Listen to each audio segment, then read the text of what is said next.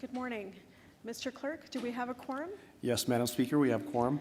I call this meeting of City Council for January 30th, 2025 to order and acknowledge that we are on Treaty 1 territory, the home and traditional lands of the Anishinaabe, Innu, and Dakota peoples, and in the national homeland of the Red River Métis. Our drinking water comes from Shoal Lake 40 First Nation in Treaty 3 territory. We have a motion to allow 2 members of council to participate remotely. Mr. Clerk, will you read that into the record? Moved by Councillor Sharma, seconded by Councillor Rollins, that in accordance with Section 9.1(9) of the Procedure Bylaw 50/2007, Councillors Orlikow and Gilroy be allowed to participate remotely in today's meeting of Council. All in favor? Contrary? Carried. We'll now have the opening prayer. Please rise if you're able. We'll hear from Councillor Wyatt. Thank you. 2 prayers concurrently, because I think we need all the help we can get. Our Father who art in heaven, hallowed be thy name. Thy kingdom come, thy will be done on earth as it is in heaven. Give us this day our daily bread, and forgive us our trespasses as we forgive those who've trespassed against us. Lead us not into temptation, but deliver us from evil. For thine is the kingdom, the power, and the glory forever and ever. Lord, make me an instrument of thy peace. Where there is hatred, let me sow love. Where there is injury, pardon. Where there is doubt, faith. Where there is despair, hope. Where there is darkness, light. And where there is sadness, joy. O divine Master, grant that I may not so much seek to be consoled as to console, to be understood as to understand, to be loved as to love. For it is in the giving that we receive. It is in the pardoning that we are pardoned, and it is in the dying that we are born to eternal life. Amen. Amen. Thank you. Roll call, Mr. Clerk. Madam Speaker, Councillor Sharma, His Worship Mayor Gillingham, Councillors Allard, Brawadi, Chambers, Dobson, Duncan, Eadie, Lukes, Mays, Rollins, Santos, Schreier, Wyatt, Gilroy, and Orlikow. Thank you. Our pages for today's meeting. Please welcome Vladislav Tanischuk from St. James Collegiate, who resides in the St. James Ward, and Michael Mashinter from Tech Fawk High School, who resides in the Point Douglas Ward. Thank you for serving council today.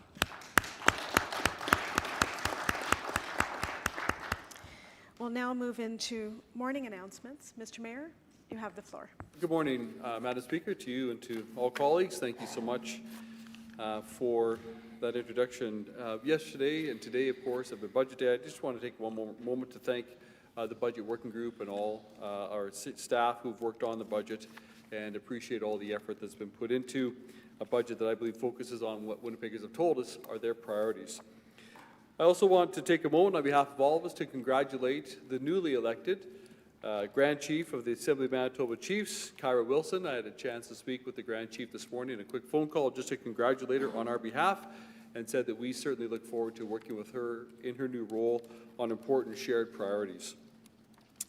Later today, in this agenda, we'll see that Winnipeg 150 has wrapped up. I want to, again, on behalf of all of us, thank Felicia Wiltshire, the entire team that worked all through the year on Winnipeg 150 events. I know almost all councillors had an event or for sure participated in 150 events in one way or the other. It was a great year of several celebrations marked by several highlights, and it'll be good today to just once again think about 150. I know that the big concluding element of 150 was to seal a time capsule dedicated to future residents of Winnipeg, and so somewhere down the way, 50 years from now, folks of this community will open that time capsule. Happy New Year to everyone celebrating the Lunar New Year. This year is the Year of the Snake, which represents wisdom, charm, and transformation. Several of us are able to attend the Kumkum Garden yesterday after our Budget Council meeting for a great evening of too much food, but a lot of celebration. But we do celebrate with all those who are celebrating this new year. In the coming days, we'll enter the month of February, and of course, February is Black History Month. And tomorrow morning, Black History Manitoba will host their annual kickoff breakfast here at City Hall. On Saturday, I'll be at a book launch for the former Police Chief Devon Clunis's new book, and we'll encourage everybody to check out the Black History Manitoba website for more events throughout the month. February is also I Love to Read month, so I know many counselors also are looking forward to being at schools and reading to children. I'll be reading a book entitled Xander Stays by Winnipeg author Maureen Fergus, and looking forward to reading that book with students. And of course, Festival de Voyageurs is a February tradition, and it kicks off on Friday, February the 14th. The annual 10-day event is the largest Francophone event in Western Canada, welcoming over 75,000 festival goers annually. And my office sponsored a snow sculpture, which will be at the Winnipeg Airport, that's being installed this week. So I hope everyone is able to be there as we celebrate the 56th edition of Festival de Voyageurs. Hey-ho! Hey-ho, exactly. More information, heyho.ca is the website. So, two final announcements. One is that there's certainly been a lot of talk lately about tariffs and trade wars. I know all of us are paying attention to that, and as mayor, and I believe all of council, share the concerns that businesses have in our community. The tariffs, if imposed, and counter tariffs certainly could hurt our economy and local businesses here in Winnipeg. We in this city are a leader in manufacturing, agriculture, aerospace, transit, and pharmaceuticals, industry that employ thousands of people in our community. And while cities really can't lead the fight against tariffs, we can play a supporting role, and I think it's important that we do play a supporting role. What I'm doing personally is, on behalf of all of us, I think we need to stand together as cities, and currently as Vice Chair of the Big City Mayor's Caucus, I've been working with the Chair, the London Mayor Josh Morgan, to ensure that cities across Canada support our premiers and our federal leaders in presenting a strong, united response. And second, I think it's important that we support our premiers in breaking down interprovincial trade barriers that can help offset U.S. tariffs and provide markets across Canada for our own businesses here. I fully support Premier Canoe in advancing this cause, and I've asked our team here, even in my office, to begin to explore ways that we here can make it easier for businesses across Canada to invest and compete in Winnipeg.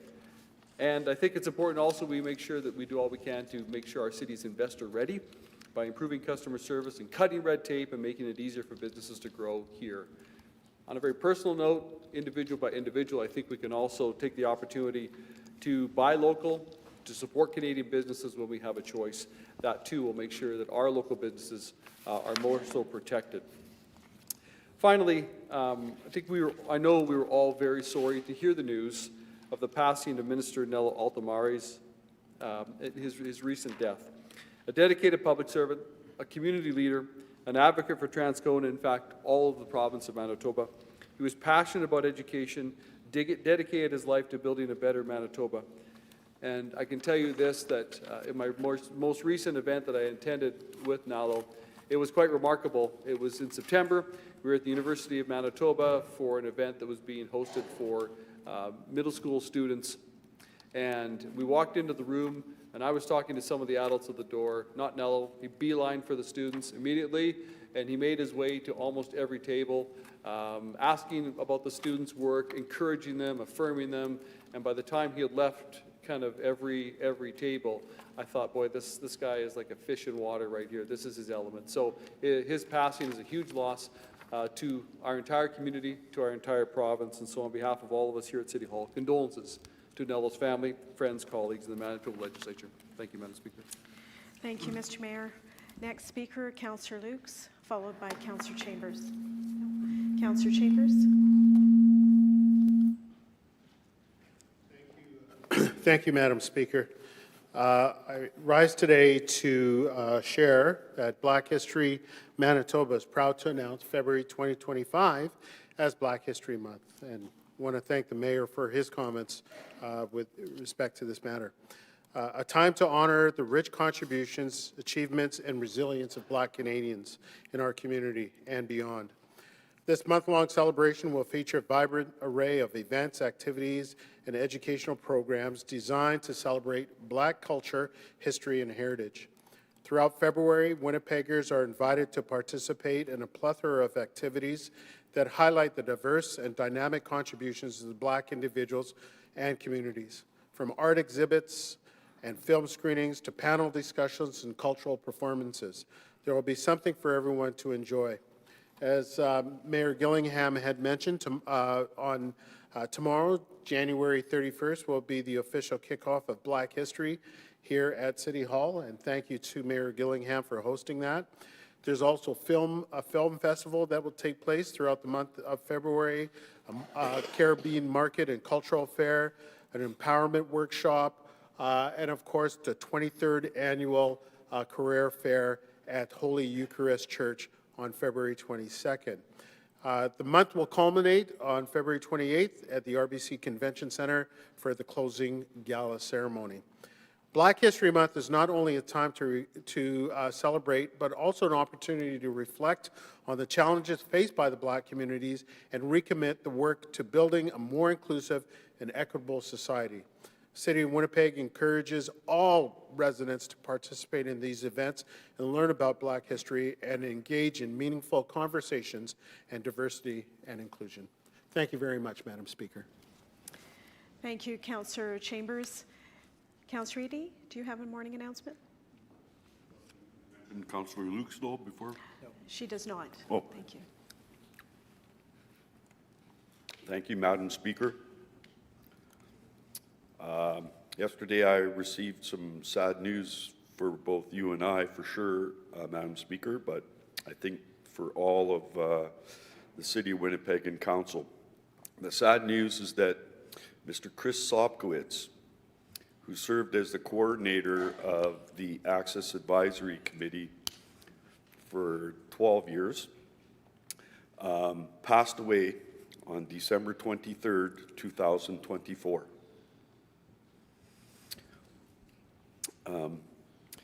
He leaves behind his wife and 2 sons and a daughter-in-law who actually works here at City Hall, Madam Speaker. And there's an obituary that I'm not really going to read from because it talks about his family life, and he was a solid family man, a good husband, a good father. But I'm here to speak today to talk about Mr. Sopkowitz's amazing effort, Madam Speaker, in making sure that the City of Winnipeg dealt with disability issues. He helped keep our Access Advisory Committee organized, as you know, Madam Speaker, having served on that for a number of years, along with myself. And I had the opportunity to work with him when I wasn't a city councillor with the committee. And there's many issues at the city level, and there's been a lot of improvements as Mr. Sopkowitz undertook his work. He advocated, and actually Councillor Gillingham in St. James was, as the finance person, Chris was quite expressive to say that we're not providing any accessibility at the Empress Overpass and all the work that was done there. That's just one of thousands of disability issues that he worked on over 12 years. And I have to say I'm really sad because I relied on him. He always made sure that we were on top of the issues as advisory to City Council. And it is with that I just wanted to acknowledge his service, because the service that he provided to us was a service provided to all persons with disabilities in this city of Winnipeg, and he had the respect of all of them. And I want to leave it at that, because there was somebody who had his own disabilities, always worked independently, never let it stop him. He used his wheelchair. And I should mention, he was a good curler, and people might know about in the community from his curling. So, yes, at that, Madam Speaker, I don't know if we could have a moment of silence, but Mr. Sopkowitz served this great city of Winnipeg in an amazing and very responsible and passionate way. Thank you, Councillor Eady, and remarks were very heartfelt. appreciate you putting those on the record. Thank you. Councillor Schreier, will you move the minutes of the meeting held on December 12th, 2024 be taken as read and confirmed? Councillor Mays? Oh, okay. I'm sorry. I mixed that up with Councillor Lukes. Councillor Mays.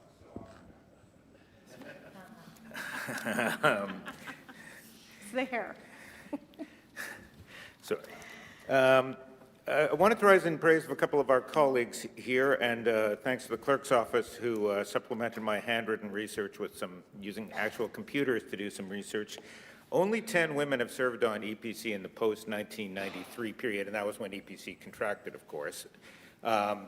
Some powerful names in there: Paula Havixbeck, Jenny Gervasi, the late Brenda Leipzig. So I'm just doing our research between Councillor Gilroy and Councillor Rollins, who both made it, well, 6 years for Councillor Gilroy and a little over 6 years for Councillor Rollins. Those are the two longest serving, except for Lillian Thomas, who had, we're trying to nail it down, we think about 7 years. Susan Thompson, of course, 6 years, obviously as mayor for 2 3-year terms, but not a councillor. She was the mayor. So just a word in praise. I know it's a challenge, as Councillor Lukes said. It can be a difficult job to be on EPC.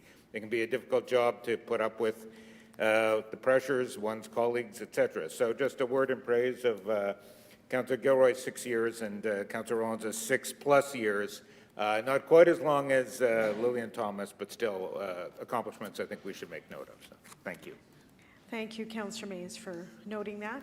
Councillor Schreier, you'll move the minutes of the meeting held December 12th, 2024 be taken as read and confirmed. So moved. All in favor? Contrary? That's carried. We'll now get into delegations. First up is David Grant, appearing remotely on a number of items as outlined in our agenda. Mr. Clerk, David Grant. Yes, I see him with us. Welcome, David. Good morning. And it was good to hear all those announcements. It's good to see how things are going. Getting right into it, on Public Works topic 4, the Tree Info thing is very intriguing, but it seems that the deliverables are very hazy. They're not very certain at the moment. It may help with dispatching emergency services, but it seems that it's something that we might use individually when we're making choices to leave the house or not leave the house if we're going to be held up by a train. But anyway, the deliverables are very uncertain at this point, and it's unfortunate that they're asking for a modest amount of money, $500,000 or so. Anyway, moving on to topic 1, EP21, Winnipeg 150. That was a great idea, the celebrations. But we should be entering the stage where verbal reports aren't needed, and we should probably have a brief written report on the celebration program. And I'm questioning when we would see that. On topic 8, the new copter for WPS. One of the principal uses for the current Air 1 is IR surveillance. It's wonderful. It can find a person in a field, whether they want to be found or not, and follows vehicles. Before we commit to buying and renting a second one, I believe we should be exploring the use of IR drones. After a year of using both, we will be in a stronger position to justify the most expensive option, which is obtaining a second copter. We need this info if we're to provide the best police service. Remember that there are hours every week when the big copter is not available. With 2 or more IR drones and control teams, this would never happen. If 2 events occur at once, like a diversionary one, WPS could cover them both with drones.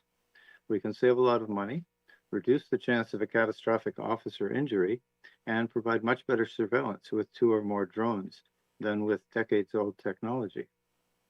On topic 9, TIF for 450 Portage. We've been told that this building will eventually serve only public interest purposes. Has the city been assured that the building owners will at that point be paying the estimated amount of property taxes when construction is done? Personally, I have an issue with the whole idea of TIF, giving people city tax money on the hope that they will be in the same people will be paying taxes years later. The owners have access to many sources of funding. The city is out of money. Until our emergency fund has been replenished And until the SCO has met all the conditions, why is no one contemplating a delay in funding? On ASF, a century ago, the U.S. tried to prohibit the sale of alcohol. It did not work. Crime and its use continued. Now the Liberals are on the way to another attack on the wrong thing. The ASF program is diverting valued WPS resources from the real policing we need.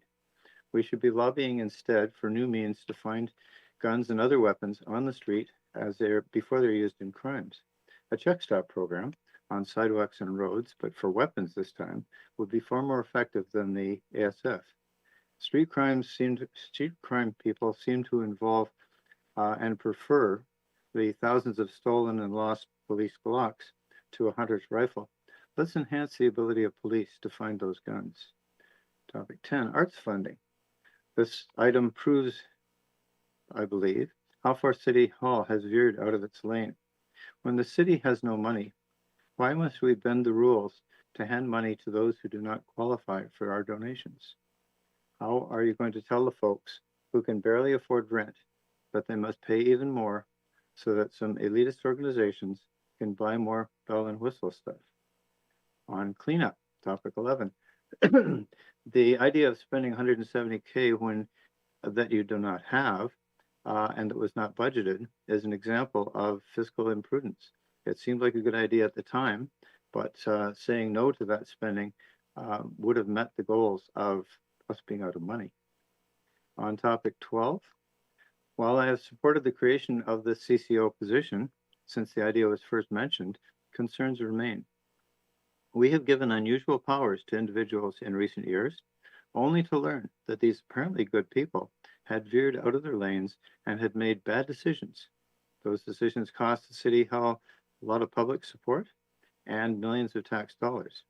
It seems that those persons were allowed to not report as often as they should. Will functional audits and CCO reporting schedules adequately protect taxpayer interests from analogous trouble stemming from the actions of the new CCO? On topic 13, there are more people in Winnipeg than we have homes for. That's we've all seen the suffering that's gone on because of that. We were told that the HAF would reverse that trend and do it in months, not years. Then we find that HAF funds will be spread out over several years from the announcement of the program until the last money is handed out. We find that none of that money will cover the cost of infrastructure improvements to support those new homes. In this bylaw revision, we see that projects involving HAF funds face the same level of bureaucracy as have residential developments in the past. We also see that people are still flowing into Winnipeg far faster than the net new homes are being added. Is it logical to conclude that HAF is not meeting the promises that were made for it when it was announced? And that's it. Do you have any questions? Thank you, David, for your presentation. There is no questions today. Have a wonderful day. Thank you. Our next delegation is Chris Benson, here in person, Program and Events Coordinator with the Manitoba Wildlife Federation. In opposition to item 7 of the report of EPC dated January 21st, it's regarding the assault-style firearms compensation program, the contribution agreement.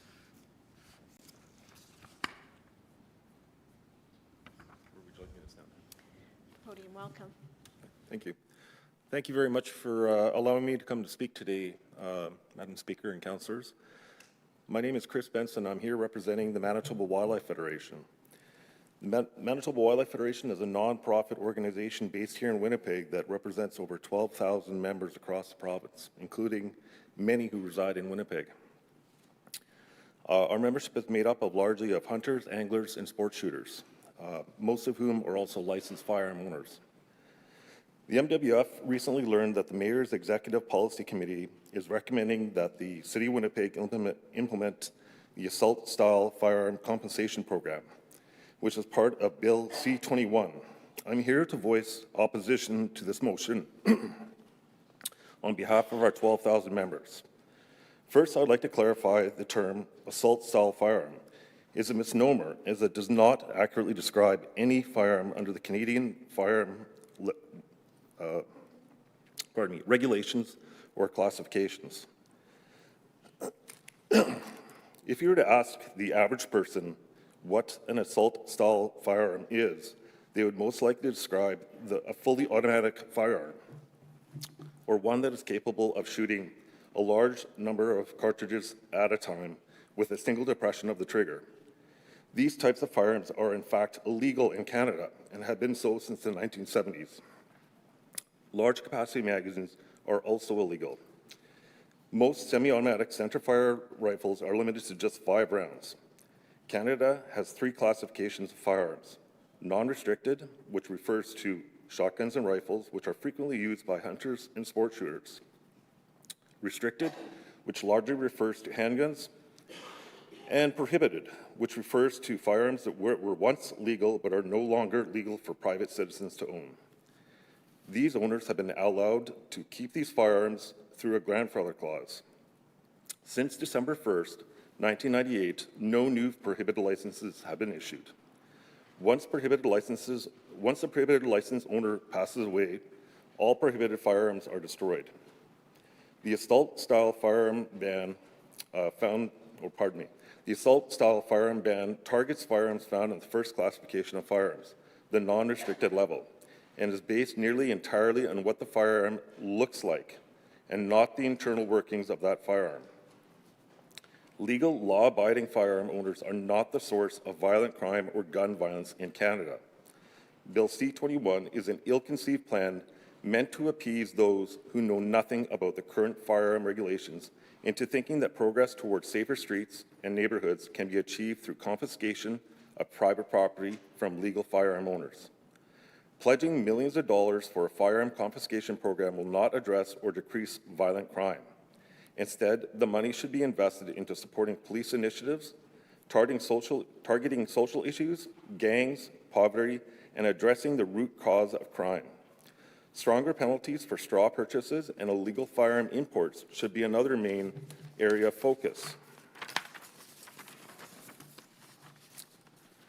The overwhelming majority of firearms used in criminal activity are in fact not or are illegally smuggled firearms or ghost guns. Legal firearm owners are not the cause of firearms being on our streets. Numerous members of the Winnipeg City Police, Premier Wab Kinew, Justice Minister Matt Wiebe, among many others, leaders publicly opposed C-21.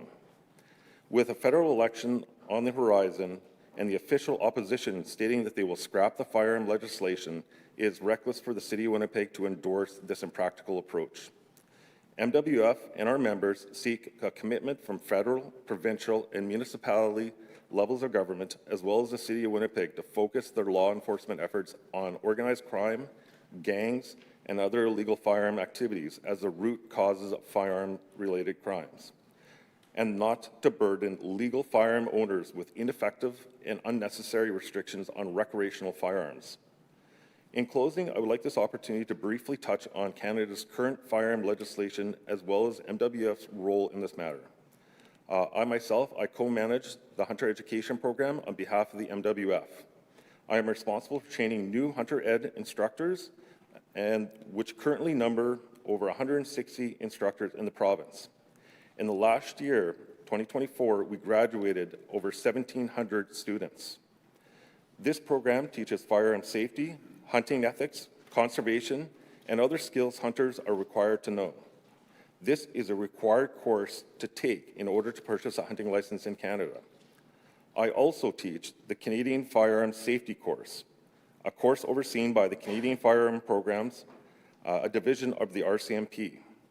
This course covers firearm and ammunition safety, the history of firearms, as well as the legal and ethical responsibility of firearm owners as they pertain to home storage, transportation, temporary storage of these non-restricted firearms.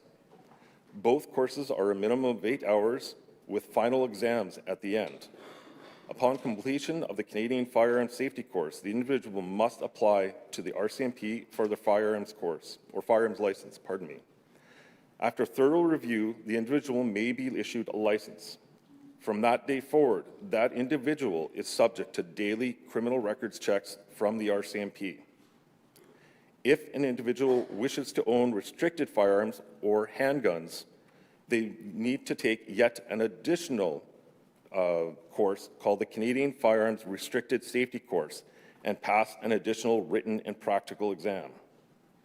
I have been, for the last 23 years, running Learn to Shoot programs, mentored hunts, and introduced hundreds of Manitobans to the outdoors in safe firearm ownership. I would like to thank the committee and yourself, Madam Speaker, for allowing me to speak on this matter today, and I look forward to any further discussions in the future with any council members or the City of Winnipeg in this matter. Thank you.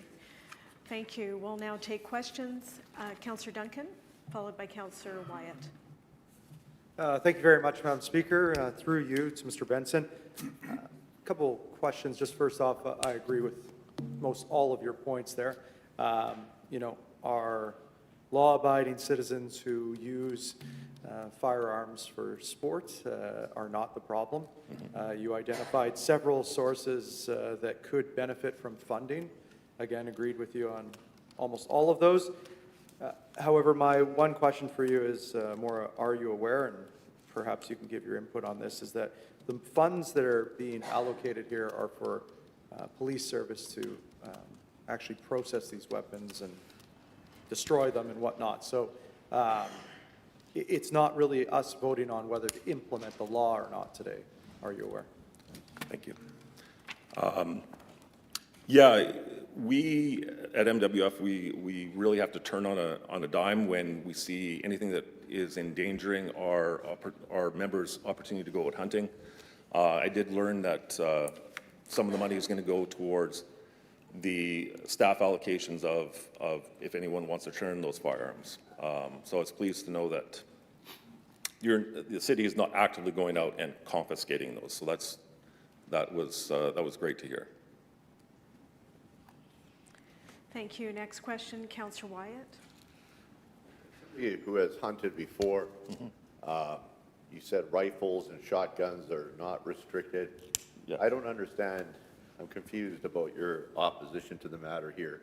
If we're talking assault rifles that are being confiscated, they're banned already.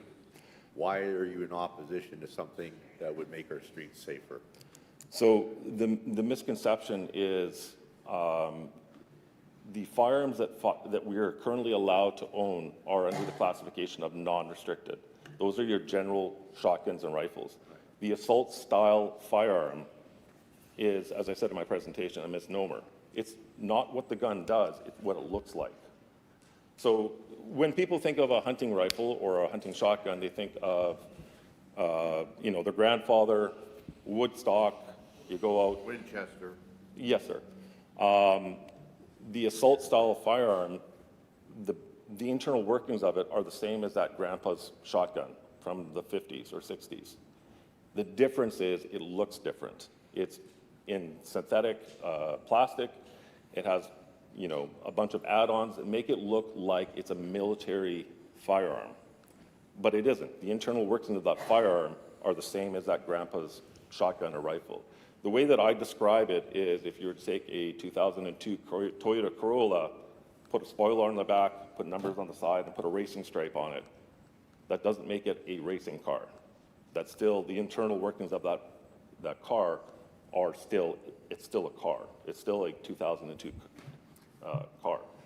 Fully automatic firearms, where you're seeing them in movies, action movies, and in the States, those aren't legal in Canada. Those have been banned since the 1970s. I appreciate the answer, and it adds clarity to this matter, but you're aware that quite often our officers in uniform have literally seconds sometimes to make a decision on a scene. Yeah. And it could be life or death for them. Yes. And if they see a firearm that looks like an assault rifle or a semi-automatic rifle, even though it's disguised as such, even though it is not. Right. It could be either life or death for them or the person who is holding that firearm. Why would we want to have those types of firearms on our streets? Well, Why can't you have a regular looking rifle like everybody else? Well, much like the cars, everyone likes cars in different, I they like look, for firearms, the firearms, when an officer is presented in that situation, most often that firearm that he's in opposition, the perpetrator has, is an illegal firearm that's been smuggled into Canada or has been a ghost gun. The vast majority of firearms that are used in crime are not sourced from legal firearm owners. Final question. Last question. Can you understand why we would support something like this in light of the fact that this could make a difference, life or death, to our officers out on the beat? That we would want to be on the benefit of the doubt here? Yes, I can understand, you know, when an officer is faced with a criminal with a firearm, that they want to be able to protect themselves. But what our position is that those monies could be better allocated to a better source. Okay, thank you. Next is Mayor Gillingham, followed by Councillor Chambers. Through you, Madam Speaker, I want to thank the delegate for being here today, and I do agree with the comment that really it's not usually the licensed owners who are the problem, and as a licensed gun owner myself and as a hunter myself, I do appreciate that comment. I just wanted, I guess my question through you, Madam Speaker, is would the delegate please take back and communicate to your members clearly that this is not a confiscation program, but it is a voluntary program where owners of licensed guns can, if they come to the place where they say, we don't need these, want these, this one happens to be now a prohibited weapon, we'd like to surrender this or turn these over. We don't know what to do with them, turn them over to the police. We can get compensated for this. This allows the owners of those or the possessors of those weapons, those guns, to be able to get compensation for them so that nothing happens, as in they get stolen and end up in some sort of criminal, used in some sort of criminal purpose. So this is a voluntary program. It's not a compensation program. That's my first question. Would the delegate be willing to communicate that, reiterate that to his members? Thank you, Mr. Mayor. Yes, thank you very much, and thank you for the clarification on that. And we certainly will, let our members know through our different social media and e-newsletter that is the type of program that you're running. And when someone does not want a firearm in their possession or wants to turn it in into the proper authorities to have it destroyed or have it removed from their home, is certainly something that we're supportive of.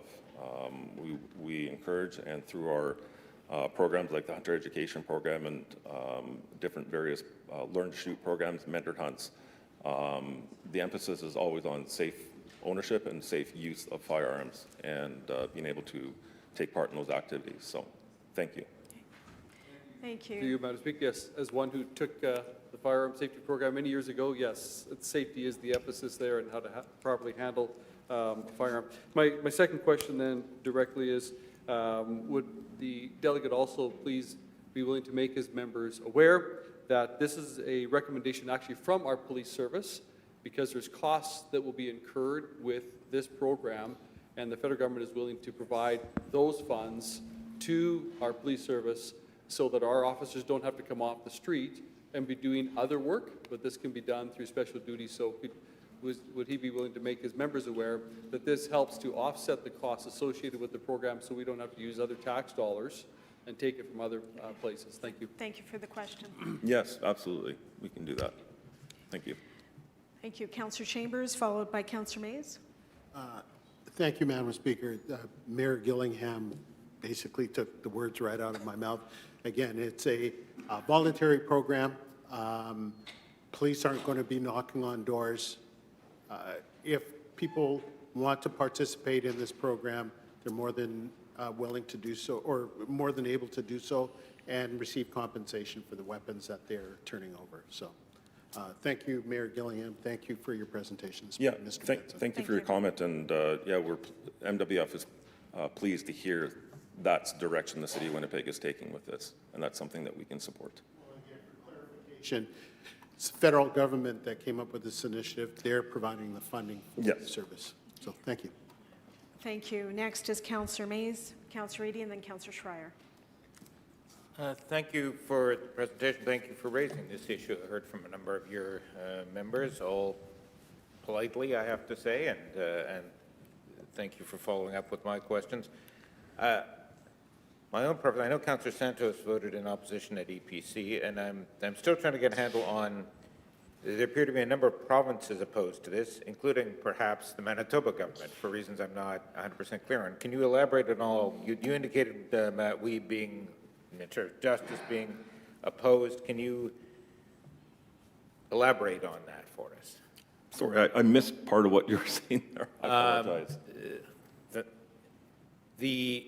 You had said a number of provinces oppose this federal legislation. Yes. Including the provincial government of Manitoba, it appears. Personally, I wouldn't mind, anyway, I'll speak to this when we come to it, but what are the concerns of Matt Wiebe and Premier Canute? A lot of the concerns of the firearms that were banned were firearms that people. Councillor Eady moves extension of 2 minutes. All in favor? Contrary, carried. Thank you. The opposition to it is that a lot of the firearms that were banned were legitimately hunting rifles used by licensed hunters as well as our First Nations Indigenous hunters who, I'd like to remind, have the constitutional right to hunt. There's a lot of the firearms have no rhyme or reason for why they're on that list. Most of the firearms on there are, as I said, sporting or hunting rifles or shotguns. Thank you. Councillor Eady, followed by Councillor Schreier. Madam Speaker, I'll pass it up. I'll speak to the report when it comes. Thank you. Councillor Schreier. My questions were answered and asked. Thank you. Thank you. would like to make maybe a did you know in this case. Maybe it's an aside, but it's kind of important. It's fundamental. Thank you to Mr. Benson for being here. He thanked us for allowing him to be here. You don't have to thank us. This is your right. We're here to facilitate that, and I'm grateful for those that facilitate your being here. It's by the Charter of Winnipeg, by the Government of Manitoba, that it is your right to be here today, and thank you for being here. Thank you for that. Thank you. Any further? Councillor Wyatt. Just a follow-up to your last response to Councillor Mays' question.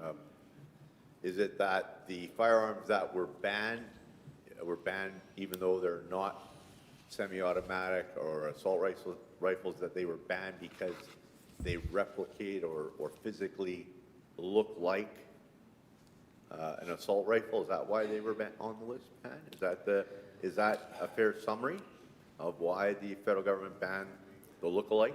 To tell you the truth, some of the firearms that were on that list, we don't know. It's a lot of that seemed like it was very random, a random choice. I'm sure that the federal government has, maybe an expert that's advising them. But as I said, fully automatic firearms, the ones that are a real danger, are not on are banned in Canada already. They're not in the hands of legal firearm owners. Okay. The time is, I think we've asked several questions. There's no extension. Thank you. Chris Benson, have a great day. Thank you for being here. That concludes our delegations.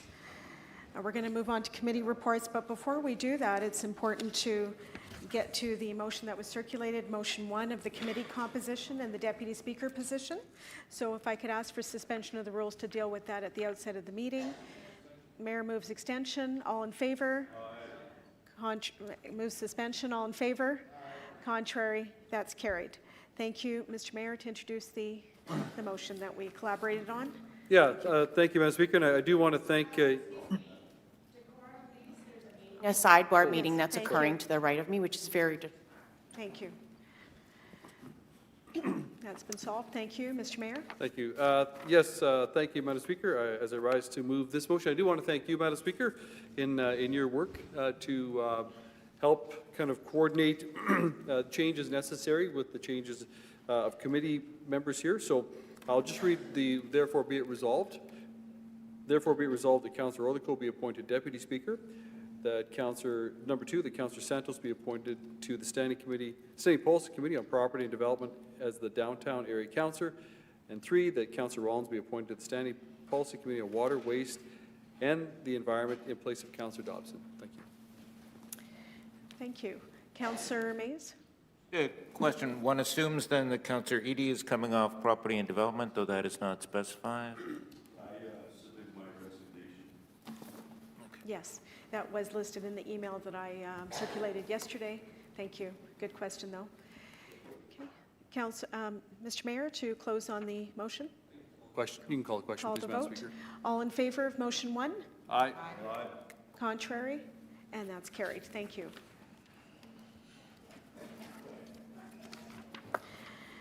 We'll now move into reports.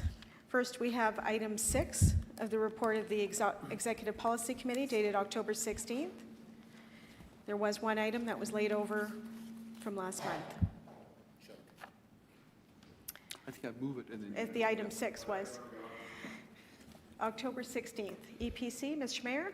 Thank you. I would like to introduce item 6 of the report and move adoption of consent agenda item 6. Thank you.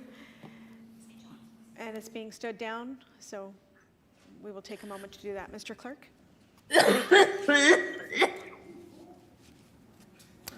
Item 6, proposed asphaltic concrete lane pavement, local improvement on block bounded by Dunraven Avenue, Blenheim Avenue, St. Mary's Road, and Overton Street. Thank you. Councillor Mays.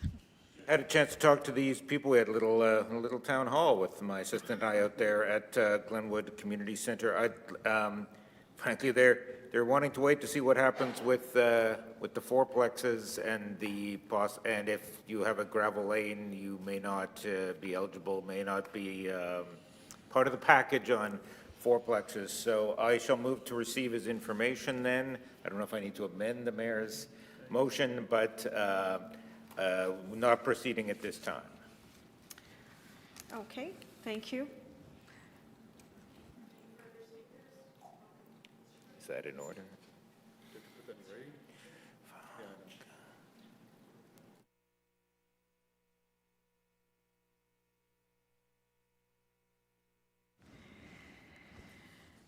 Councillor Mays, I don't see any motions that were circulated here. So you're amending or will be noted in opposition, I think, is what you're saying? To accomplish that goal, one would then just simply vote against the recommendation. Okay. Any further speakers?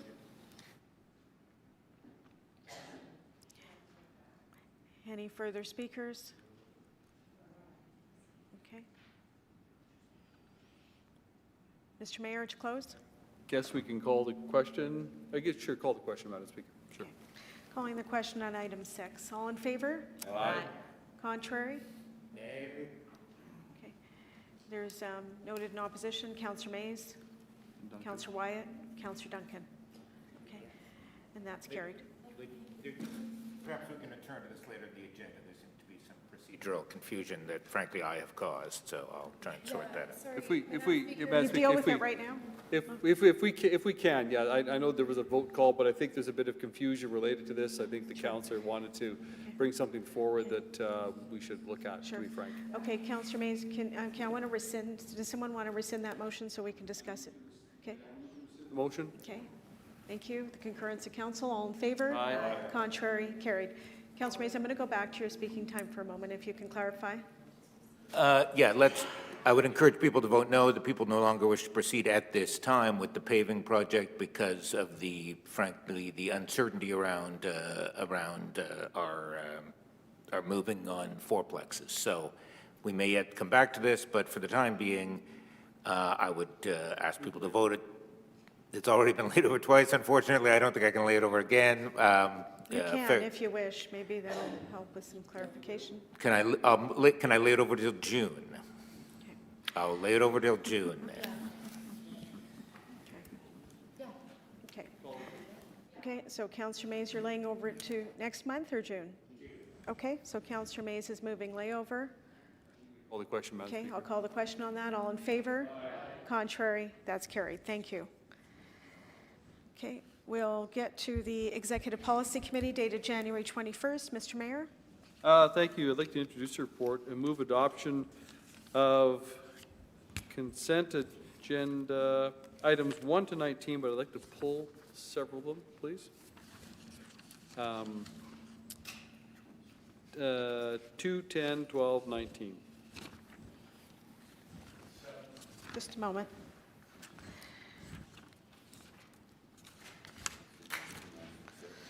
Okay, So 2 was customer service wait times, 311.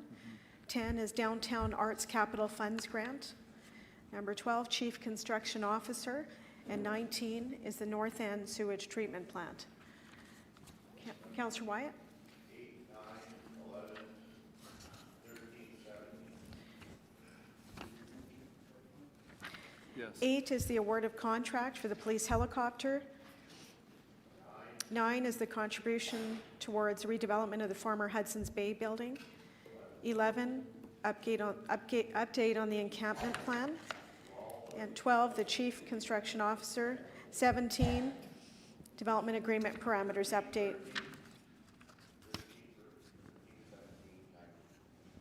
13, multifamily sustainable housing infrastructure program. That's been pulled. Councillor Mays? 7 is the assault-style firearms compensation program. Councillor Gilroy, I believe you wanted 8 pulled? 8 and 11, please. Okay, 8 has been pulled, and so has 11. Thank you. Okay, I'm going to call the question on 1, 3, 4, 5, and 6, 14, 15, 16, 18. All in favor? All in favor? Contrary? That's carried. Mr. Clerk? Item 2, customer service and wait time improvements within 311 service. Thank you. Mr. Mayor, to introduce the item. Thank you, Madam Speaker. I know this is just an extension of time because our staff needs time to kind of get the final 2024 numbers into a report, but I just want to pull it to highlight the good work that has been done and funded by this council in a previous budget. And that report that we received just earlier this month from Felicia Wiltshire indicates that in 2022, the average wait time at 311 was 11 minutes and 22 seconds. And that was in a year where there was 578,000 calls. In 2024, that average wait time was drastically cut from 11 minutes and 22 seconds in 2022 to 1 minute 43 average wait time in 2024.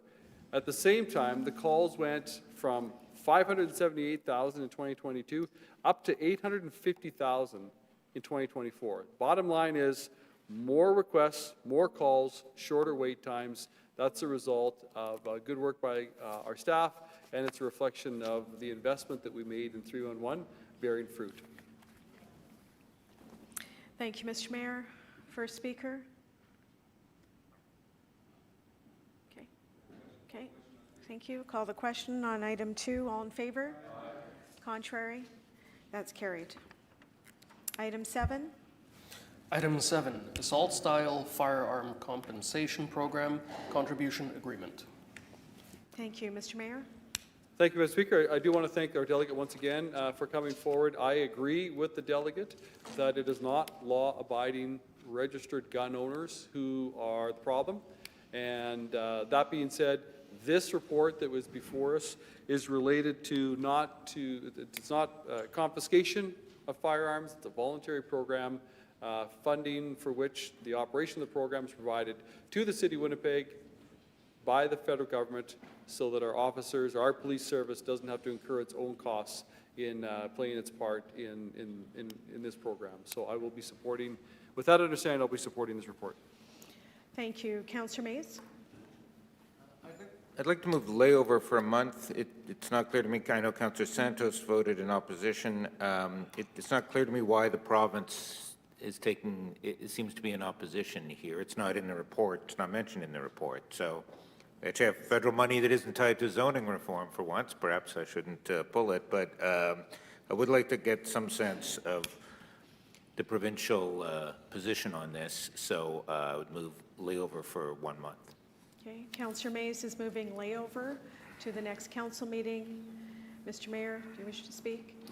Yeah, I appreciate the councillor would like more information about the province. I will not support the layover because I don't think the province's position has any bearing, for me anyways, or really for our police service, as to whether or not the federal government will provide funds to our police service to play their part in implementing this voluntary program. So I will not be supporting the layover. Thank you. We'll now vote on the motion to lay over.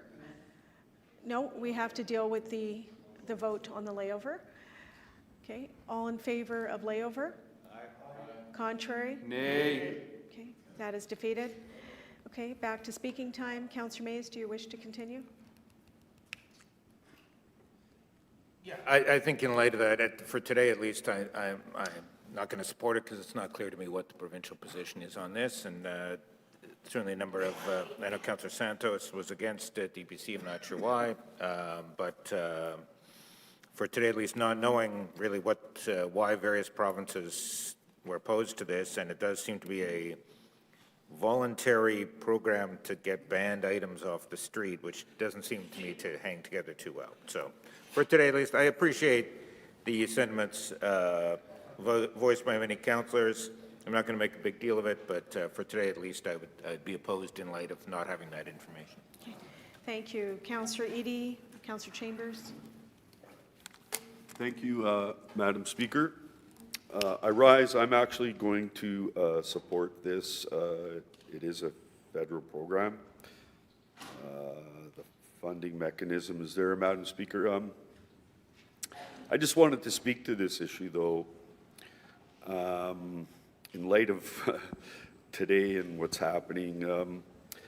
The advocate for legal gun owners spoke today, Madam Speaker, and he rightly mentioned the issue of smuggling of illegal firearms. While there are firearms that can be stolen from people's private property, different securing mechanisms new may exist. There is the problem that stolen legal guns can end up out there on the street as well. And I know of some experience. But, Madam Speaker, the smuggling, where are the legal firearms coming from? I'd like to actually, and I think the federal government should try to find out, like, how many illegal firearms are ending up in Canada from the United States of America? They talk about us and fentanyl. These illegal guns are killing people in Canada, the country. They get smuggled in. And I just wanted to say, I'm supportive of this report, but I just want to say, when is the federal government going to slap a tariff on the United States of America for all the smuggled illegal guns that come into this country? I want to know. Thank you. Councillor Chambers, followed by Councillor Duncan. Thank you, Madam Speaker. And I want to thank Councillor Eadie for his passion on this. I'm rising to support this motion as well, or this information that, or this request for the City of Winnipeg to allow the Winnipeg Police to accept the $3.2 million for this program to take place. Again, it's a voluntary program. You know, yesterday we voted in budget to increase supports for police, you know, dedicated towards community safety. It would seem disingenuous for us in terms of having that vote yesterday to increase community safety and then turn around today and vote down this, this motion here. The federal government back in 2020 created a list, or even before that, created a list of weapons that, you know, they believe are not necessary on the streets here in Canada. I recognize the fact that there are, you know, sport hunters and whatnot, but you don't need these type of weapons to be out in the fields, you know, taking down these animals. So the rifles that, you know, our grandparents used and our great-grandparents used, those hunting style rifles are what are approved for hunting.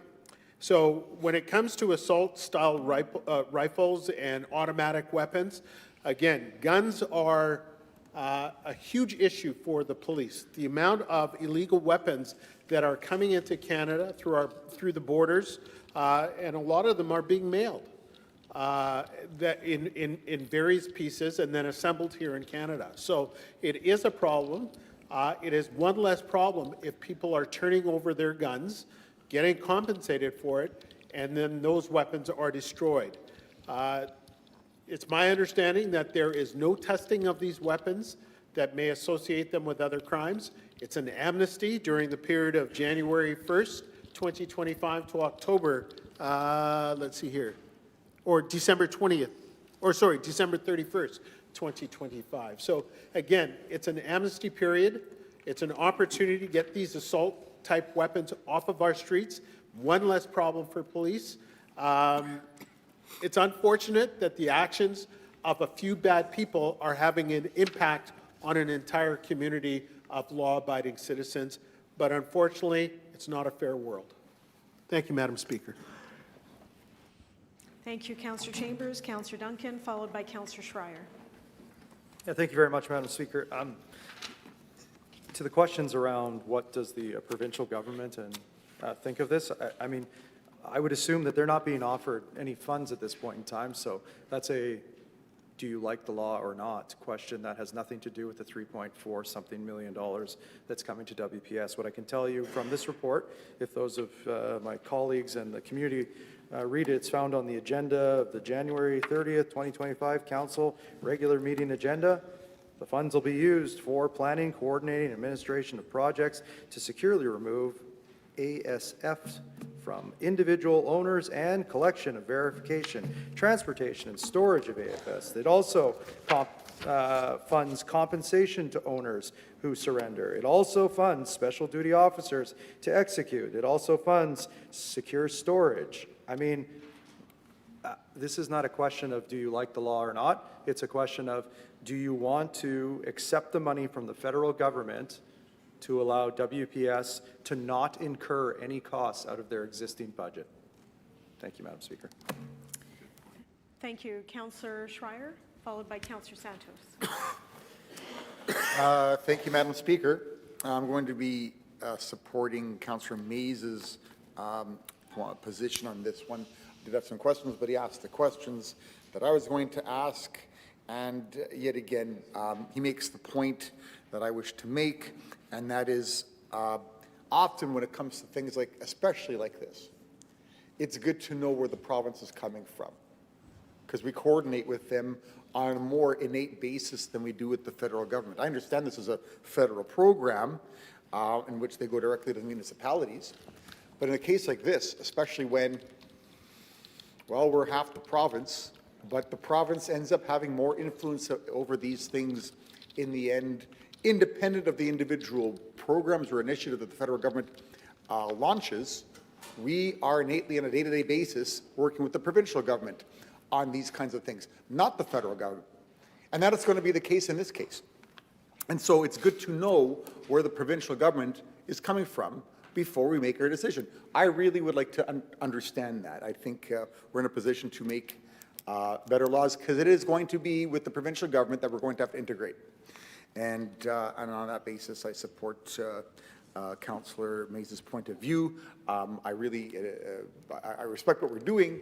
I don't see the rush on this. What's wrong with waiting to find out the provincial government's point of view, because that's going to be where our policy implementation issues are going to be with.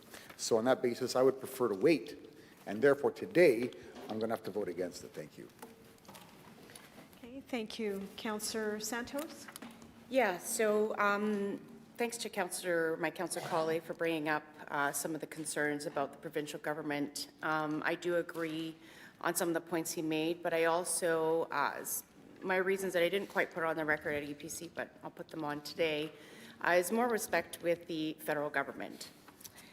We know that what they're proposing raises significant concerns about its implementation and the impact on law-abiding firearm owners, including hunters, farmers, and sport shooters in our community, and we've heard that from the delegation. I do agree with some of his concerns.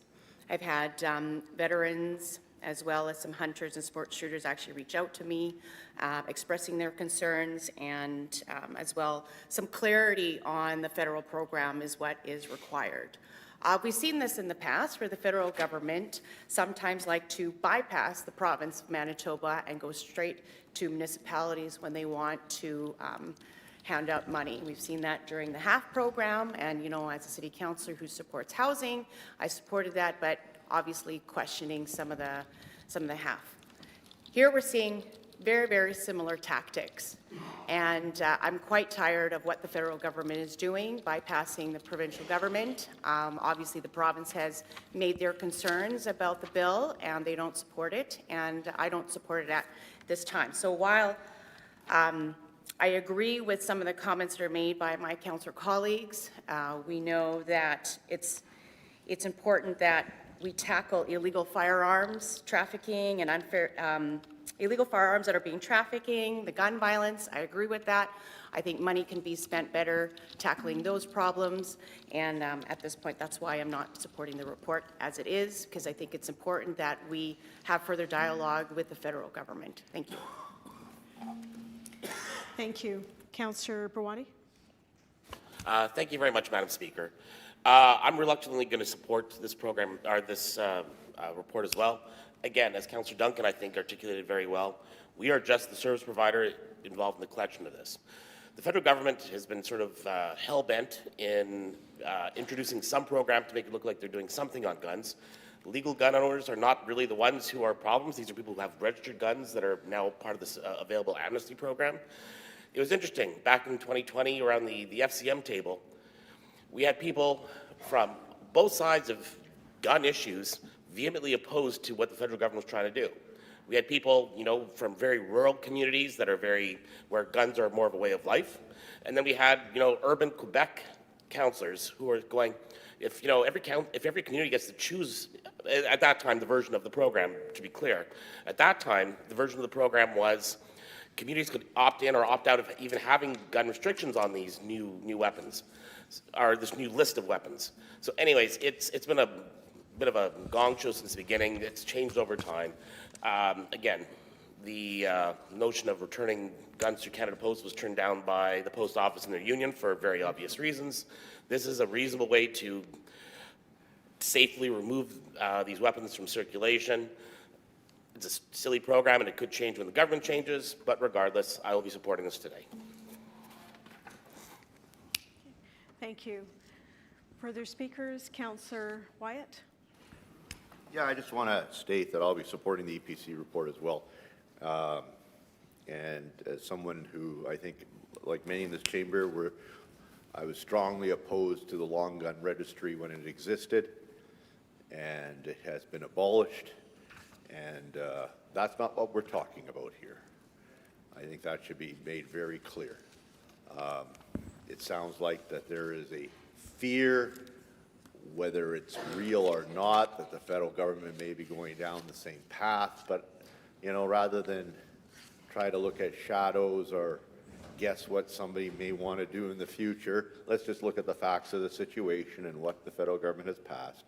This is not the reinvention of the long gun registry, which I'd be 100% in opposition to, and therefore I will side on the side of our law enforcement officers and men and women in the street who are trying to make the city safer for themselves and also for those who have these weapons to ensure that they're not in a situation compromised and there's injury or heaven forbid loss of life. So, Madam Speaker, I support the clause coming out of EPC. I'm not sure what the province's take on this, and frankly, I really don't care. We have a program here before us today, and let's get moving on with it and take advantage of it. Well, we often talk about getting federal money. Well, here we are getting it. So why aren't we taking it up? Thank you. Thank you. Mr. Mayor, back to you to close. Oh, pardon me, one more speaker. Councillor Dobson. Thank you very much. I have a number of concerns here. I'm concerned that our province is not on board with Bill C-21. I'm concerned that the official opposition down in Ottawa may cancel this program if they got elected. And I'm also concerned with the additional work that the WPS is going to have to do in collecting all these firearms. So at this time, I'm not going to support this. Thank you. Thank you. Mr. Mayor, to close. Thank you. Good discussion all around. So I just ask you to call the question, please, Madam Speaker. I think I made my point. Thank you. Call the question on item 7. All in favor? Okay. All in favor, please rise.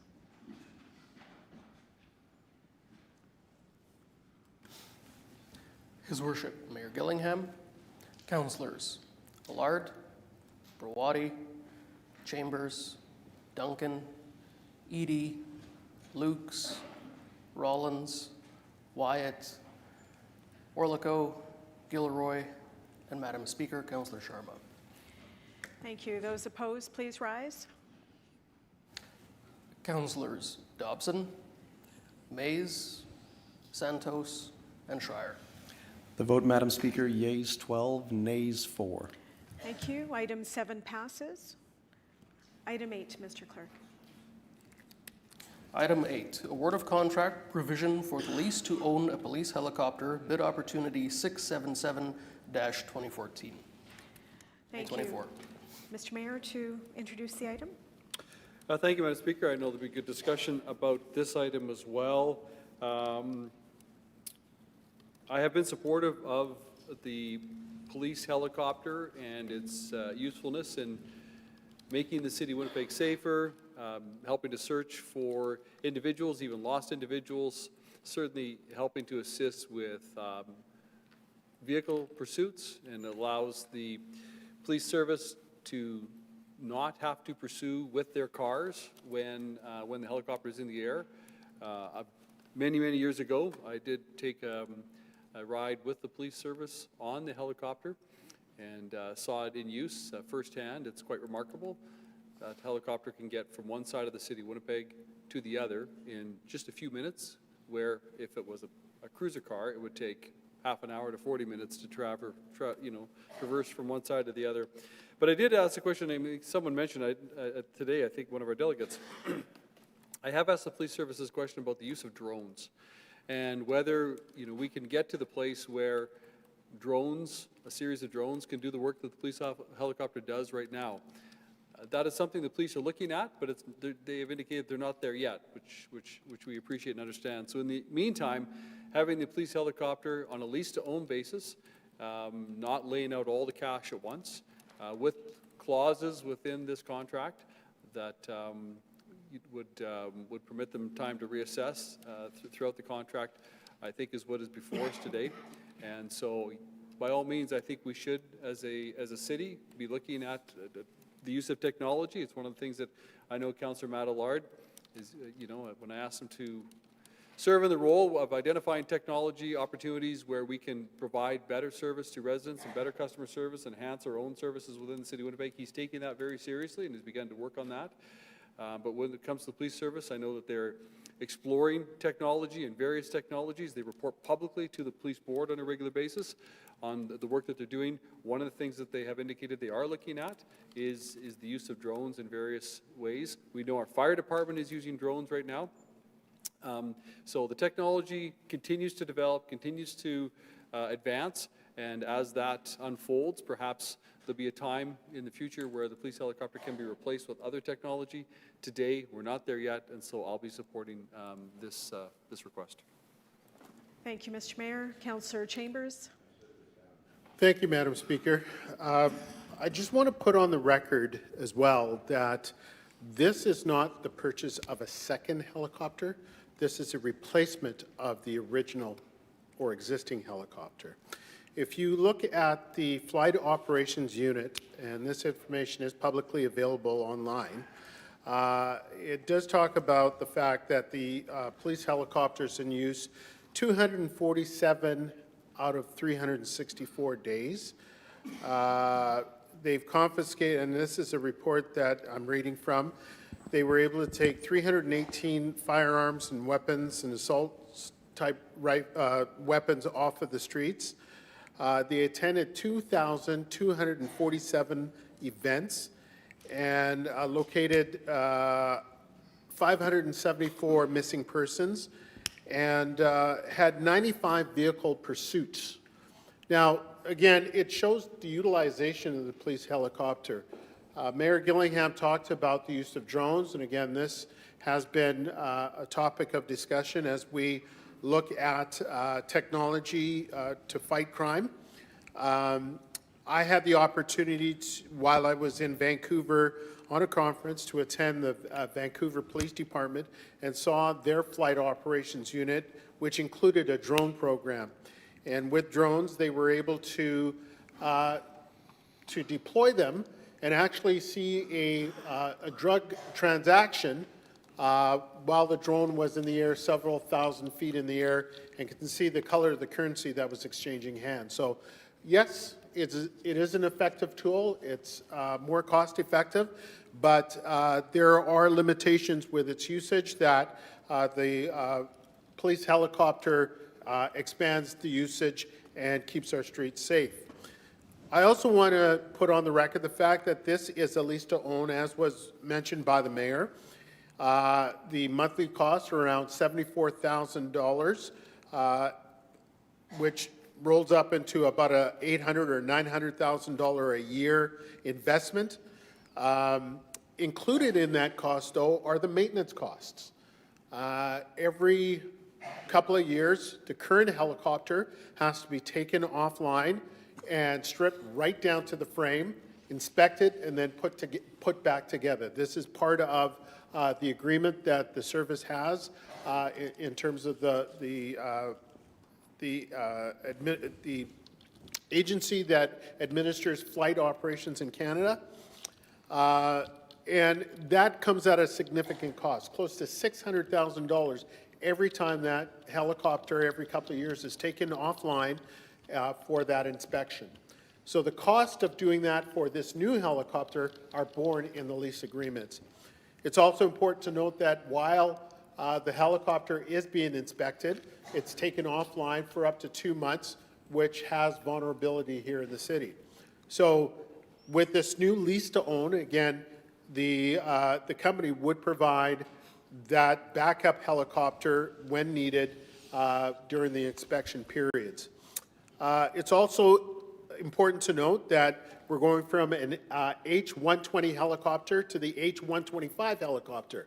The pilots that are currently operating the current helicopter have the experience of operating the H-125 as well, so there's no additional training needed. And the equipment that they have on the H-120 is compatible with the H-125, so no new equipment has to be purchased. So this is a good deal. It keeps officers safe. It keeps residents safe in terms of those vehicle pursuits that happen where they utilize the helicopter for that surveillance, allowing for those car pursuits to happen at a more safe rate. It's also important to note that through this lease agreement, if new technology is on the horizon and they want to move up, they can opt out of their agreement. So this is a good deal for the Winnipeg Police Service. It's a good deal for the citizens of Winnipeg who are wanting to see us invest in safety in our communities. Thank you very much, Madam Speaker. Thank you. Next is Councillor Wyatt, followed by Councillor Gilroy. Yeah, Madam Speaker, I rise to speak. I'll be supporting the clause. When the police helicopter came forward as a discussion point originally to the council, it was myself and Councillor Jabassi who voted against it. The concern we expressed at the time, and I think they're still relevant today, is the resources that it does take, and that in some ways it's not the issue of opposition to the idea of a helicopter, rather the comment that a helicopter is needed in the first place. In other words, the state of our city, the social and the economic challenges faced in our neighborhoods that require a helicopter to be able to enforce the laws that we have. And as well, the concern at the time, which was expressed, that it's better to have officers on the ground and in our communities, proactive community-based policing, neighborhood policing that is approachable and visible, that these are the things that we should be rather than the concentrating on, rather than the, you know, the fancy technology, which often is very attractive. Having said that, I know that the helicopter has been of great use to the Winnipeg Police Service. I am looking forward to the hiring of our next chief of police, so that hopefully we can have a rededication to community-based policing that we once saw in this city. Policing that is accessible, approachable, and I know our Winnipeg Police Service worked very hard at that already. But it's something that I think we really need to recommit ourselves to. And I just point out the fact that we have the resources here to lease a helicopter, 300-some thousand a year going up. But we do still have the East District and the West District station closed to the public. And I have to question, why is it, and now the North District station, why is it we build these multi-million-dollar facilities and then we lock the doors to the public?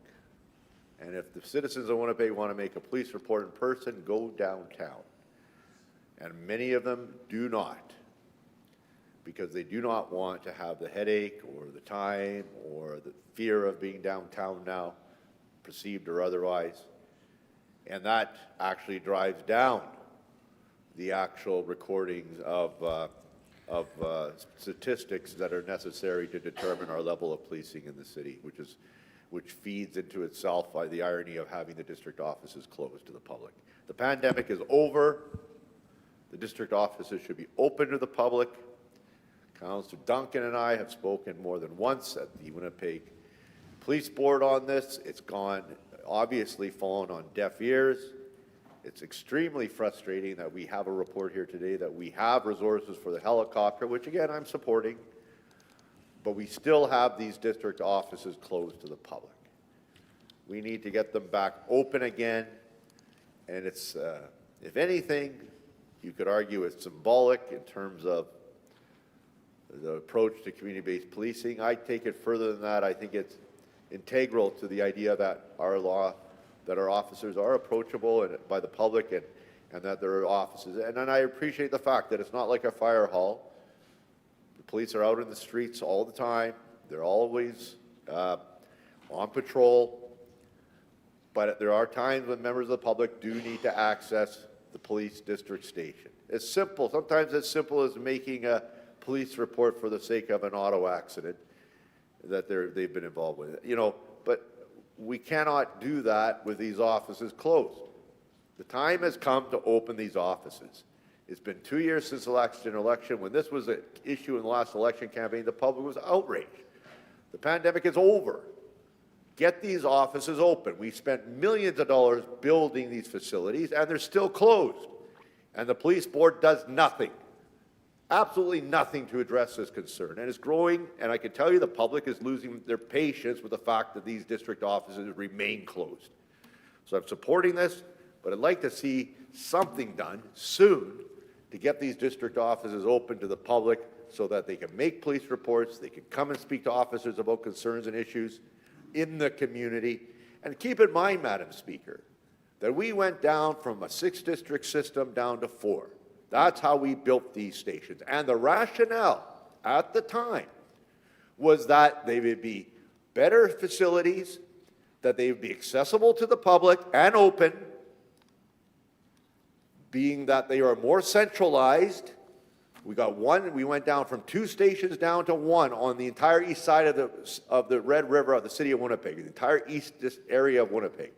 There used to be on Provencher an office serving southeast Winnipeg, and at Pandora and Plessy serving northeast Winnipeg.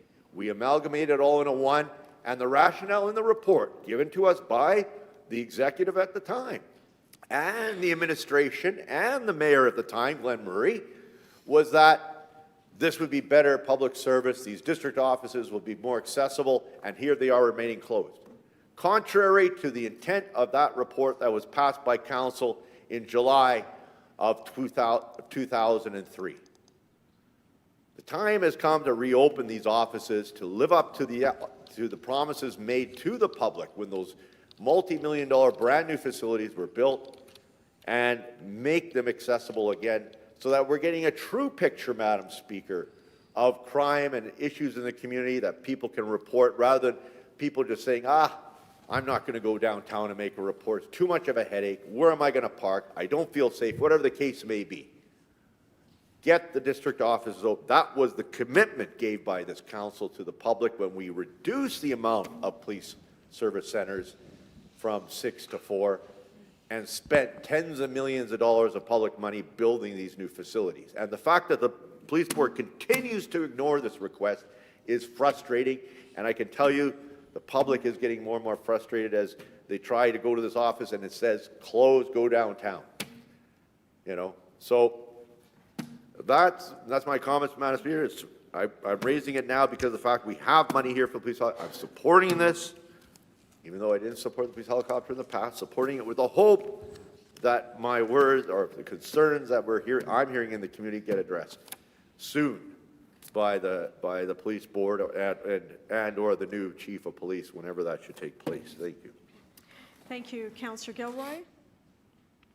Thank you, Madam Speaker. This is a concern that I want to bring forward at this time when we're dealing with a police matter that I'm learning as being a new member of the Community Services. Really kind of goes into what Councillor Wyatt was saying. There has been some changes at the city, and I don't want to take up, Councillor Lukes did a really great job advocating for more transparency at City Hall, and I don't want to take up her space. She did a great job, but when it comes to transparency, we are actually decreasing it right now, and part of that with the police budget here is that we used to have it come forward at community services. And we have taken a big part of our community services budget and our policing stuff that now goes forward to EPC.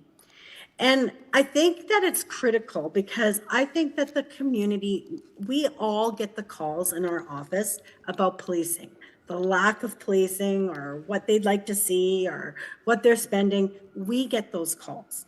And yet, you have to be a member of EPC to be sitting there asking the questions and really getting the information that we need. We all know the importance of sitting down and having something on the agenda and non-EPC having the ability to directly ask administration questions. And now we don't have that.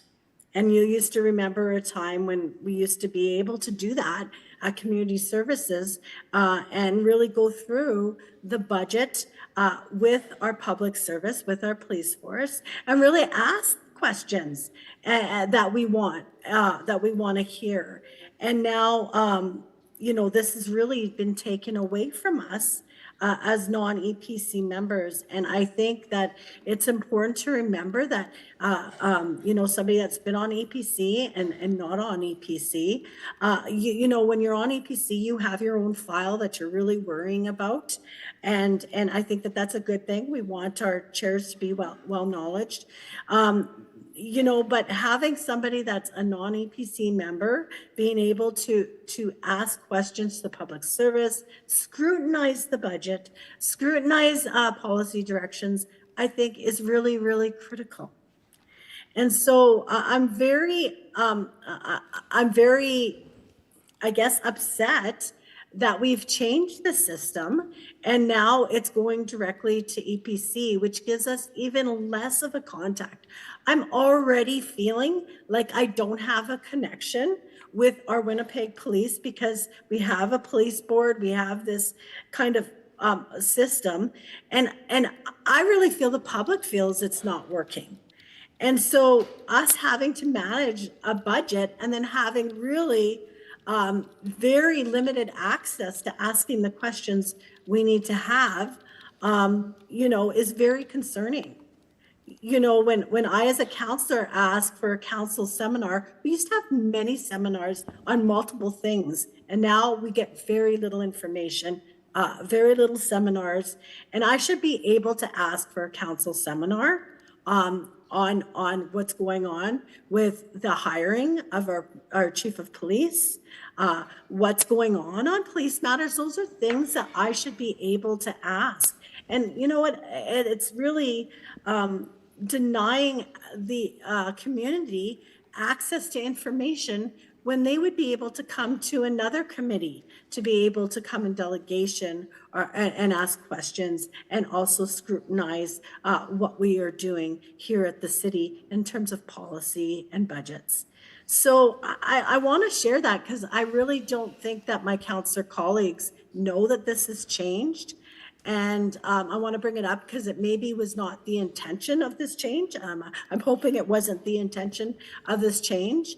And I'm hoping that we can really see this move back to community services where we can have a more equitable lens on the budgets and policies of policing and also our community services that has now been taken out and put into the CAO's office. Those are critical things that we as a council should be viewing and not just EPC. And so that's very, very concerning. And, you know, the last council was very concerned about transparency, and I'm seeing less. And I want to raise this because I don't know if it was the intent. But this is a major concern for me, somebody who gets multiple calls over policing and wants to be more engaged. And it's really not the same by Councillor Gilroy. You can pick up a phone and try to call somebody. No, it's very different when you're at a committee, it's on the agenda, and all your councillor colleagues are feeding off each other and scrutinizing and asking questions. Helicopter here, or what are we talking about? Councillor Luke, Councillor Gilroy, you're done your presentation? Yeah, I'm just about done. If I can have a couple minutes. And again, just about done. to remind you, we're on the report of the police helicopter.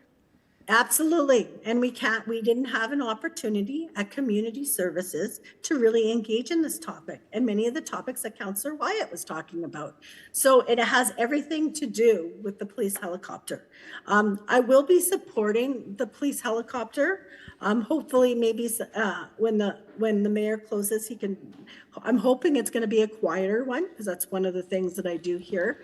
But I do think that it's important to raise this because not everybody is getting the same level of access to the information, and that needs to change, Madam Speaker. And that has very much about the police helicopter. So I know somebody raised this, but this has everything to do with the budget that's right in front of us and what we're doing right now. Thank you, Madam Speaker. Thank you, Councillor Mays, followed by Councillor Eadie. Thank you. I would like to support this, but Councillor Schreier knocked it out of the park yesterday, pointing out the relatively simple question that is not addressed here, which is, inarguably in 2010, and there was a report to the Community Services Committee back in 2010, inarguably the price was $3.49 million. That's in media reports. That's in 2010. That's for the same company, Airbus, for an older model. $3.5 million with a lot of provincial assistance. Then Premier Selinger with then Mayor Cates. So here we have, he said 260% more. I would say 300 or 400% more, depending on how one does the math, to get to the $14 million. But it's inarguably $900,000 a year for 15 years. It's $75,000 a month for 180 months. Why is it 4 times, depending on how you do the math, why is it 4 times more expensive? Oh, we're leasing it. Well, that doesn't answer the question. Maybe it'll be smarter than to buy it, not provided as an option anywhere in here, because we seem to have the money in the budget. This report says, although it's a 15-year-long commitment and there are operating costs in addition to the capital costs, so how we can say we have it in the budget for the next 15 years is a bit mysterious. no evidence of any provincial support for this, which is what the councillors had in 2010. So I actually am not opposed to the idea of a police helicopter. I served on the police board. I'm opposed to a report that says it's $14 million and doesn't say anywhere the very question Councillor Schreier asked yesterday. Hey, that seems like a lot more. Is it construction inflation? Is it aerial? Who knows? But it is certainly 3.5, we'll round up, 3.5 million in 2010. Same company, it's now 14 million for one helicopter.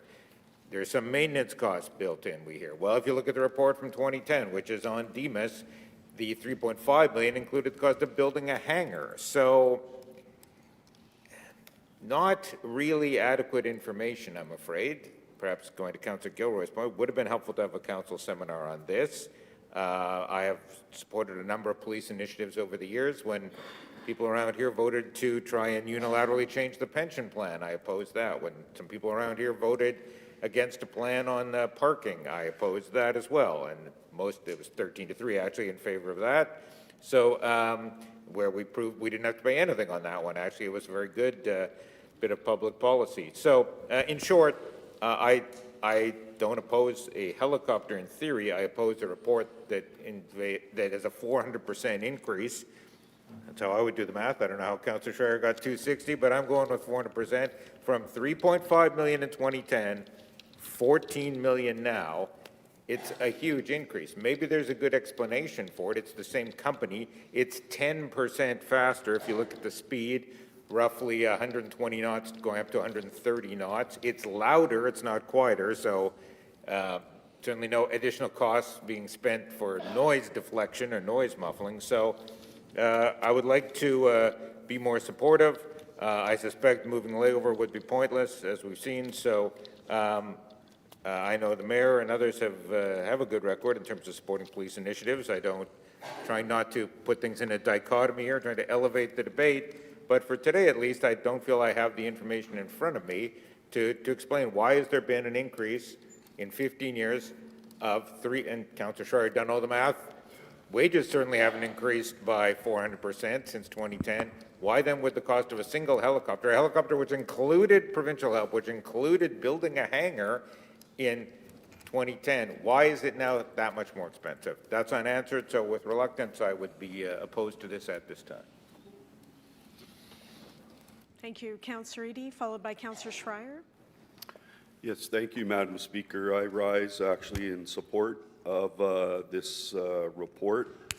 It's on the EPC agenda because of its budgetary effect. And EPC is, and as everybody on council here knows, EPC handles the money request. This isn't a contract renewal that may show up on on Community Services agenda, Madam Speaker.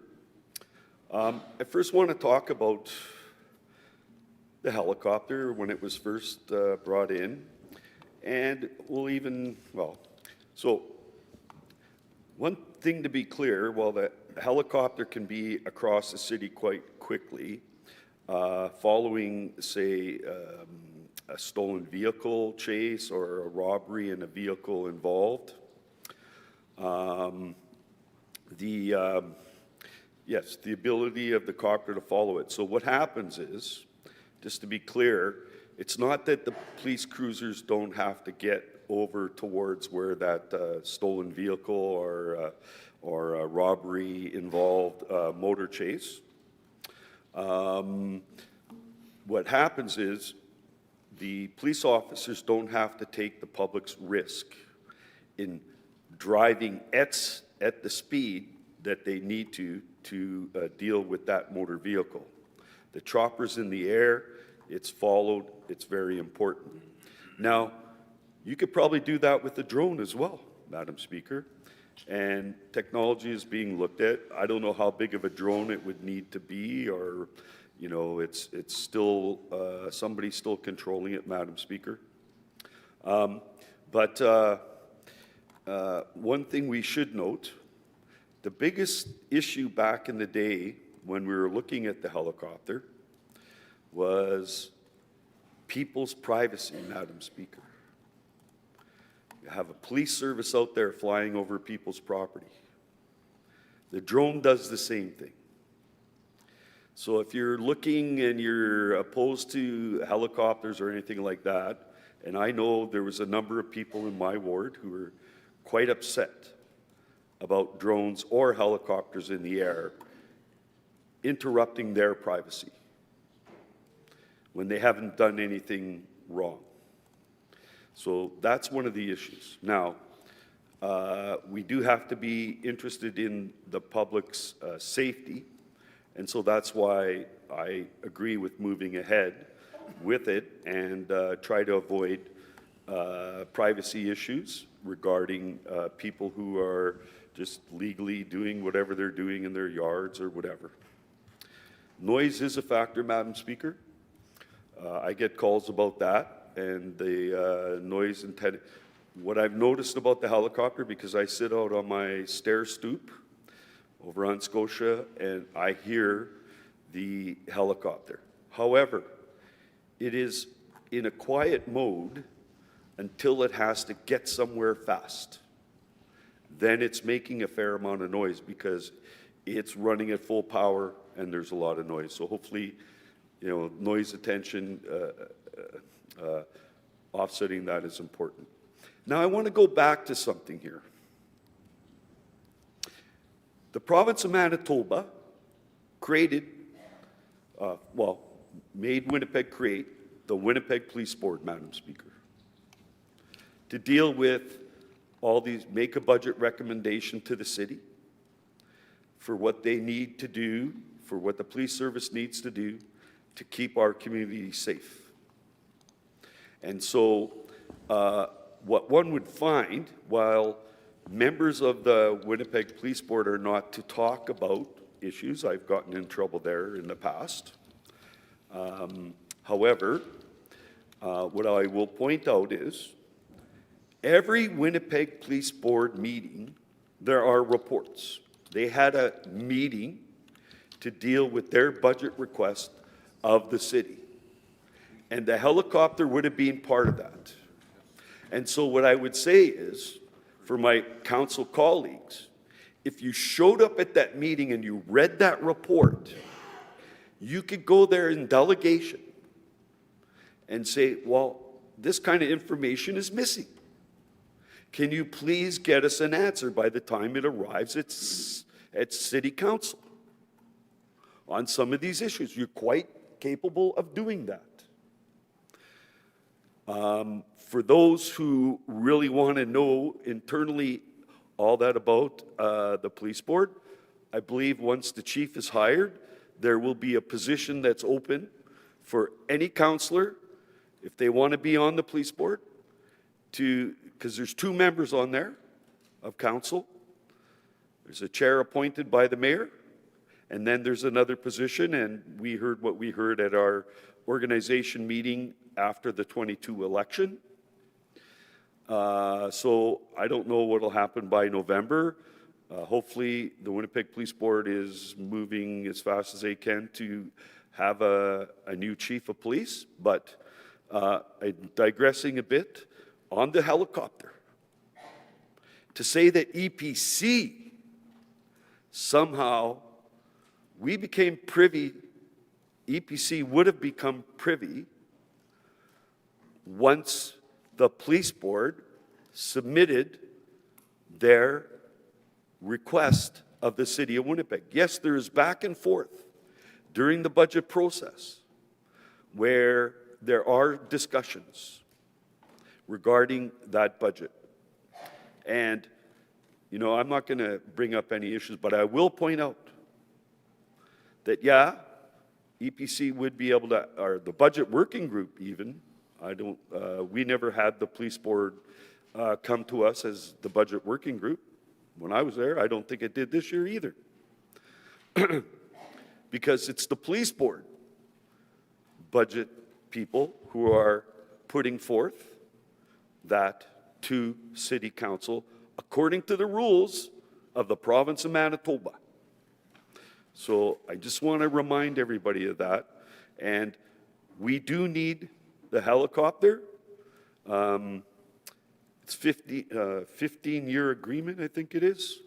It's lease to own, so I don't know if the maintenance is built in, but the lease to own, the actual lease component, because we end up owning it, it is a capital item, and the maintenance part would be an operating issue. And I think the mayor might be able to clarify, hopefully, something regarding the maintenance of said new helicopter. And I'll just end by saying I'm actually kind of disappointed.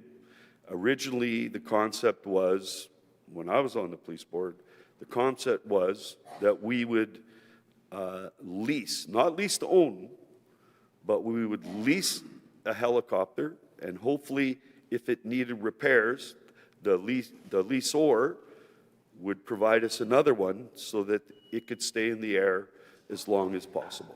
So anyway, aside from that, though, I'm in support, and I hope that my colleagues, and we should spend more time understanding how the police board, you should spend more time going to the meetings. You got questions. All these reports, doesn't matter what issue it is, those reports show up on their agenda. Councillor, do you need more time? Thank you. Councillor Schreier. Madam Speaker, good discussion, indicative of the problem. First of all, I want to say that Councillor Gilroy was completely, absolutely in order when she was talking about what she was talking about. Why? Just like yesterday. It's not like we don't want community connections and things like that. It's a matter of making priorities. We have to compare one option to another. Absolutely. That's exactly what yesterday was about. Our priorities. Everybody individually has to make their own decisions, their own priorities. But collectively, as City Hall, as council, we decide either we do this or we do that. When I said in my prayer yesterday that I did the City Hall prayer, it was in solidarity with City Hall and my fellow councillors because they have to make difficult decisions, and those decisions are one versus another. That's exactly what Cindy Gilroy was talking about, so thank you. So was Russ Wyatt. That's all we do here, make this decision instead of another one. It's called priorities. That's all Cindy Gilroy was talking about, priorities. We do it all the time, whether we acknowledge it or not. I'm not against a helicopter. It's a question of priorities, just like Councillor Mays said. And by the way, I was going to say this for the end line, but if it wasn't for construction inflation, capital inflation, we wouldn't even be having this conversation. Let's face it, we literally, this report item wouldn't have been stood down. So why is it stood down? Because people have to make a decision over cost. We're going to put on this instead of somewhere else. That's the decision we're making today. No one's saying a helicopter is a bad thing. It's about priorities, right? Like everything we did yesterday for $2 billion, priorities. Now, thank you to Councillor Mays for doing a little bit of a refinement on the inflation rates over 15 years with the some form of refinement on that over 15 years between the capital costs of the helicopter versus the servicing costs. And of course, Marcus Chambers did make the point, as he was willing to be forthcoming yesterday, in terms of the difference in the lease, and I do appreciate that. However, Councillor Mays made the point, which I didn't realize, that the original 3.5 million versus 15 years later, 13.5 million or 14 million, that capital asset, that capital acquisition, that purchase of 3.5 included the building of the hangar, included the construction of hangar. Well, I didn't fit that into the equation, but it kind of proves our point. Construction inflation, capital inflation, the inflation in capital assets. Am I exaggerating? In what way am I exaggerating? I'm being understated, or it's just a fact. What is it that I'm saying is not exactly, some way or another, not quite right? Well, we can talk about the minutiae, including our priorities. The people here that are in support of this are basically because of it's worth the money. Okay, that's your priority. You made that choice. Councillor Gilroy made the point, and I think Councillor Wyatt too, in terms of if we are serious about optimizing our resources and our technology and our capital expenditure on the police. That also includes police engagement. I believe the point was made that when you separate people from the police, by the way our new district offices work, the police can't get as much of their work done. Well, that's worthwhile, isn't it? If we're talking about a helicopter, which will cost the capital costs plus extra, they say there's service costs involved, but that doesn't mean it's all the operational costs. And on that basis, the point being made by Gilroy and Wyatt is if we're concerned about the police being able to do their job, help them, because when we have greater connection between the public and the police can do more work. They can do a better job. So if we're worried about this and think the helicopter is going to solve all that, well, it won't. We need a greater ability of communication physical between the people of Winnipeg and the police. So that was a priority expressed. That is how we think here at City Hall. Councillor Eadie made a point. Further information was available to councillors before today's vote. Fair enough. And I think some of that is being offered. But I'm going to make the point that not any true discussion was going to be availed by the police board and the police in terms of the nature of the dilemma we are in today more than we were 15 years ago, in terms of the dilemma of increasing costs, not labor costs, not operational costs, the literal cost of buying things, the capital costs of building, the construction costs, the construction inflation, the capital inflation. I don't think they're going to offer that when we have to make these serious decisions of priorities. So I'm going to say, in favor of what Ross Eadie's saying, is I think he's one member of EPC that would vote for a true, normal, naturally robust report on construction inflation, on capital inflation, and how it affects every decision we're making more and more every day.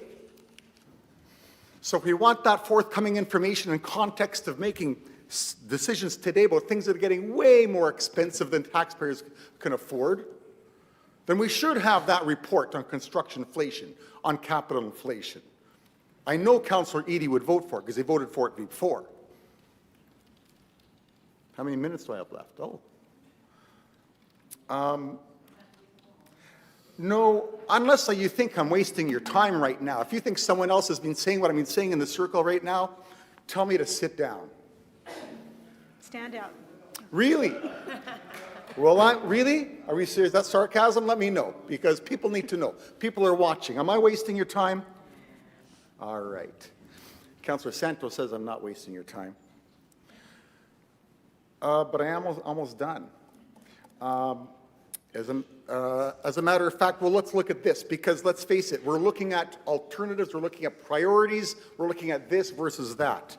Let's face it, the cost of a really, really good drone, 0.2% the cost. That's a very loose estimate. 0.2% of the cost of the helicopter, including its operation and maintenance.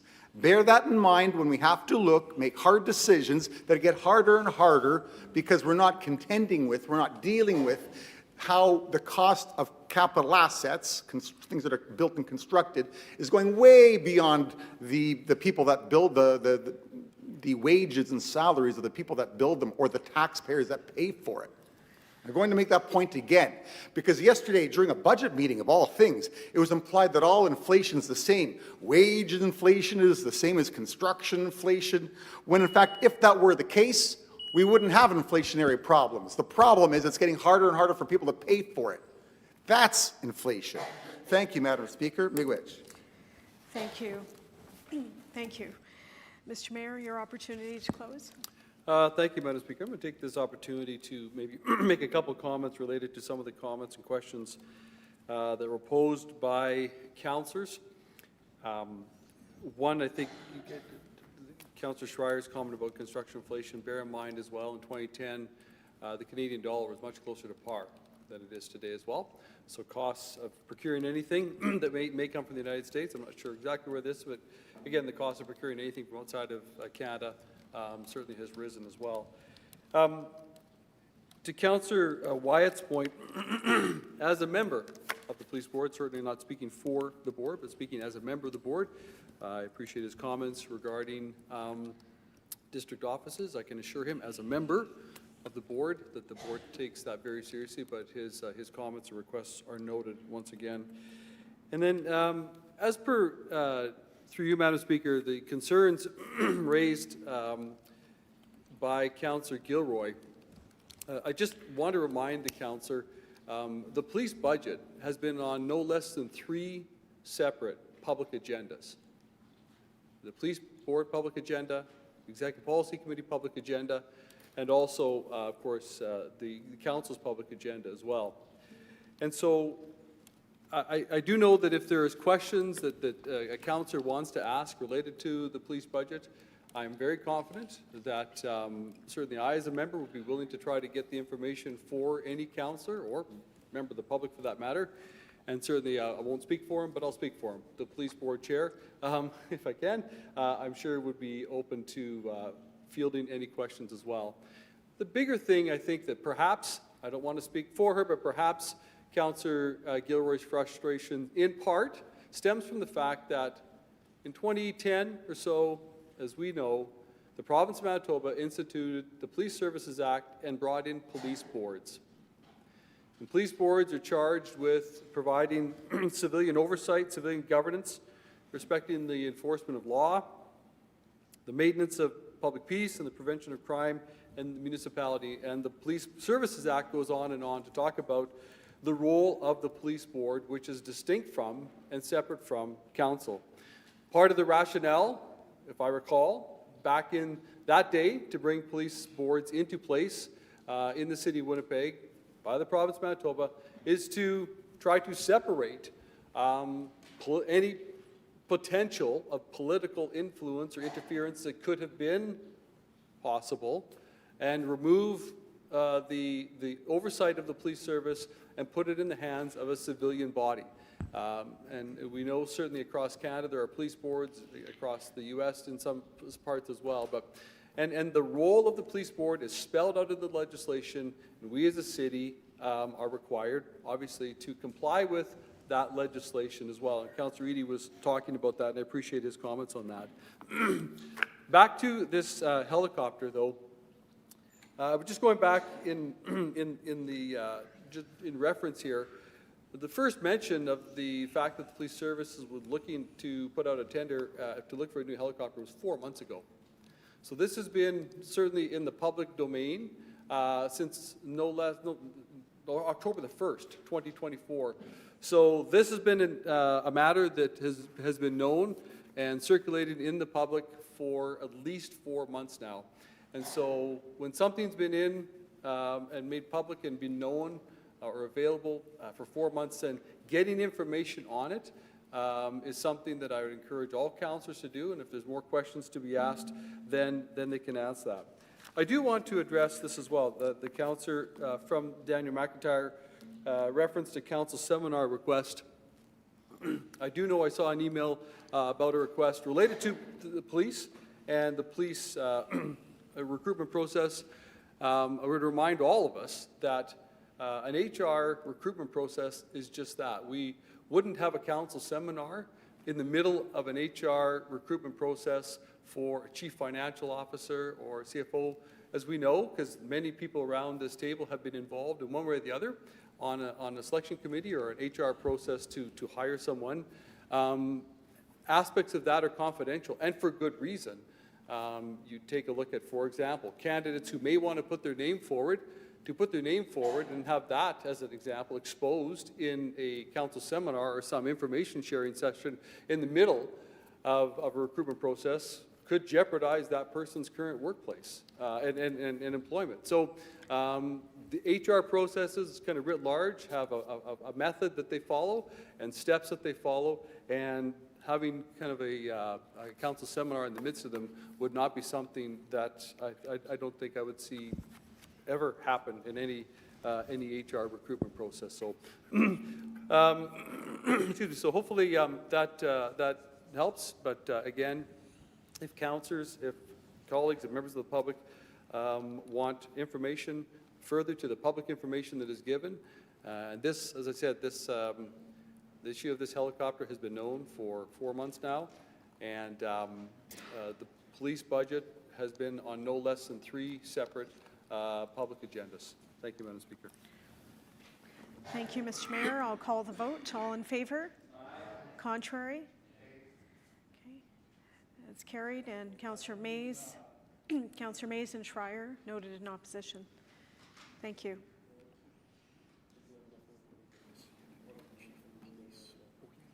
Okay. Councillor Gilroy, did you vote for this? Yes. No. No, she voted for it. Yes. So the opposition is Councillor Mays and Councillor Schreier. Anybody else?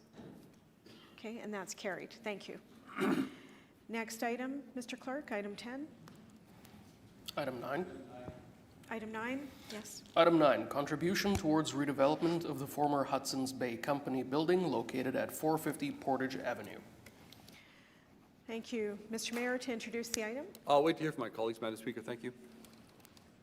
Councillor Wyatt.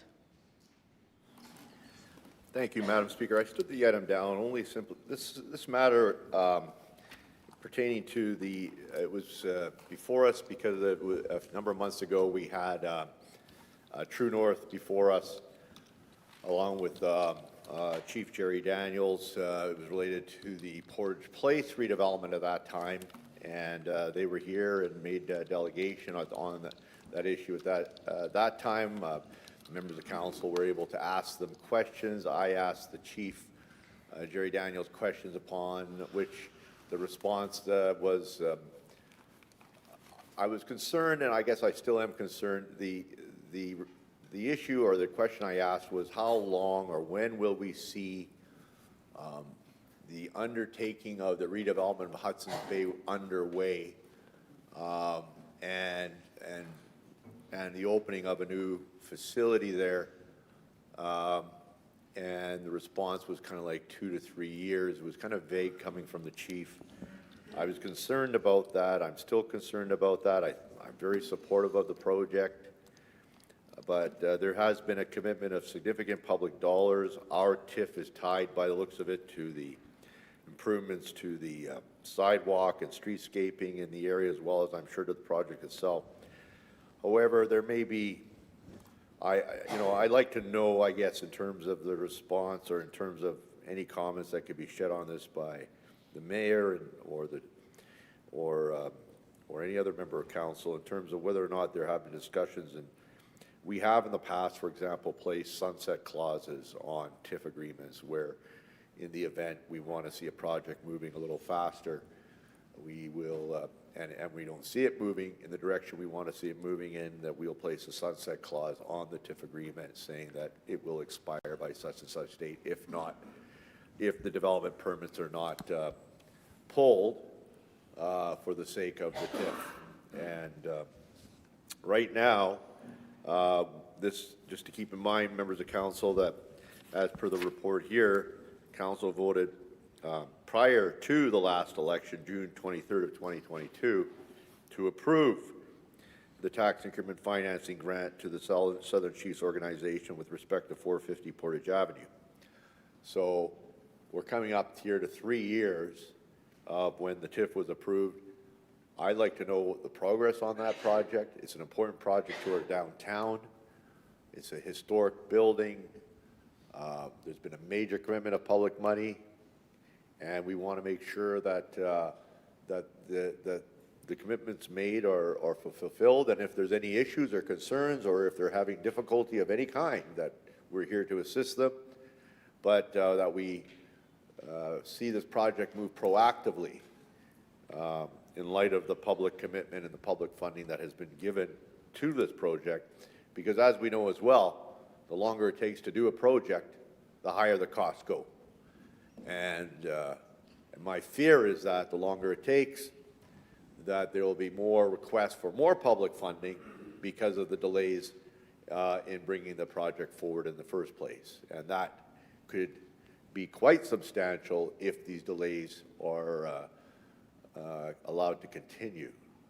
So I'd like to hear what's going on with the project, and those are my concerns and why I stood the report down, to see what is happening. We've asked for a 90-day extension, which I'm fine with, but clearly we need to see this construction project underway and the renovation of that building, and the important part that it plays in terms of reconciliation for our Indigenous community, which I think we're all supportive of in this chamber of, and you know, but to get it moving and to see if the Southern Chiefs organization needs any assistance from the public service of the city of Winnipeg or the province of Manitoba, or what, you know, in terms of whether it be pulling permits or assistance in terms of development planning. And you know, we have a new head of Center Venture who stepped up. Maybe they can step up to assist. You know, what can be done here to assist to get this project moving so that we can prevent a request for further funding because of the costs rising because of delays in terms of the construction project, which we know when you have delays in a construction project, the construction costs, I don't want to say the term construction inflation, but I just did, can be related to the project itself. So, and anyway, that's my concern. Very supportive of the project, very important to reconciliation, very important to the city of Winnipeg, very important to downtown Winnipeg. Let's get this project moving. Let's work with the Southern Chiefs organization to make it happen for the good of our community, both Indigenous and non-Indigenous. And so those are my thoughts, and I want to thank the Speaker for allowing me this time to speak. Thank you. Thank you, Councillor Wyatt. This is an extension of time. Mr. Mayor, do you wish to close? No, just simply say that I would recommend that Councillor Wyatt reach out to our CEO. I don't have that information that he's seeking at this point, but perhaps the CEO would have the information. So, and you can call the question, Madam Speaker. Thank you. Thank you. I'll call the vote on item 9. All in favor? Contrary? That's carried. Item 10, Mr. Clerk. Item 10, Downtown Arts Capital Fund Grants. Thank you. Mr. Mayor, to introduce the item. Yes, I stood this one down, Madam Speaker. It's a good news story. It's great to see our support for our arts community, our performing arts community as well, who are so important to our downtown, so important to the culture of our city as well, and appreciate the investment that is here. It's $2 million over 4 years. One, you can see here to the Manitoba Opera Association for a computer system and ticketing technology upgrade. 2 grants of $87,500 to the Performing Arts Consortium of Winnipeg for the Pantages Playhouse Theatre, and then also same amount to the Royal Winnipeg Ballet for campus modernization expansion plan, up to $300,000 to the Manitoba Theatre Centre for community safety and accessibility grants. So it's good news, and then of course up to an additional $750,000 in future years to the Performing Arts Consortium for Pantages Playhouse, and the same amount to the ballet for the campus modernization expansion plan. And we know these arts organizations have been so central to the life and vitality of our city. They're so important to so many. Remind us all, for example, the Royal Winnipeg Ballet, we have students that literally move to Winnipeg from all around the world just to be part of our renowned RWB school and program and training program. The RWB recently just announced their new artistic director, Mr. Christopher Stoll. We welcome him and his new role that he'll be taking on. But I'm glad that we as a council are supporting our outstanding arts organizations. Thank you. Thank you, Mr. Mayor. Councillor Mays. It is a good initiative. I will be supporting it. I am.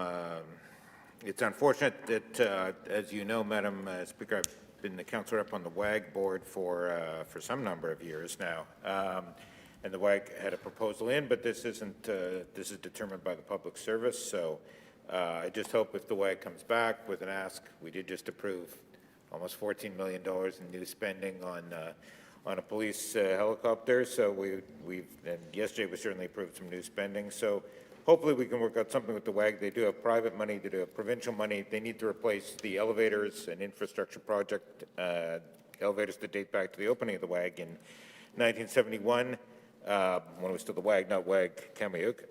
But obviously these are worthy recipients doing some good work as well. But hopefully, if the WAG does come forward with an ask, then perhaps as an interim measure or in the next budget, we can make that work. They are at risk of losing quite a bit of provincial and private funding, but certainly this is a good initiative from the mayor, so I'll be supporting it. Thank you. Thank you. Any other speakers? Councillor Chambers? I'm going to declare a potential conflict of interest. My wife is chair of the Manitoba Opera, so Thank I you. will recuse myself from this Thank you. vote. Any further speakers? Okay, Mr. Mayor, do you wish to close? Question, Madam Speaker. Call the question on item 10. All in favor? Aye. Contrary? That's carried. Next. Shall we get into the next item or take a recess now? Could we call lunch and come back at 1:20? Yes. Okay, we'll take a recess now and reconvene at 20 after. We would like to begin on time, so please come back at that time. Thank you.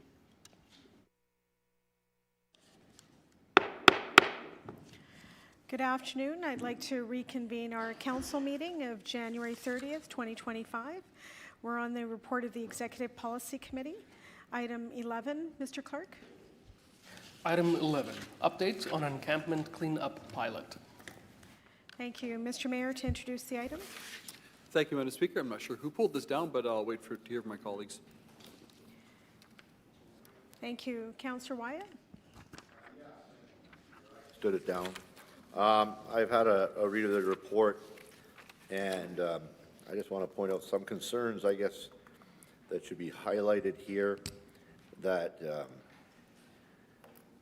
the work of the removing of the encampments had benefits that are often missed.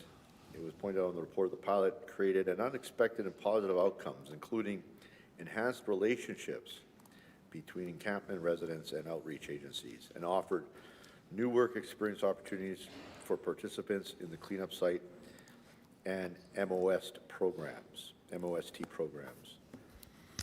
I don't think this issue is going to be going away anytime soon. And though we've taken this position now, the encampments, I think, are definitely a sign of the need for us to address the homelessness crisis in our city, as well as the mental health addictions crisis in our city. And it will only get worse. And I refer again to the Illicit Drug Task Force, whose report came down 5 years ago last June, that had amazing recommendations in it for all levels of government to act upon. But it has sat on a shelf with very little done pertaining to those recommendations. And that if we were to take that report off the shelf and start to act upon the recommendations of the Illicit Drug Task Force that was set up at the time by all three levels of government. You had on it Mayor Bowman at the time, Calvin Gertson, and the Member of Parliament Falcon Willette for the federal government. The recommendations were solid, but unfortunately, there was not the 5 W's tied to the recommendations of who, what, where, when, and why. And when I asked one of the citizen members who were appointed to the committee, why did it not outline in the recommendations who is implementing these recommendations, when, where, why, how? And his response to me, well, Russ, that's what the levels of government wanted, which is somewhat cynical, of course.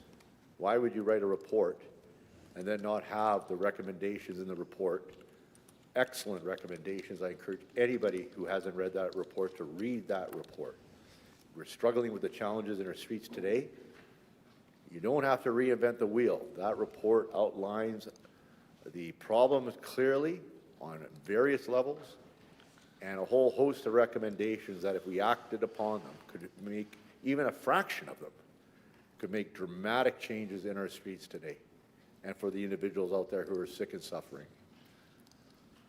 And we wouldn't have to necessarily have these encampments coming up over. And I just want to put for the record as well that there are many encampments that were not identified. There are folks out there on the sides of riverbanks, under bridges, missing in the sense of from our view and our vista but very much there.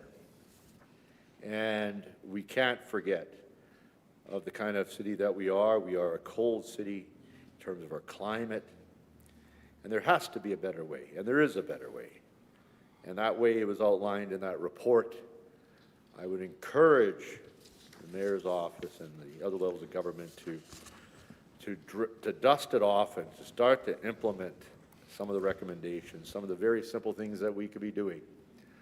Even we as a city, you know, the idea of having first primary housing for those who are coming out of recovery, having housing that's available for employment opportunities, plugging services in, having proper men's and women detox facilities, having proper recovery facilities that are available immediately when somebody asks for help, which is not the case, having wet and dry facilities for people to live in overnight. And what that means is people who are still drunk or high, somewhere they stay, they turn away from Sloan Mission if they're drunk or high. But for them to stay overnight in a place, even if they're suffering at that moment, does in many cases does not exist, especially if the Main Street project is full. We have to do more in terms of this file, much more. And though they do not vote in many ways, and though we do not hear about, there was one issue that I was remarkably touched by during the last election, especially when I did the different teas at the seniors blocks. The seniors and many were concerned about what was happening out there. And many, I think, had family members, they didn't want to necessarily say, who were struggling. And it should be pointed out that the overdoses that take place in the city, Madam Speaker, are not in the inner city, the highest levels. They're in the suburbs. They're in the suburbs where people are unfortunately quietly dying in their homes, and that the crisis is not just an inner city issue. It's a right across the city, and that there is so much we can be doing. And I know that the model has been pointed out down in the States. The reality is we don't have to go that far. The province of Alberta has been leading the country with regards to what they've been doing with regards to this, so much so that for the first time in August of last year, overdoses, the last statistics I saw, it was August last year, their overdose rate dropped by 44%. I mean, that was unheard of for the first time in this country. They are building the facilities, they're building the rehab facilities, they're building the secondary stage housing, they're getting folks out. They've decided that it's not the substances that should be stigmatized, but rather the trauma that people have lived through, that they are struggling with, that causes them to fall into substance use, whatever the case may be.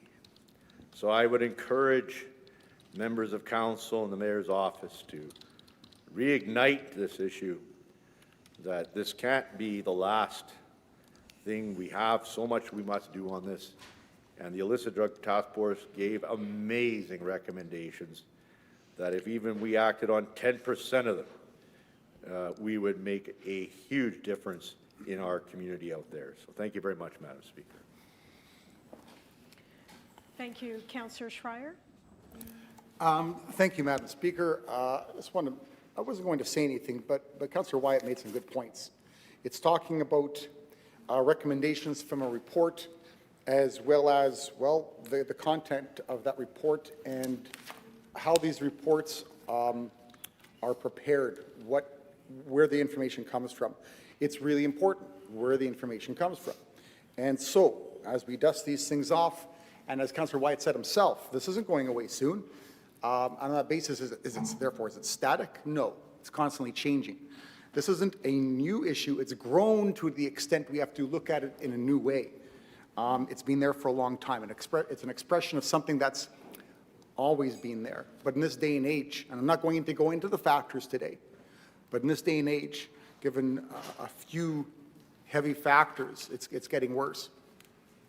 I want to mention the fact that there have been organizations over the years that have been involved in helping people that are homeless, living on riverbanks. And these are the people to speak directly to this report, and in context of what Councillor Wyatt has said as well. Where do our recommendations come from? And I want to thank those community organizations that have been on the front lines for years and been witness to the growth of this. In particular, given it's my experience in my ward, I want to thank the Chalmers Neighborhood Renewal Corporation and those involved over years in assisting me in my initiatives and my trying to maintain some sort of active on-the-ground interaction with those that are homeless in our community living on the riverbanks in my neighborhood. Again, I never talked about this for my first 2 terms on council, but then again, it can be therefore misinterpreted in terms of my understanding or my knowledge. I just want to make the point. I do live across the street from, 30 seconds from, a homeless encampment, because I live across from the Harry Lazarenko Bridge. I live 2 minutes from a couple more on the other side of the bridge. I live 5 minutes from a few more and 15-minute walk. I'm talking on foot. And so I walk with I've had 4 different incarnations of a foot patrol or unity walk, a community walk in my 10 years as councillor, having founded the West Kildonan Foot Patrol in 25 years ago. The year 2000 seemed so futuristic back then. Now, what I've learned, especially from walking with the CNRC, with the Bear Clan Patrol, things like this, I want to thank Lorraine Kaler. I want to thank all those that have led the community walks in my ward, because I've learned from it. And therefore, I know that when it comes to these reports, the city can learn from it. Councillor Wyatt just talked about the building relationships. That's one thing that I was fascinated with walking with the Bear Clan, the Elmwood Bear Clan, back in, well, maybe it was the second incarnation of a community walk in my ward that I was assisting with. And what I was astounded by, what struck me the most was the trust that what at that time in that incarnation was called the Bear Clan Walk. And what I saw was the trust when we walked towards these people living on the riverbank. And that's important. So when Councillor Wyatt mentioning the building those relationships, that's what I was witness to. And it's really important, and we can all learn from that. Thank you. Thank you. Councillor Santos? Yeah, thank you, Madam Speaker. I'm going to talk a little bit about how we got here till today. Last year, or actually 2 years ago, when I was re-elected, myself and Councillor Lukes, the mayor, some public staff had met with some residences within the Point Douglas ward, more on Waterfront Drive, the Exchange District residents, and some people who lived nearby an encampment in Waterfront Drive. And at that time, there was discussions about encampments and how we were going to solve homelessness. There were differing opinions and views on how that looked like and what the outcomes were going to be. But I knew at that time there was definitely a commitment from all of us that we were going to need to work together with nonprofit organizations, the province of Manitoba, the federal government, to solve or reduce the chronic homelessness that we're seeing today. But I knew when I was walking down Waterfront Drive, the garbage was a lot. It was very disturbing to see encampments leave, as they leave the winter time, and nobody was going in and cleaning up the riverbanks. And there were some serious concerns about a lot of this was going into our lakes and rivers. So at that time, last year, I had decided to move a motion to at least start a pilot project to do some mindful cleanups. Working with some nonprofit organizations, this was an idea that came about to, yes, create, build capacity and making those connections with people who are living in encampments. Seeing if they need housing or what services they needed. But at the same time,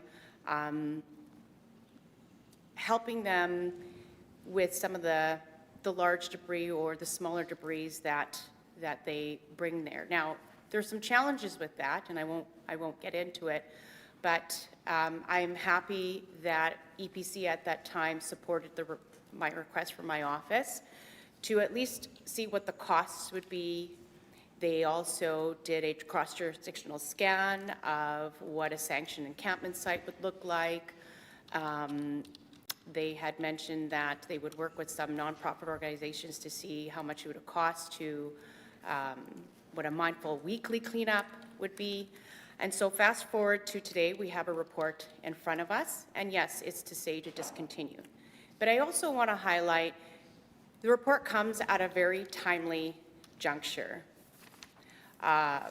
Just recently and before the report came live, we heard from the provincial government that a new Manitoba-made plan to deal with encampments came abroad. And I read that report, and I want to thank Minister Bernadette and her cabinet to meet with me shortly thereafter it went live to go over the plan and have further dialogue about what that looks like. Because I did have some concerns about how they were going to clean up the site, where they were going to locate them, you know, with the social housing that they said they were going to bring online, what those wraparound supports looked like.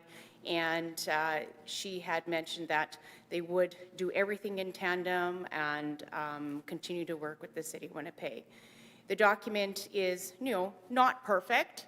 I know there's some significant challenges and again, some different philosophies with respect to how to deal with homelessness, but at least we're doing something. At least the province and the City of Winnipeg finally have a plan to deal with encampments. And I like to believe that what we've done at the City of Winnipeg with this pilot project had kind of led into what is possible and how much it costs to actually do some of the work and the cleanup. So now we actually have the data. Now that we have proof that going into encampments and being mindful and building bridges and building those relationships in a more mindful way, we can actually have a very successful Manitoba plan. I have it here, Your Way Home plan, a very successful plan moving forward. And so I'm happy to receive this report for information. Maybe at a different time, if there was no Your Way Home plan, I would be asking, you know, the public administration to continue on, but we're not there. We have a plan that's moving forward to deal with encampments one at a time, and I'm supporting the recommendation of the Public Service. Thank you. Thank you. Next speaker, Councillor Gilroy. Yes, thank you, Madam Speaker. And I just wanted to thank Councillor Wyatt. He made a lot of really good points there. And I also want to thank Councillor Santos because this really was a good pilot project. And this was something that she brought forward and ushered in. And I think that was a really good thing. In my own ward, I've had to use my own expenses to actually clean up some of my encampments because the city wasn't acting fast enough and the funds weren't there. So it was a very, very good project overall. My question comes, and maybe the mayor can respond in his close because he's a bit more familiar with the provincial plan. I guess I'm just trying to understand if the city is at all involved in any of the cleanup. Like I know that right now we do cleanup. There's a cost to us. We are checking on encampments. We have to make sure that once encampments are dealt with, there's somebody there to keep going back and keep checking on them. And I just want to make sure that work is going to happen. I heard lots about the provincial plan, but I didn't hear how the city was going to support the plan or if we budgeted it into those costs. Where is the province paying for the cleanup? Or is this something the city's going to have to fund? That would be helpful for me to understand a little bit more.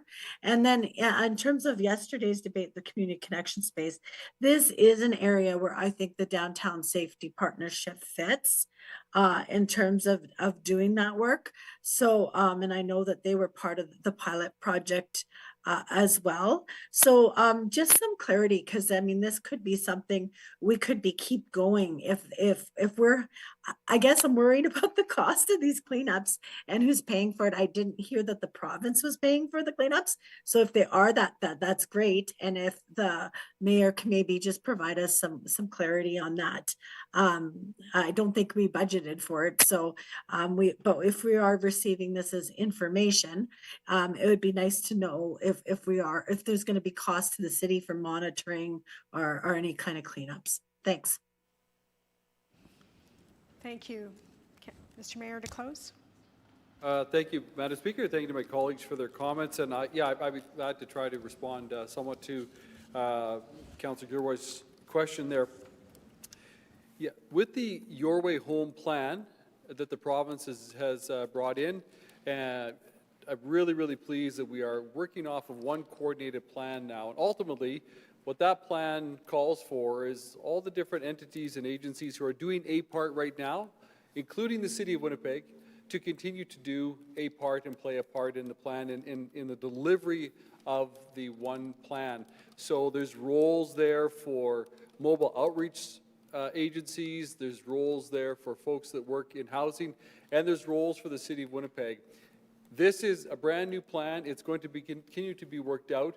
The province developed it in consultation and in dialogue on a regular basis with folks like Chris Brenz and our interim CAO and others as well, or fire paramedics folks. So yes, there's a roles, I should say, for the city to play. One of the roles is to continue to participate in the cleanup. So the goal ultimately, in the simplest terms, is to get people out of encampments into housing with wraparound supports, as we know.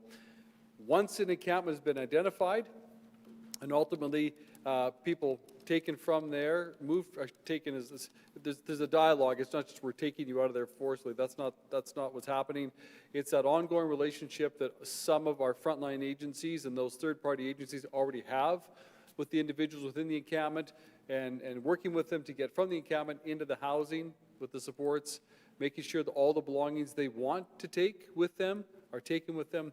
Then, yes, to Councillor Gilroy's point, our staff will go in and clean up. And it's the roles that we are to play. A discussion with Minister Smith quite some time ago related to this, as she was talking to me about this, the plan that they were developing.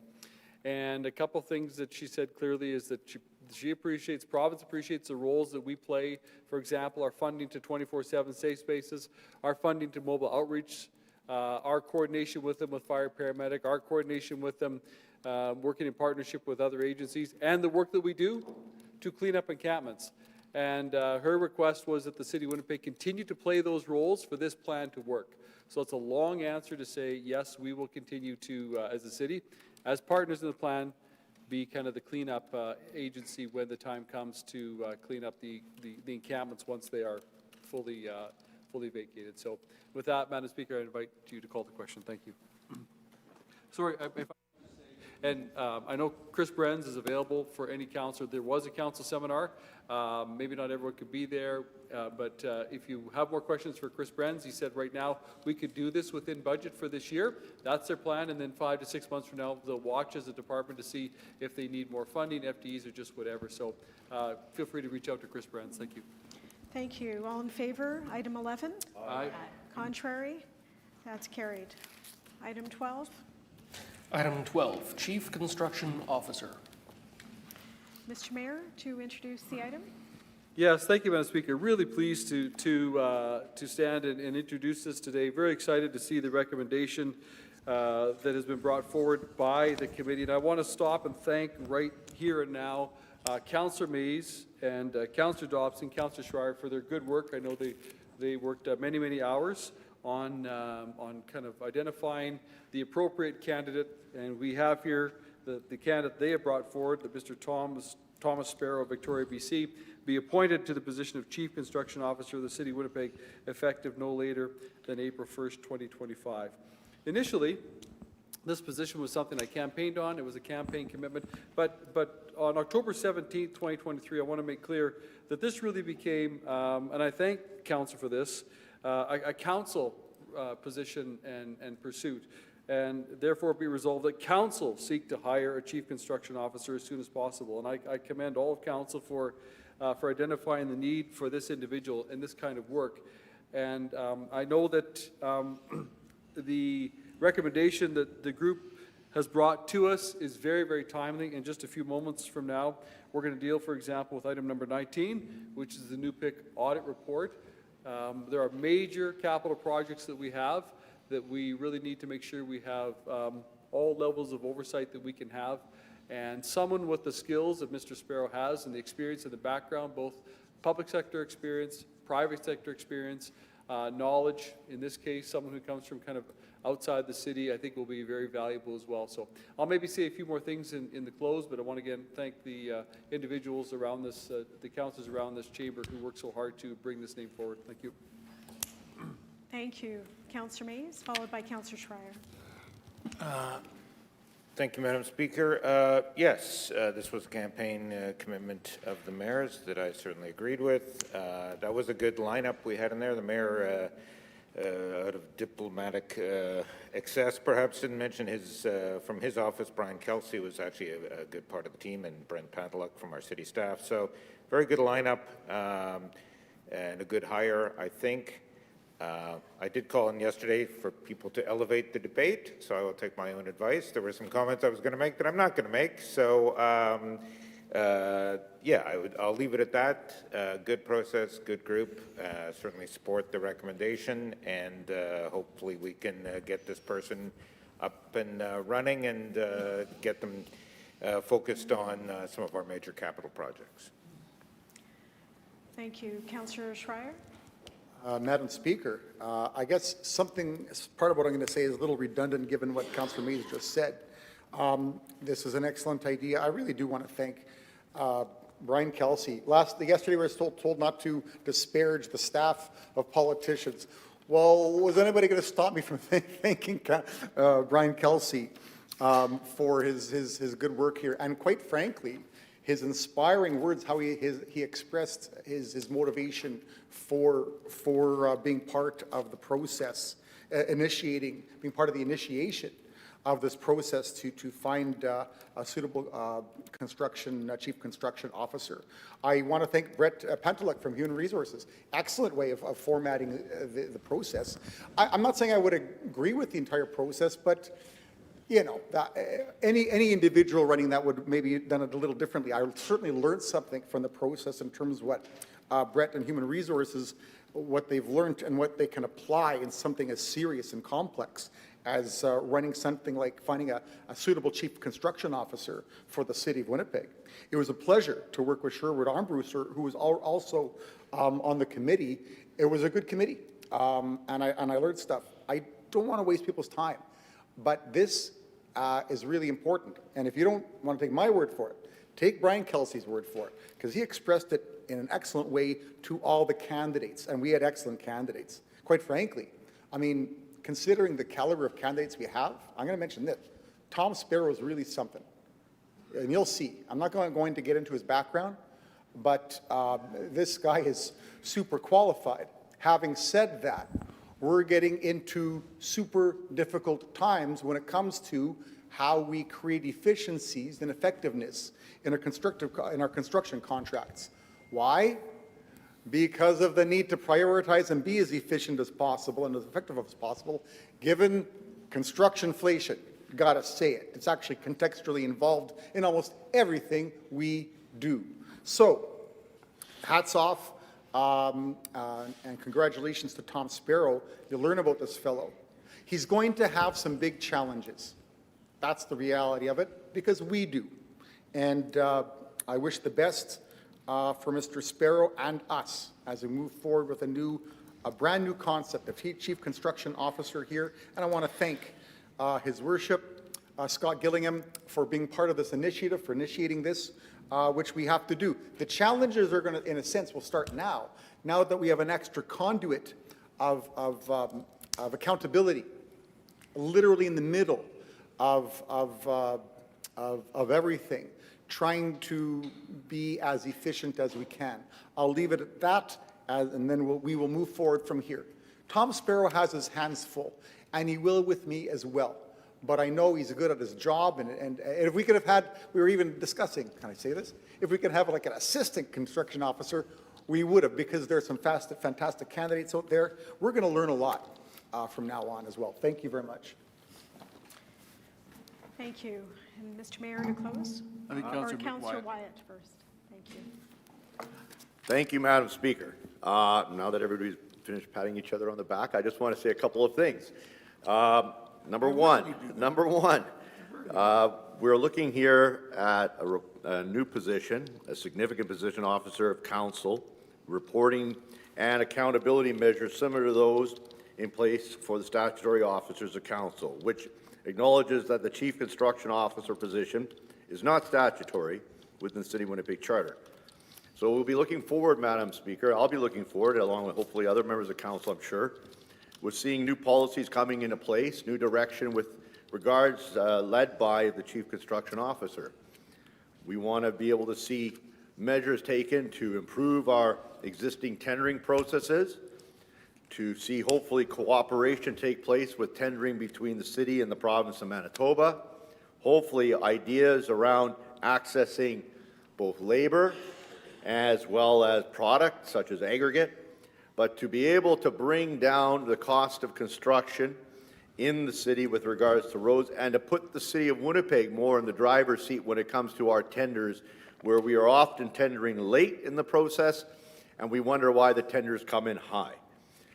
Be looking forward to that entire supply chain that I just mentioned being addressed by the Chief Construction Officer, something that is going to be crucial. And the fact that the position allows for them to directly report through to Council without necessarily having to go through the Director of Public Works or another director of the City of Winnipeg. They will, I'm sure, be working with those directors in terms of improving their processes, but to be able to bring forward significant new policy initiatives that will dramatically change how we do construction in the city to improve our position when it comes to getting value for money for the capital budgets that we have. And that's not just pertaining to roads, though I've talked about. That's also, we have many other projects underway, as is pointed out, the North End Treatment Plant, not to mention all the underground work with the Water and Waste Department, not to mention new rec facilities that we are attempting to build. All of these things are crucial, I believe, for this position to be able to address, to ensure that we are going to have the policies in place so as to minimize the risk associated with construction when it comes to the City of Winnipeg's point of view. I'm looking forward to that, and I hope that these new policies will be coming forward sooner rather than later. And I'm assuming that it'll be done via the Executive Committee, not by a standing committee, based on the reporting structure as I see it here. Thank you very much. Thank you. Mr. Mayor, to close? Thank you, Madam Speaker. I agree with a lot of what Councillor Wyatt has said, and I just want to reiterate something he touched on. This is a new and unique position, and so it's kind of this, Mr. Sparrow's reporting will be new and unique in the sense that this is not a position that will report to the mayor, TPC. This is a position that will report to council. And that's always the way it was intended. That's the way it's going to be structured. He's not a statutory officer, but will function somewhat like your accountability measures similar to those in place for statutory officers. That's right out of the motion that as council we agreed to. And so this is about kind of making sure, more information is accessible to all councillors faster related to the very important work that he is going to do. So I think that's a decision that we collectively have made, and I'm glad for that, because that was always the intention. I do also want to acknowledge Mr. Kelsey from my office and the great work he's done on this, working with everybody and the priority time and effort he's placed on this. I just did speak to him this morning, and he kind of smiled and said, well, he understands that Mr. Sparrow is kind of waiting, and as soon as we approve his name, the first bit of reading material he's going to break open is the KPMG audit of the North End plant. So he's poised and ready to, I guess, hit print at his computer or something, or read it online, I don't know, but as soon as we say yes to him, he goes to work. Thank you. Thank you, Mr. Mayor. Call the question on item 12. All in favor? Aye. Contrary? That's unanimous. Carried. Thank you. Next item, Mr. Clerk. Item 13, Multifamily Sustainable Housing Infrastructure Program. Thank you. Mr. Mayor, to introduce the item. Thank you, Madam Speaker. I'll wait to hear from colleagues. Councillor Mays. Councillor Wyatt, you stood it down? Okay. Okay. Very good, thank you.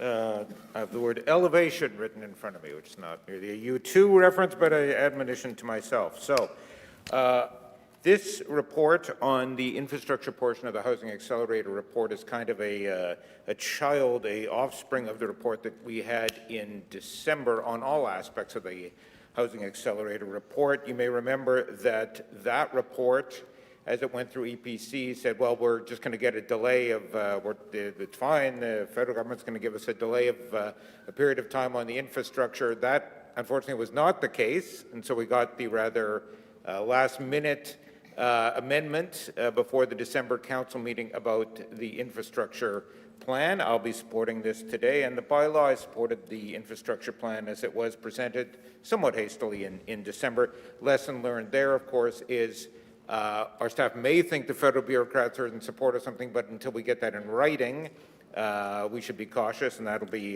very important, I think, as we go forward. A number of positive things to reply, to elevate. I want to thank Richard Mahe and Lise Finnegan from the HAF office for talking to me about a number of HAF initiatives.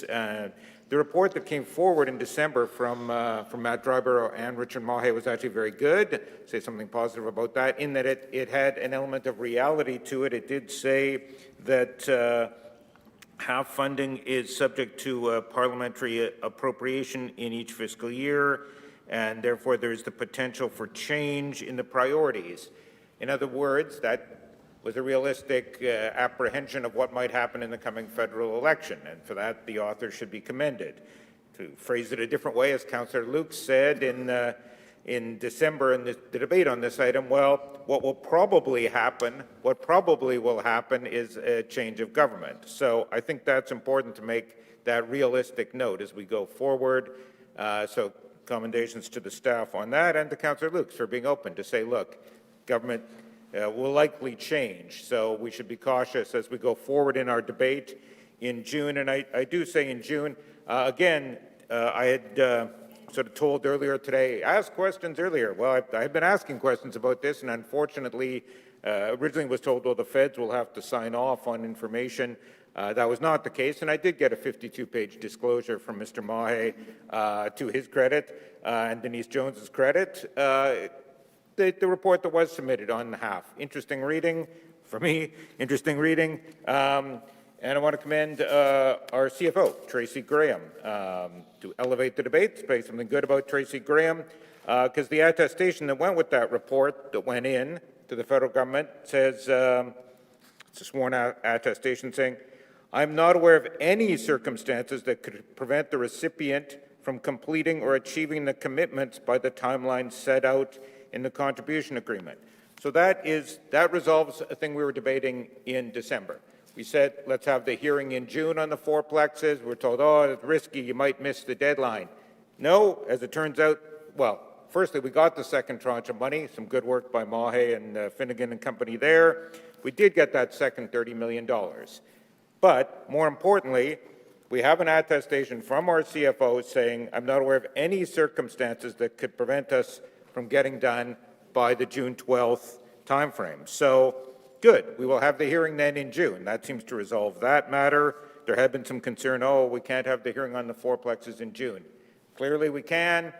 Nothing, and the report that went in, the 52-page report, multiple times talks about the hearing being in June. So, we're on the same page here. Hearing's going to be in June. So I'll have some questions from the mayor later, trying to get some more information about, well, to make public so we can have a good debate in June about the fourplexes. If indeed we have to, there may be an intervening federal election. There may be an election campaign on when we have that debate.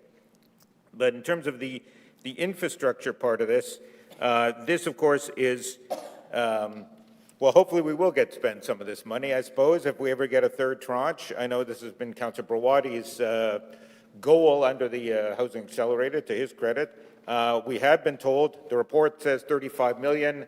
That was the only number we had. Now we're being told 12 million. Unfortunate, but all right. At least it's a commendable bit of realpolitik from our staff saying, well, we're going to push that off to the third year of the infrastructure because, frankly, we're not sure we'll ever get the money because of changing realities and the threat, well, as Councillor Lukes would say, that what will probably happen, a change in government in the coming federal election.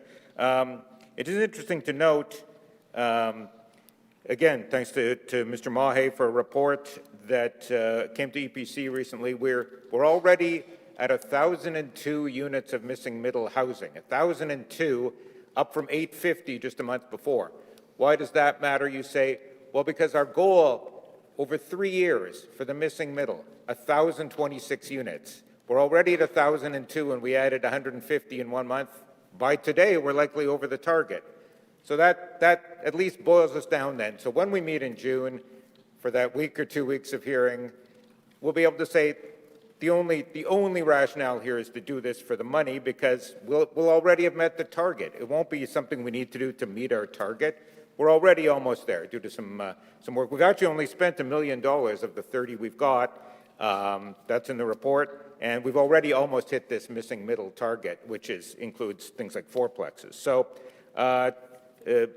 in short, good to see some straightforwardness from the staff on the realities that face us. Good to see the staff saying we can have that hearing in June. There aren't any issues that complicate the agreement.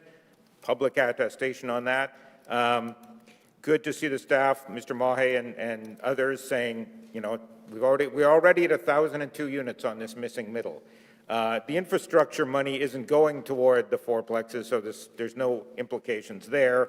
The infrastructure money, there's a rather exotic and lengthy series of maps attached here covering, I think, all wards or close to it.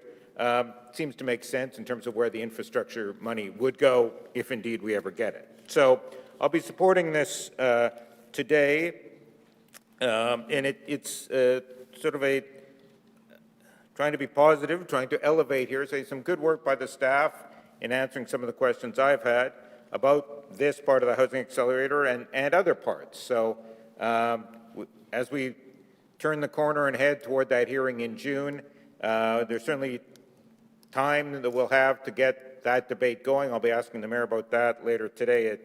We had a good briefing December 9th and 10th and have heard nothing since then. So I know when we all voted as a majority to have the hearing in June, it was to have more public input. Well, we should be getting the documents made public so we can start debating them. But for today, it's really about the infrastructure part of this. Again, thank you to Mr. Armbruster for answering questions at various hours of the day and night on this, but we do need to clarify for people, because it's in the public report, 35 million, that's not the correct number. Sherwood is saying, yeah, the federal government inserted that number, so it's only 12 million. Frankly, we'll probably never get that money or get to spend it, but the positive part is we know now that we'll be proceeding in June on the fourplex vote, and we know we're most of the way. Well, frankly, we've met our target on that part of things. So I'll be supporting this report today and supporting the bylaw. Thank you. Councillor Wyatt?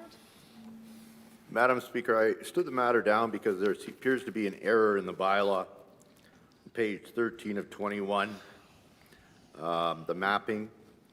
The map is referred to as Kildonan Park.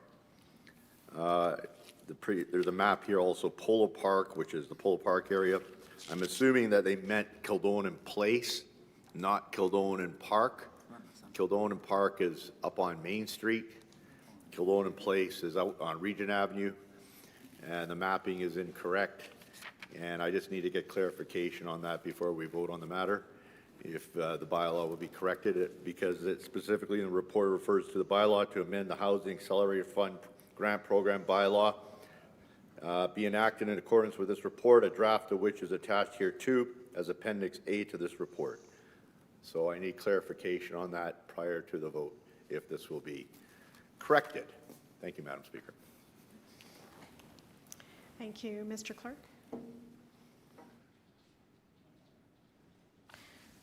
Does the councillor just mean the title of the map? Yeah. We would have to go back and check with legal services on the bylaw.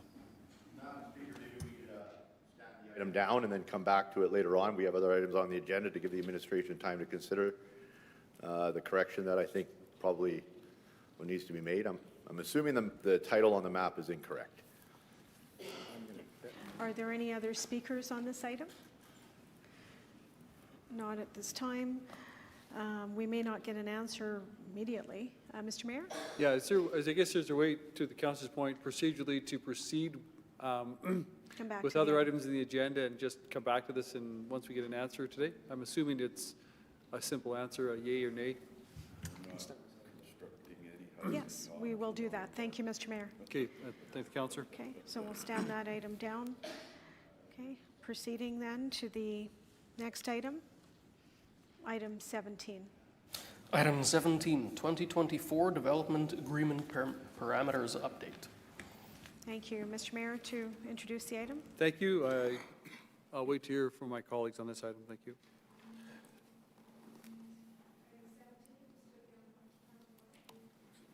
Yes, Madam Speaker, I stood the item down and I would like clarification on the item. Simply that under the clause, it states that the development agreement parameters be amended as follows. Delete section 7.3 in its entirety and replace it with the following. I've tried to look through the document to see where the original 7.3 was and exactly, and maybe I'm missing it, but we have the current wording and then we have a proposed new wording. My concern, Madam Speaker, is that the clarification on this is that the developer shall provide a 2-year warranty to the projects at hand. Why were we choosing a 2-year warranty versus even going further? That would be the concern I have. I'd like to hear back from the mayor on this. Previously, it was a 1-year maintenance warranty, but we know that the concern that I have is that 2-year warranty is quite often not, pardon me, a 1-year warranty would a 2-year warranty be far better than a 1-year warranty, which is what the proposed wording is right now. And I always took the understanding that when it came to a lot of our streets, we actually had a warranty longer than that. But correct me if I'm wrong, it says right now 1-year warranty. Could we also get a clarification on that from the mayor of how this is an improvement from the point of view from the city's perspective when it comes to the developers at hand that we're dealing with?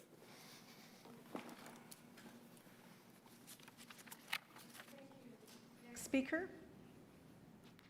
Okay, seeing none. Mr. Mayor, to close. Yeah, Madam Speaker, the question posed by the councillor, though it's not question period, I do respect that he's looking for information that I don't have in front of me, certainly, as to the detailed background of this. But I do know that a 2-year warranty is better than a 1-year warranty. But I don't have the question, don't have the answer in front of me. Okay, thank you. I'm going to call the question on item 17. All in favor? Aye. Contrary? Carried. Councillor Wyatt noted in opposition. Next item. Councillor Orlico and Wyatt in opposition. Item 19, Mr. Clerk. Item 19, North End Sewage Treatment Plant Upgrade Projects Audit Report. Thank you. Mr. Mayor? Yeah, thank you, Madam Speaker. I'll probably have more to say in the close, but just simply to say that this report that was commissioned by our audit team and done by KPMG, it reveals exactly the reason that we have an auditor and we do audits. Ultimately reveals that what we've got here in the North End plant, 3 phases, is a project, the scale, the magnitude, the cost, the complexity of which the city has never undertaken before. And though our staff is, following policies and the procedures and doing the work as they should, ultimately what we've got here is a governance structure for this project, among other things, that's not fit for purpose. In other words, we need to do something different and more, because this project is something different and more than we've ever seen before. And so I know that Executive Policy Committee, my assumption, I'll be careful in assuming, but I would believe certainly a majority of all council, we would feel the same, that we want to make sure that we are implementing the recommendations of this audit. The first and foremost recommendation is to change the governance and the governance structure, and to add more to it, so that we have a governance entity to oversee this project that matches the complexity, scale, and cost of this project. And so that is one of the first urgent recommendations that we are taking very seriously. The amending motion that accompanies this report that was put forward by Councillor Duncan, then in the role as Chair of Water Waste, is something I'll certainly support, to have KPMG come in and assist with the establishment of that governance structure. That means that they'll work with our staff kind of side by side to make sure that we get the structure in place that is required to provide the oversight that this project warrants and needs. And I know now Councillor Eadie, has already expressed his absolute commitment to give his oversight in his new role as chair of the committee to this project. And so looking forward to hearing from council colleagues on the report of this audit. Thank you, Mr. Mayor. This was stood down by Councillor Eadie and then Councillor Mayor stood Rollins. it down himself. Okay. Mayor stood it down Okay, himself. but I'll Councillor speak to it. Rollins, next speaker, then Councillor Eadie. I think, Councillor Eadie, did you want to go? Go I ahead. recognize the speakers. Okay, Councillor Eadie. Councillor Eadie, go ahead. I did ask to speak to it, so thank you, Madam Speaker. So, of course, I'm supporting this report, and I do thank Councillor Duncan for moving forward with the amendment to get this governance aspect done on this huge project. And I just wanted to speak to it a bit more, Madam Speaker, in terms of at our next, the agenda has been set for February 3rd's Water, Waste and Environment meeting. And I think my colleagues who are on there have had an opportunity to see all the reports. There are some delegated authority motions that are on that report. And that's one of the items that the KPMG, the auditor, external auditor, pointed out that when you have a progressive design build project of the, especially of the size that this is, that because it's progressive, you need to actually be able to respond quicker at the ground level. And so you do have to trust and allow for greater delegated authority. But that greater delegated authority, once our governance of this very large project is in place, that governance mechanism will learn and know what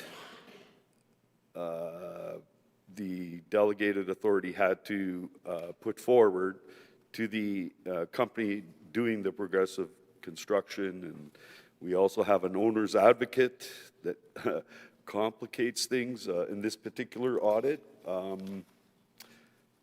There was a look at how the whole project was progressing, but not really, not every aspect was looked at. I'm hoping to see and there will be more audits, Madam Speaker, because there's a need. Again, it's huge. And it needs to operate. So this is a publicly delivered progressive design build in the private sector, and there's a lot of reference to the commercial aspect of this project, or that would be considered to be commercial portion. And so some of those mechanisms need to be looked at, and this was the first publicly delivered progressive design build in Winnipeg, Manitoba for sure. There have been a number of them out of British Columbia, and I believe the main audit person is coming from BC, I believe, and knows of how, and maybe there were some problems with that publicly delivered progressive design build in Surrey, British Columbia. And there's other ones going on as well, Madam Speaker. So I don't want to berate this a lot, but I paid very close attention, Madam Speaker, to when an auditor was presenting this to us, and I will diligently try to make sure that their recommendations get accomplished so that this project, so that there's transparency, accountability. We need to make sure that things can run in a effective, efficient manner. Progressive design build is supposed to be better, and it doesn't matter whether it's privately or publicly delivered, but it has to be delivered in the right way, and that's what our recommendations here are. Thank you.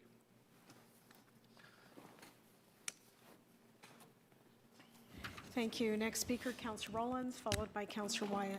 Thank you, Madam Speaker.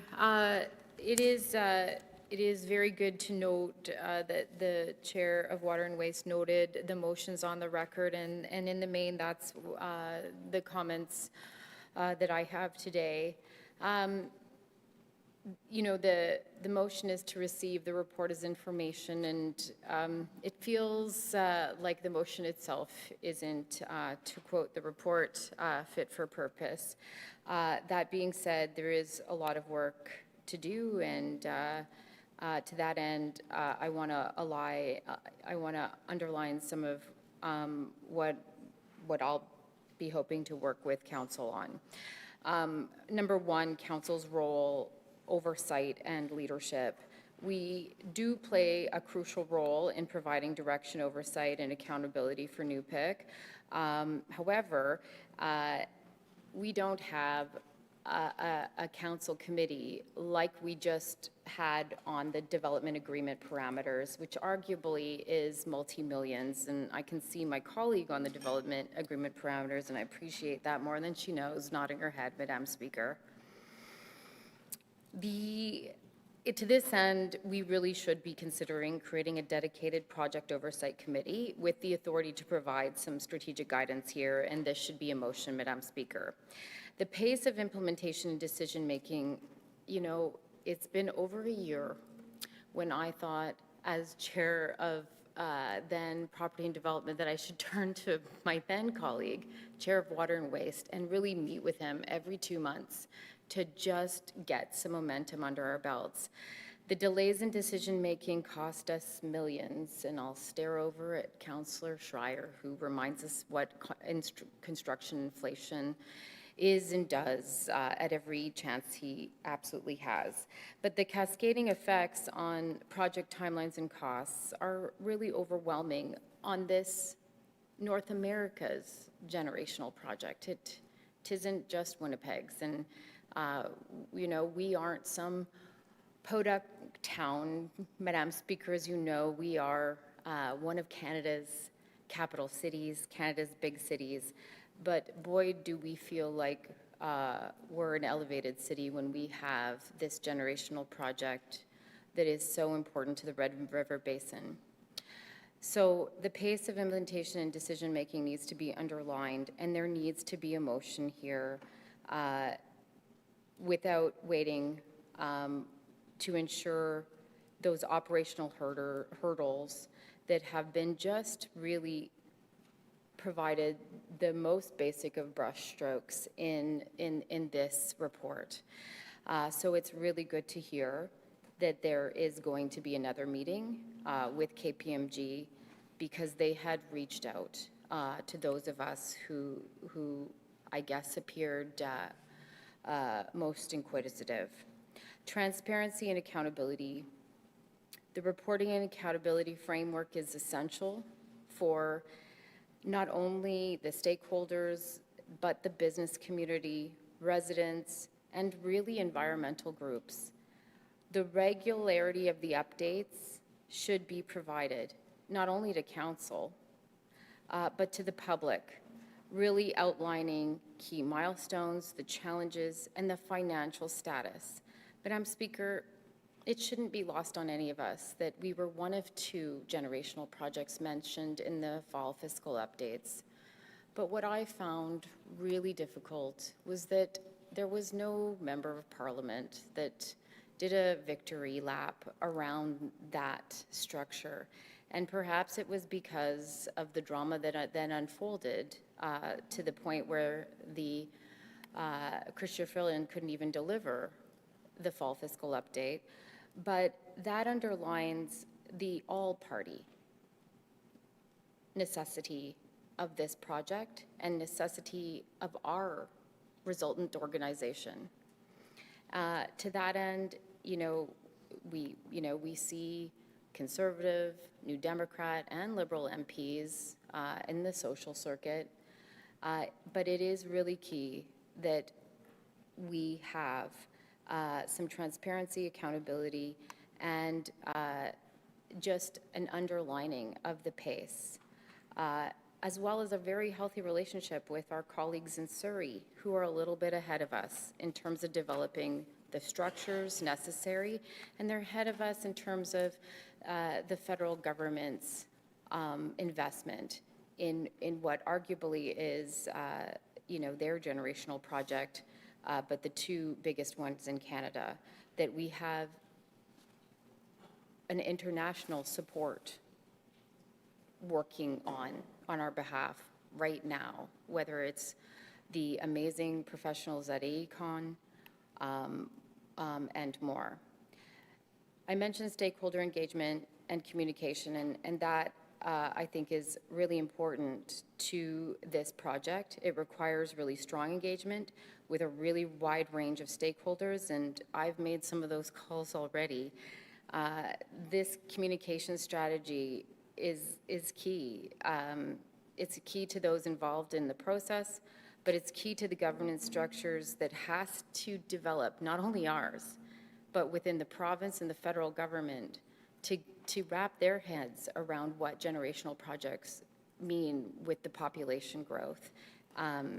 So to that end, I will look forward to working with colleagues to establish recommendations on a dedicated governance committee, one with the delegated authority for operational decisions, and what comes next month, I think, only touches the surface within an existing structure where one lone staff, Cynthia, does this off the side of her desk. I look forward to a motion on creating a clear reporting framework, a comprehensive reporting system, not only implemented with stakeholders, including the public, but regular reports to council and those that need to get involved if they're not involved. Ensure strong stakeholder engagement and really set timely milestones and targets for this. So the North End sewage treatment plant, Madam Speaker, I used to look forward to Councillor Mays leaning in, as he did yesterday, on combined sewer. Why? Because it really took me 6 years to really wrap my head around this water and waste file. And I would still argue we still require advisory members, help from international consultants like KPMG, but the critical project for the City of Winnipeg, the success of our city hinges not only on the technical execution, and by that we do have an embarrassment of riches in Tim and Cynthia, but they can't do it all, but also on making and ensuring accountability, maintaining transparency, Madam Speaker. The city, I apologize. I just need an extension for a second here. The city really needs to embark on this generational challenge, on it like we've embarked as a team at no other time, to ensure the success of new PIC projects and to position this city for growth, Madam Speaker. Thank you, Councillor Rollins. Next speaker, Councillor Wyatt. Yes, Madam Speaker, I just want to get clarification, and maybe the mayor can speak to this, is the reporting back in terms of the implementation of the key audit recommendations that by the end of the second quarter of 2025, I don't see a mechanism, I don't see a recommendation in the recommendation coming out of EPC. I heard what Councillor Eady had to say with pertaining to delegating authority in terms of reporting or not having reporting. I was a little confused about that. I need to get an understanding on what the reporting back is in terms of this audit and the recommendations as well. Overall, the size and scale of the project would trigger, and I'm making the assumption, though I think I'm right, regular reporting through the Finance Committee still based on the scale of the size of the project. And I just want to know, though, in terms of the recommendation here, that there will be some sort of trigger that will follow up to ensure that the report is back to the to EPC and Council in pertaining to the audit being implemented in a timely manner itself, the recommendations which are attached here too. So I just need that clarification on that. Thank you. Thank you. Next speaker, Councillor Mays. Thank you, Madam Speaker. To speak well of Councillor Duncan, he managed to get going in his relatively brief term on water and waste. Work is underway on this project, the biosolids building. Contract 447 of 2024. It's an $8 million, so it's not trivial. It's $8 million of work underway on the site. So what I would like to see at the committee, and which I'll talk to my new water and waste colleagues about, is some sort of monthly update on the work as it's unfolding. It's underway. We seem to already have this delegation of authority piece of the audit puzzle coming right away to the committee, and yet we don't seem to have the other piece. The let's get council more involved, let's have more oversight. So certainly, as a first step, when do we meet? Monday, I believe. We can hopefully get talking about getting some reports on the progress of work, that the work is underway, to the credit of Councillor Duncan and the staff, $8 million worth of it already going. So that's positive, because we do have a time frame here to be done by 2030. So I will look forward, hopefully, to getting that motion passed at the next Water and Waste and start getting monthly updates on how the work is progressing. We are underway, which is good, but we're up against the clock of 2030. Thank you. Thank you. Councillor Schreier. I'll just speak briefly, Madam Speaker. You had our first water treatment plant. How old is it now? 100 years? 90. 90 years. Vivian Santos wins the Reach for the Top for today. And should consider what the costs were back then. We, in the here and now, have to deal with what we have to deal with when it comes to construction, when it comes to something as important as this. As a matter of fact, Madam Speaker, most of the time, because construction, most of our capital investment has a certain amount of essentiality to it. We have to do this. Not only do we have to do it, one reason is because the provincial government mandates us to do so directly, not by virtue of our charter, but by virtue of its separate legislation. So this is what we have to do. Madam Speaker, I'm going to say it again, as alluded to, as stated by Councillor Rowlands. The only reason I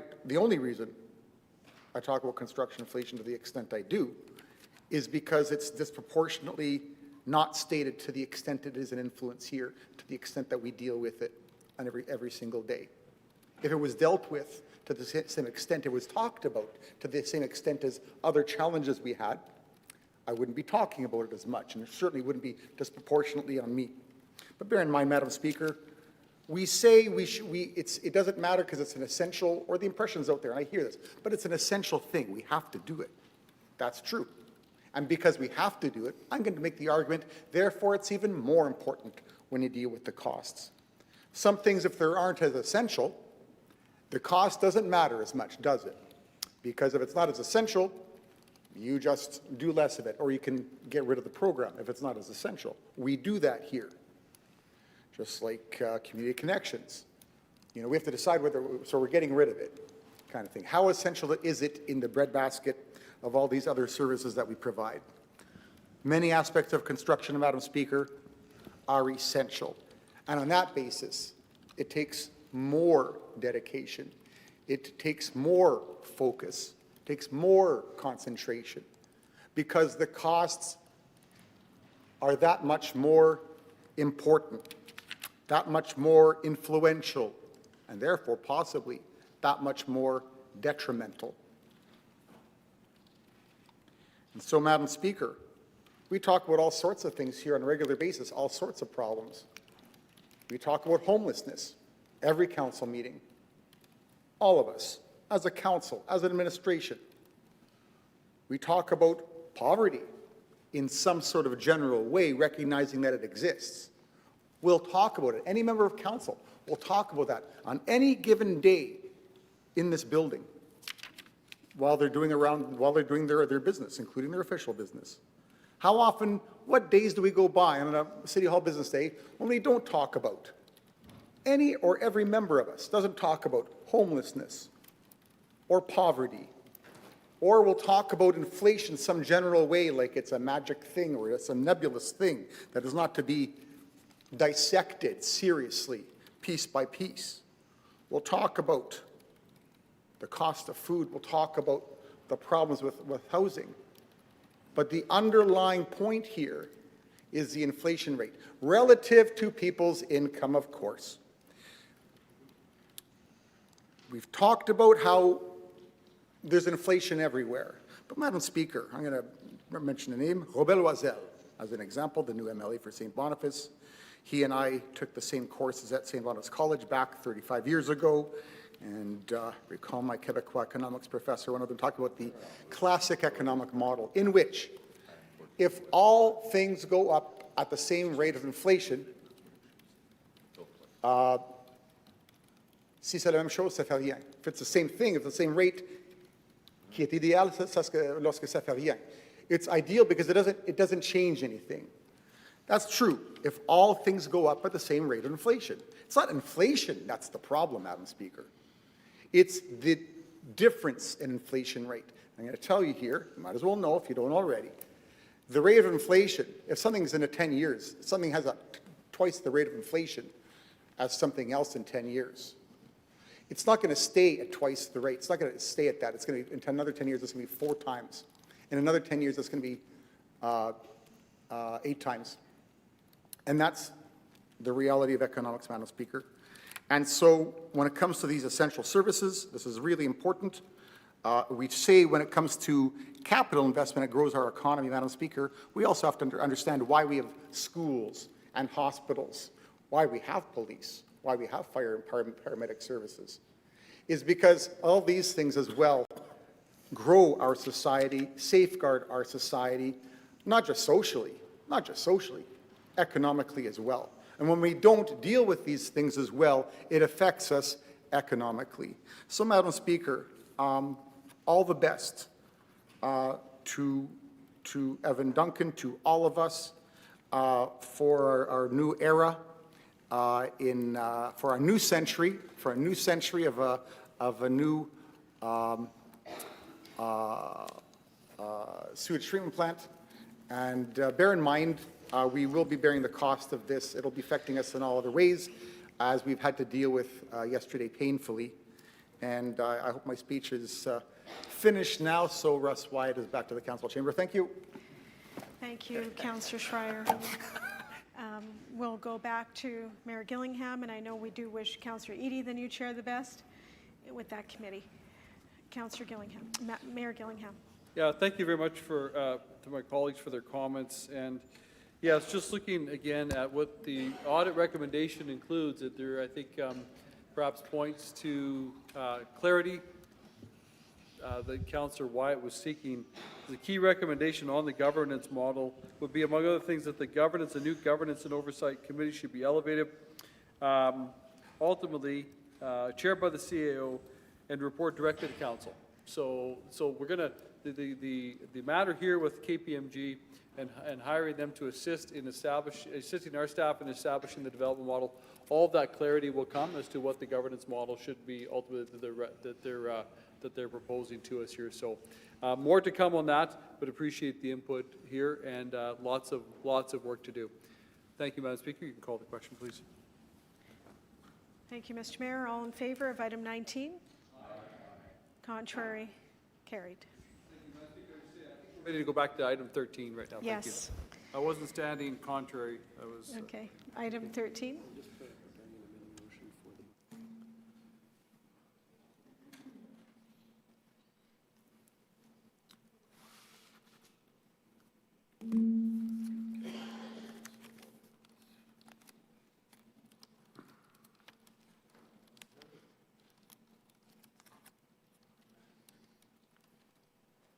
The item is ready, but we do need to do some other work on the bylaws. Let's go question period right now for the mayor. Sure. Councillor Mays? Thank you, Madam Speaker. On December 18th, we got an email from the mayor indicating that the federal government in its fall economic statement had promised $150 million toward the biosolids project. We have received no further details on that. There are several problems on this. Number one, the fall economic statement has no legal force and effect due to the prorogue of Parliament. Number two, the federal government in its announcement said this money would be flowing through the federal-provincial stream, part of the housing. This is different. This is not Housing Accelerator. This is a different fund. There is no provincial agreement in place. There's no provincial funding in place that we're aware of. I've tried to contact the federal government, could not get any answers. Yes or no, was this signed by the deadline? So my concern here is part of the federal condition is for FAOR, fourplex as of right everywhere throughout the city. So different than the Housing Accelerator. I wonder if the mayor can reassure us that there won't be any application brought forward to council in February or March to access funding without reference back to, we now have a hearing in June on the fourplexes. Some very good work by Mr. Kelsey back when we originally debated this about putting limits on that, lot size, environmental, gravel rain, etc. The limits on the fourplexes under this new thing are limited exceptions to the zoning requirements, and the federal government will decide that. So I don't want to have to rush to a hearing of some sort in March when we're clearly heading to a bigger hearing with actual bylaws in play in June. So what can the mayor tell us then about the requirements under this Canadian Housing Infrastructure Fund, and can he reassure us nothing will be coming to us in February or March by which we'll have to vote on some sort of application? Thank you. Mr. Mayor? Thank you. I want to thank the council for the question. So what is happening right now is, yes, that fall economic statement, the $150 million commitment from the federal government was announced on a day when there was a lot of other things going on. So it didn't get a lot of play, but we certainly did see it and notice it, and it was raised to us. We, when I say we right now, my office, but also our CAO, interim CAO, corporate finance and others are trying to get clarity from the federal government right now related to the application process. The city is working with Daniel Blakey, who's working on behalf of the Premier, in coordinating federal, provincial funding related to any increased funding to the North End plant, and determining what stream and what application process is required. Yes, we're also asking the very question you're asking as far as timelines and how that relates to what the federal government has said, that there are conditions on accessing this funding. So all I can say is this is a very a few times a week conversation between our staff, my office, our administration, the province of Manitoba, and the federal government as well. And believe me, as soon as we have clarity and understanding as to what the next steps are and the sequence of them, we will absolutely be providing them, but we're seeking the clarity as well. Okay. Thank you. Second question. Thank you, and I should say, I mean, it's good news if we get money toward the North End. I know, unfortunately, the money is being promised in 26, 27, and years afterwards, actually extending into the fifth Trudeau mandate, potentially, the way that the wording comes. So the wording is not coming before the money's not coming before the upcoming Question, federal please. election. Can we get assurance from the federal government that the fourplex wording is roughly as Mr. Kelsey drafted it, subject to whatever debate we have here in June? Because the wording they seem to be floating is dealing with yet another set of federal bureaucrats and on a very different template than what was drafted by Mr. Kelsey in good faith back in 2023. Thank you. Mr. Mayor? Yeah, thank you. As I said a moment ago, we're seeking clarity on all things, all requirements, all application avenues, and frankly, doing all we can. We will do all, I will do, our staff will do all we can to get this $150 million locked up and assured. And if there is a way, if there is such a thing as a way to go from a commitment to a certainty that could transcend governments, if that opportunity is available, by all means, we will be looking to that as well. We all know around this chamber, we're talking about the size and complexity of the North End plant has been our conversation around here for years. It will be our conversation around here for years to come. Every available dollar we can draw down from the federal government, provincial government, we are doing all we can to make that happen. Because, as we know, the treatment plant in the north of Winnipeg is tied directly to our capacity to grow as a city, to develop as a city, to expand our economy as a city. The expansion and growth of our economy is of interest and of value not only to us at council, but most certainly to provincial and federal governments as well. So there is a real a vested interest that they have. Their fortunes are tied up with this project as well. And so, as I said, this is the top priority in our discussion and dealings with. I'm really pleased that we do have, and credit to everyone involved in this so far, that we do have an announcement of $150 million from the federal government. The province has indicated, obviously, the $30 million, which is really a reallocation of the strategic infrastructure basket. The Premier indicated there's more to come. I I had a discussion the other day with Finance Minister Sala, who restated what the Premier consistently says, and he said, Scott, this project is a priority. It is the priority for us. So that's good to hear that it's everyone's priority.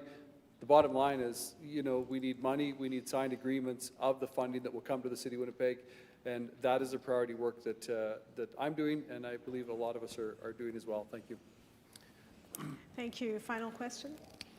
Yeah, just for clarity, the announcements to date, though, and again, I have no idea what the connection is between infrastructure money and zoning reform, because this is a sewage treatment plant. But in any event, that seems to be the condition the federal government's trying to put on it.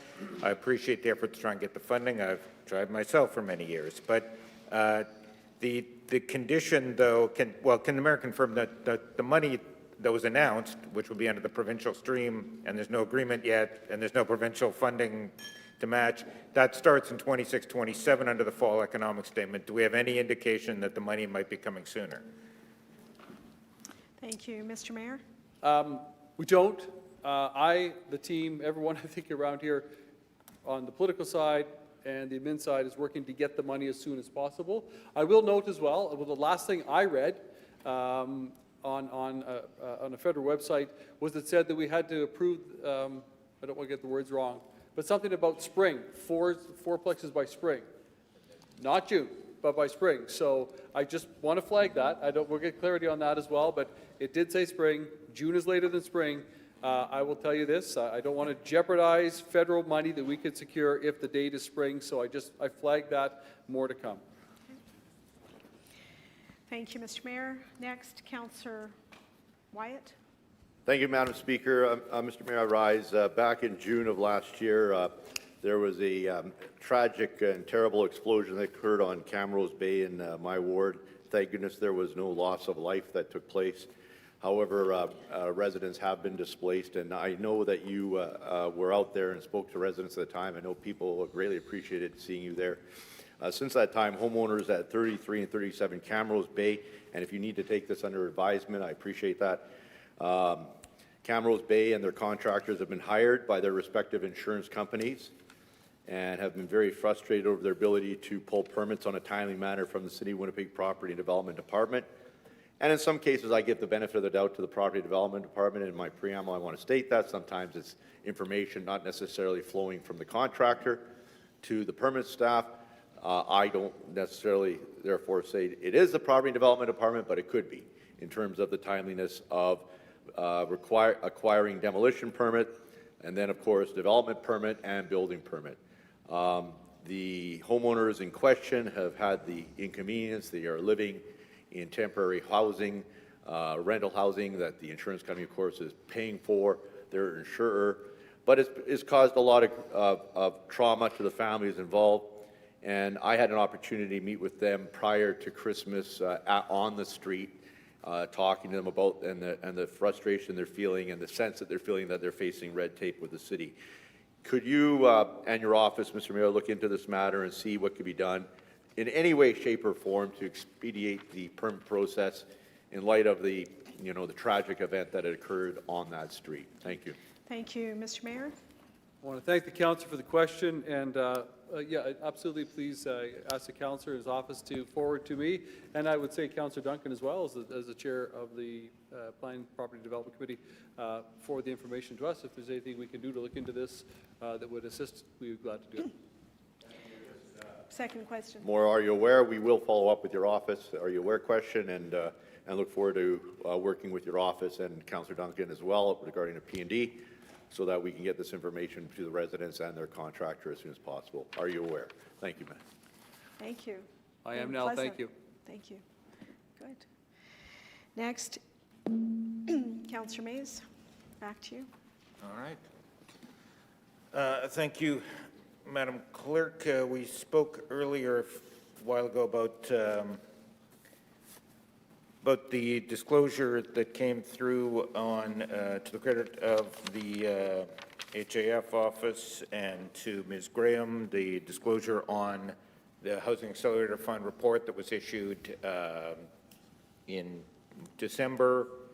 Again, I want to thank CFO Graham for putting the attestation out, making it forward that there is no complexity, there's no issue with having a hearing in June, so we'll be having that hearing. But we voted last month to have more time for the public to have input. We all got a briefing December 9th and 10th on staff plans for the missing middle for the fourplexes. We were told at that point they'd be going to the public in January. We've seen none of that. So question is, in light of a report that says there will be a series of public open houses held in early 2025, can the mayor tell us when will the public see these documents? When will the public see what is being proposed? There's supposed to be a series of public open houses. The information was to come out in January. What can the mayor tell us about when that information will be coming out? Thank you, Mr. Mayor. I want to thank the council for the question. I don't have the date on that, but I certainly will look into and ask our CAO to look into the timing of the release of that information. I'm answering the second question first. There was a comment I want to go back to. He referenced June. I just want to state again, I guess, you want us to be clear and give thought to this. We don't have to decide this today or tomorrow for sure, but I think we have to give thought to this.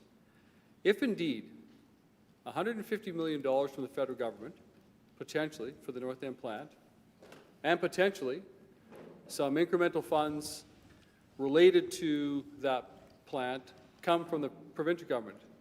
And if that requires us to move quicker on our hearing on the 4s and 4s, in fact, to move it back to spring date, I know and out of June, but would have it sooner. I certainly, for one, that we vote on at council, I certainly, for one, would not want to jeopardize $150+ million for our North End treatment plant second phase based on a few weeks. So just put that as a flag to ask us to consider that. No decision, no comment has to be made today if no one wants to, but just a thought on that.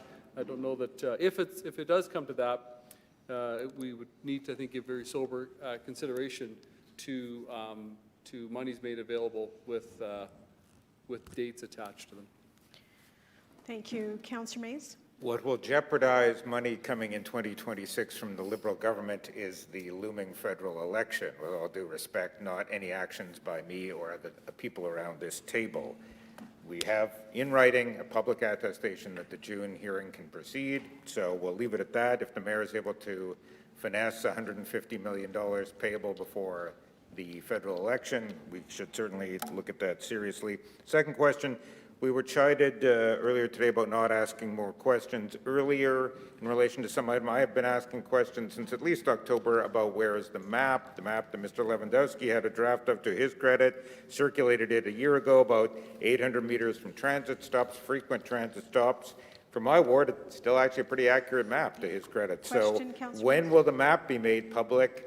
We're told to ask questions earlier. I've been asking since October for the map. When will the map be made available to the public, showing where the 800-meter zone is for the greater height limit? Thank you. Mr. Mayor? Thank you. Certainly, I can, through you, Madam Speaker, I'll include that question with my emails. I don't know if perhaps, and I don't know the answer to this, if indeed the motion to delay the hearing 3 months had any impact on the timing of the open houses, perhaps. I don't know the answer to that, but I'll get clarity on both of those items. And I will just maybe add, I know that there's a lot of talk about the possibility of, and the likelihood of a federal election. Reminds me, though, that the current leader of the opposition has been very clear, very consistent that he, and if he forms government, would certainly want to see more housing built in cities faster. Not slower, but faster. In fact, he's considered, in past, he's on record talking about maybe even putting conditions on the Canada Community Building Fund, which is, formerly known as the gas tax. That's a fund right now that has kind of very little, if no conditions on it. We rely upon it, as every municipality does. But I think we have to be really aware as a council that both the current government and the, as they like to be identified as the government in waiting, arguably, have both been very clear. They want cities to build more housing faster.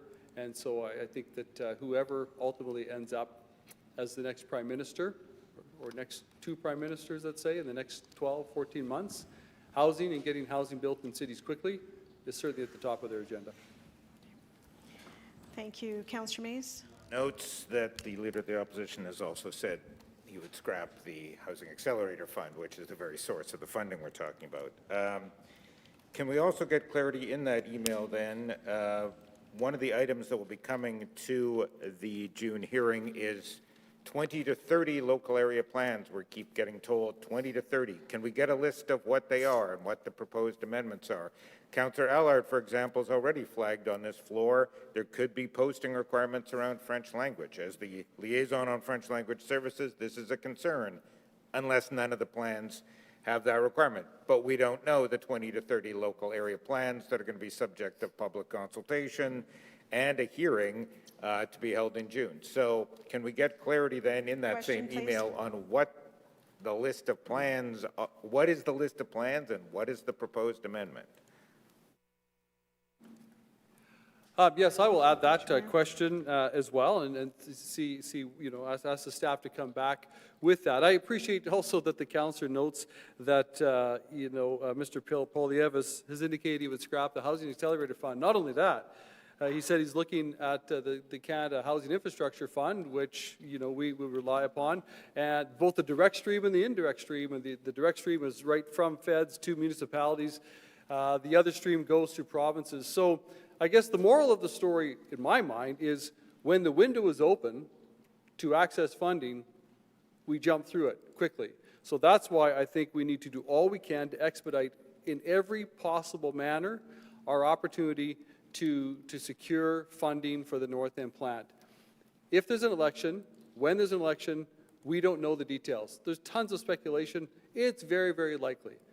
If the polls are right, it's likely we have a different government, that Pierre Poilievre is the next prime minister. That's not today, that's tomorrow. What we do today, I believe, what I'm doing today, what council should do today is to try to draw down every single dime available to the City of Winnipeg to fund our infrastructure. And I would say, and I would argue, we should do nothing to jeopardize our opportunity to secure what may be available to us. Thank you, Mr. Mayor. With that, concludes question period. Councillor Wyatt? Okay, Councillor Orlico, did you have your hand up? I did. Okay, we'll come back to you, Councillor Wyatt, because you've Yeah, had some fair enough, opportunities. Councillor Orlico? Well, I appreciate the mayor's comments today. I know that we applied for $192 million for the Housing Accelerator Fund. The mayor's negotiation resulted in $122 million and resulted in calling people that really want to have a say in the development that happens in their neighborhood as red tape. I got that. I understand where he's coming from. So can he explain to me that should we agree for things like to get the money ahead of time before the money is secured? This is including things that the Canadian Researcher Fund, but also including the Transit Fund, where it requires that we, as a city of Winnipeg, avoid parking restrictions, which will be a very big concern for many neighborhoods, to capture the money on the Transit Fund. I'm just wondering where we're at. It seems that we're going to acquiesce to the federal government, regardless, just to get the money. Where is the mayor on this? Where is he saying that money is important? I don't disagree. But where are we lined up on saying, yeah, we don't disagree, we need money, but where are we deciding that the public interest for Winnipeggers maybe not aligned to the federal government's prerogative to tie federal money to things that are really municipal issues?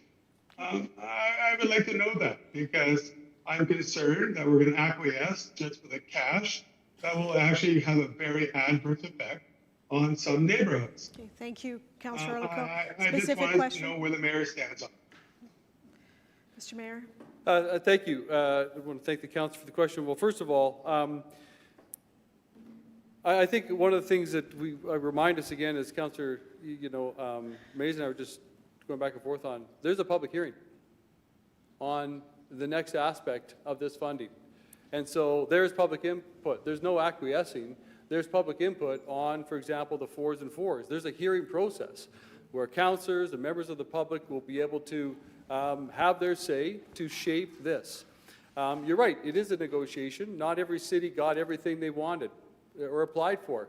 If you remember, I remember when Moira Gear was here and she told us that she was basically aggressive in her application. If we would have got $192 million, I would have been shocked.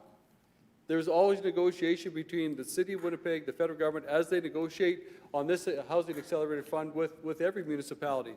But for sure, when it comes to the next steps and the next tranche of this funding and a future tranche of the funding, we require a hearing process. There'll be public input. Every neighborhood can have their say, or every neighborhood affected can have their say. I mean, it's a public hearing. Anyone can have their say on it, certainly including councillors. So we continue to negotiate. We don't roll over and show our belly and just say whatever you want, you go ahead and do. We don't do that. I can assure you of that today. And I will make this commitment when it comes to things like applying for and seeking access to transit funding from the federal government or anything else.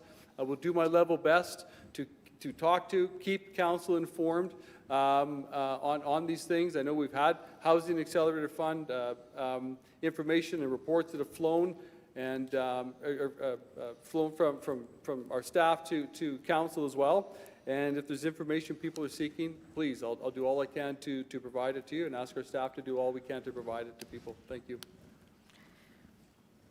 Thank you, Mr. Mayor. Second question then would be, does the mayor agree that we should accept regardless of how much money for the transit funding, to waive parking minimums to receive the transit funding. What's his position?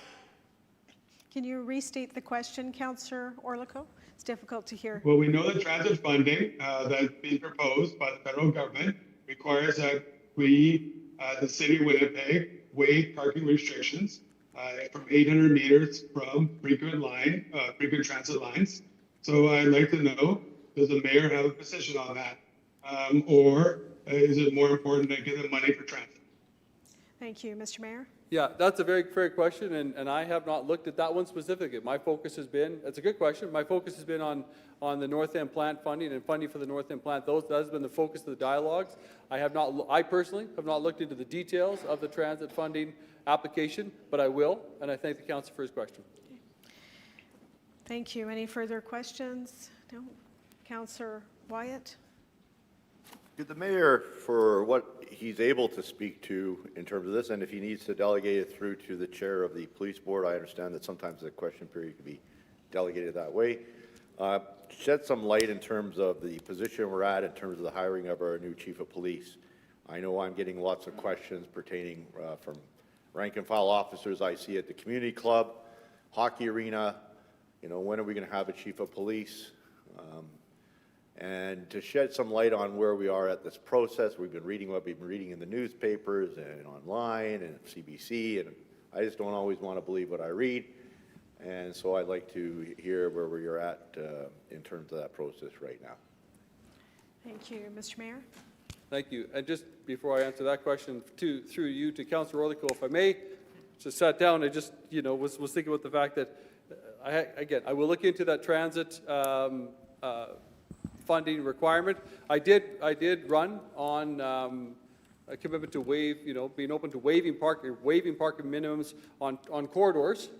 I know you're talking about like 800 meters, so beyond the corridors, but certainly on corridors, which we approved malls and corridors just recently. So, but I'll get more details on that. Yes, through you, Councillor, Madam Speaker, to Councillor Wyatt. I'm the mayor, sit on the board, but I'm not the spokesperson for the board, but I will just, I think, echo what our board chair has said consistently, is that there's a process in place. In the process, in December, we, and I think everyone around this chamber, got information. The board is taking every step, or every bit of information seriously, and is following the process and takes the information that it gets seriously. And so there's a process to be followed. And once the process is complete, the board will have an announcement. I believe that's what the chair said, something to that effect. Okay. Thank you. Next question. The hiring firm that was hired been rehired for the purpose of concluding the hiring, or has that been now delegated to the law firm that has been hired, the external law firm, just to add clarity? Thank you. Mr. Mayor? I think the councillor is asking an HR recruitment question that I'm not prepared to answer. Thank you. Final question? Once all the decision is made and the hiring has been made, would the mayor or the board be prepared to release all information pertaining to the hiring, pertaining to the costs involved, i.e. the contract costs, whether it be the legal or hiring of the hiring firm, since this would be public costs nonetheless? Thank you. Mr. Mayor? The board, it falls under the City of Winnipeg's consolidated financial statements, and details as far as expenditures are part of the city's documents. Thank you. Councillor Mays? I appreciate the comments about jumping through windows and accessing funding, but just for clarity, obviously we can't get any of the Housing Accelerator money, any additional money, until 2026. We know that. The announcement from the federal government, which doesn't have any legal effect, I think we're all in agreement on that because it was in the fall economic statement. For the other fund, the CHF, that also starts in 2026 and extends over 4 years the way it's currently. So I guess if we're going to engage in what is arguably the biggest rezoning in the city's history, I just want to make sure the public is aware. None of the funding we're talking about is at this stage set to flow before the 2025 federal election. Is that correct? Thank you. Mr. Mayor? Yeah, I think what I have read here is that really, and whether we agree with it or not, funds that the councillor has identified that will flow in 2026 appear to have conditions in 2025. Thank you. Any further questions? Seeing none, that concludes question period. Let's go back to the last EPC report section. Item 13, Multifamily Sustainable Housing Infrastructure Program. Okay, we will have a motion to amend the map shortly when we deal with the bylaw section. Madam Speaker, we've been really clear about, making items available to the whole of council. And this here, once again, we've got a map, there's a mistake, but not all of us are able to see said map. So I've done some work with the department on explaining why this is such a problem. So I don't see a description here either, so perhaps there is one available, Yeah, but we'll get into quite a that shortly. privilege. Thank you.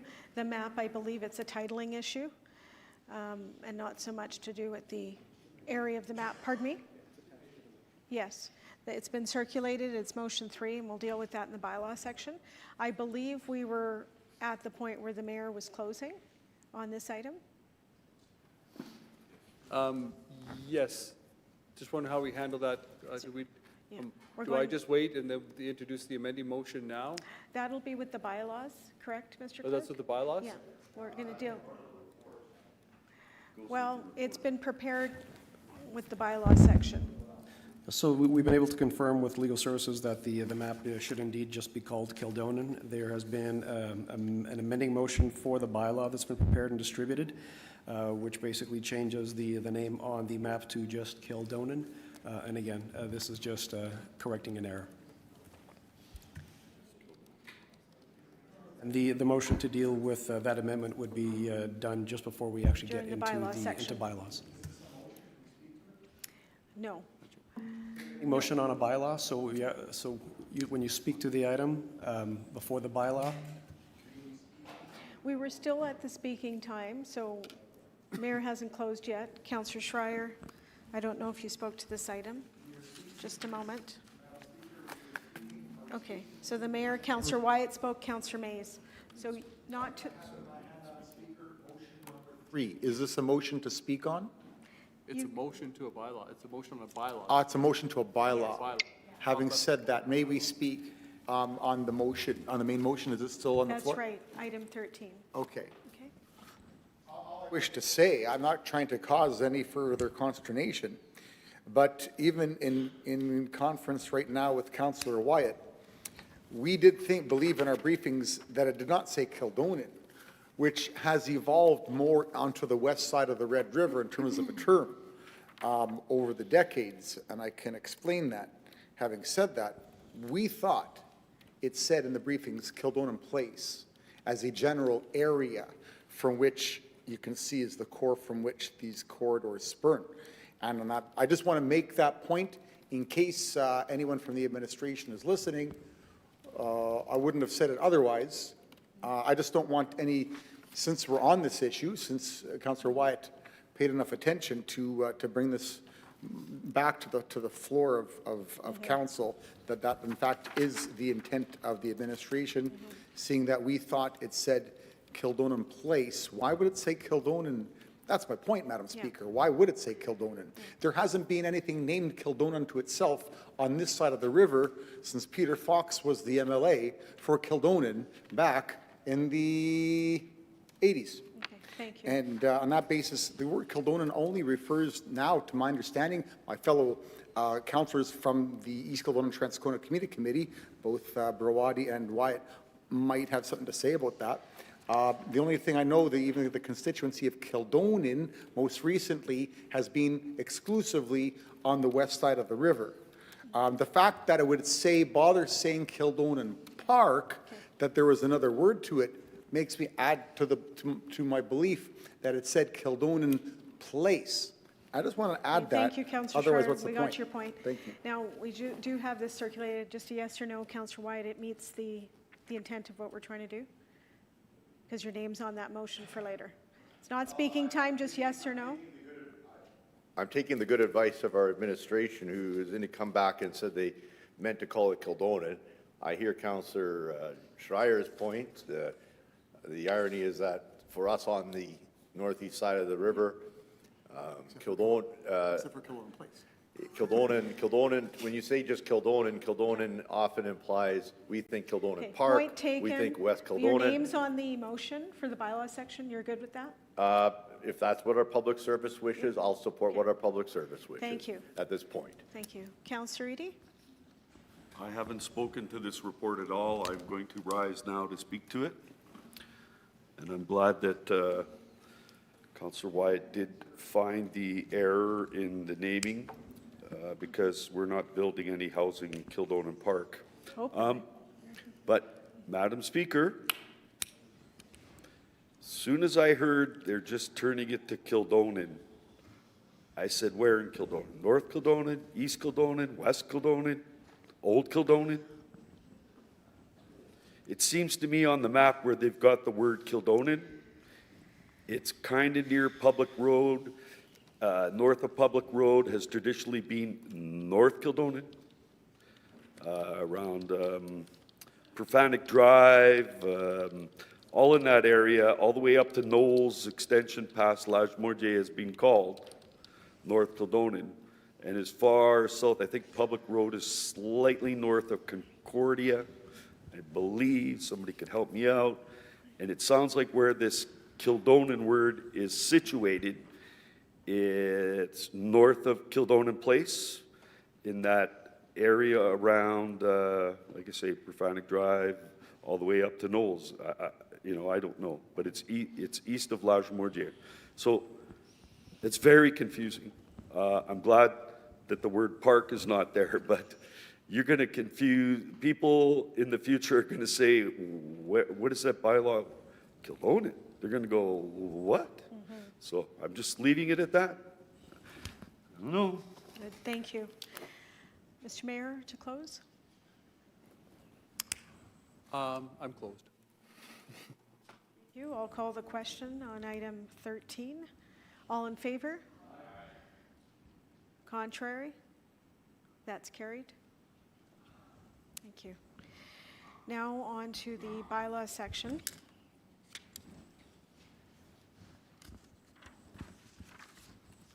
Mr. Mayor? Thank you, Madam Speaker. I move that bylaw number 2, 2025 be read a first time. All in favor? Aye. Contrary? Carried. Bylaw number 2 of 2025. Okay, Mr. Mayor? I move that the following bylaws be read a second time. Bylaw number 74, 2024, bylaw number 86, 2024, bylaw number 142, 2024. All in favor? Aye. Contrary? Carried.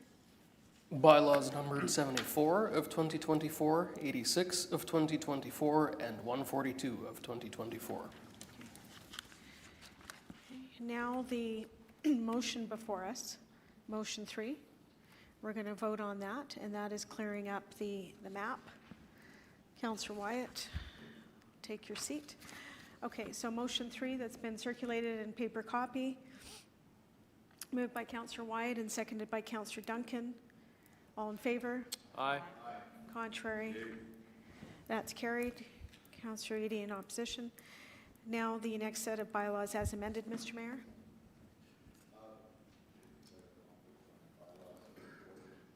Oh, you did, okay. Okay. Okay, good. That was the Thank you. previous one. You Very weren't good. here. Thank you. Okay, thank you. Mr. Mayor? Just for clarity then, is this correct? I move that the following bylaws be read a first time. Bylaw number 1, 2025 as amended. Yes. Bylaw number 9, 2025.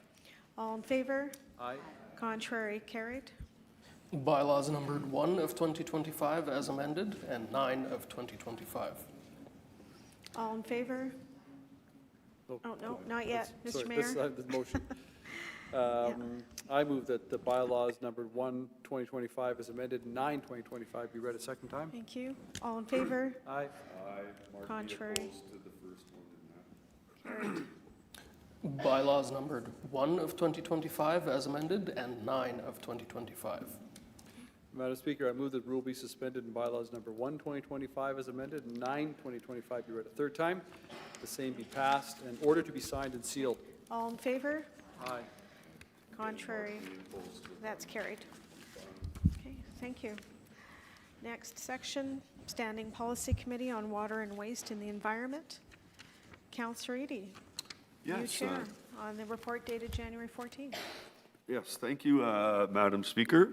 My first one, I rise to move the consent agenda of the Water, Waste and Environment Committee meeting of the said date, report item 1.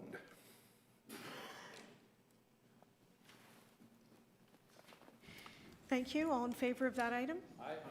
Contrary? Carried. All right, thank you. Okay, there's no motions, no bylaws today. Any questions for our chair, Councillor Eady? Mr. Mayor. Thank you, Madam Speaker. Through you, I want to welcome Councillor Eady to his role. Thank you for taking on the role as Chair of Water Waste, and just in general, just if he could tell us what his priorities of this new role will be. Thank you. Thank you, Mr. Chair. Madam Speaker, through you to the mayor. Well, we do have some the priority is to try to ensure that all these major changes that we have coming regarding NUPIC, and we have some solid waste changes, and we have many different reports, but my main focus is to try to figure out, Madam Speaker, how we keep things affordable for Winnipeggers who are actually paying for all of this, whether it's through federal, provincial income taxes, or sales tax, or whatever it is, or through property taxes, Madam Speaker. Essentially, these are important services that we do need, and we need to figure out how we can do it in the most affordable way for Winnipeggers. So that is a priority. And I also wanted to say that when I accepted the what would you call appointment, Madam Speaker, I also noted the talent that was on my colleagues that are on that committee.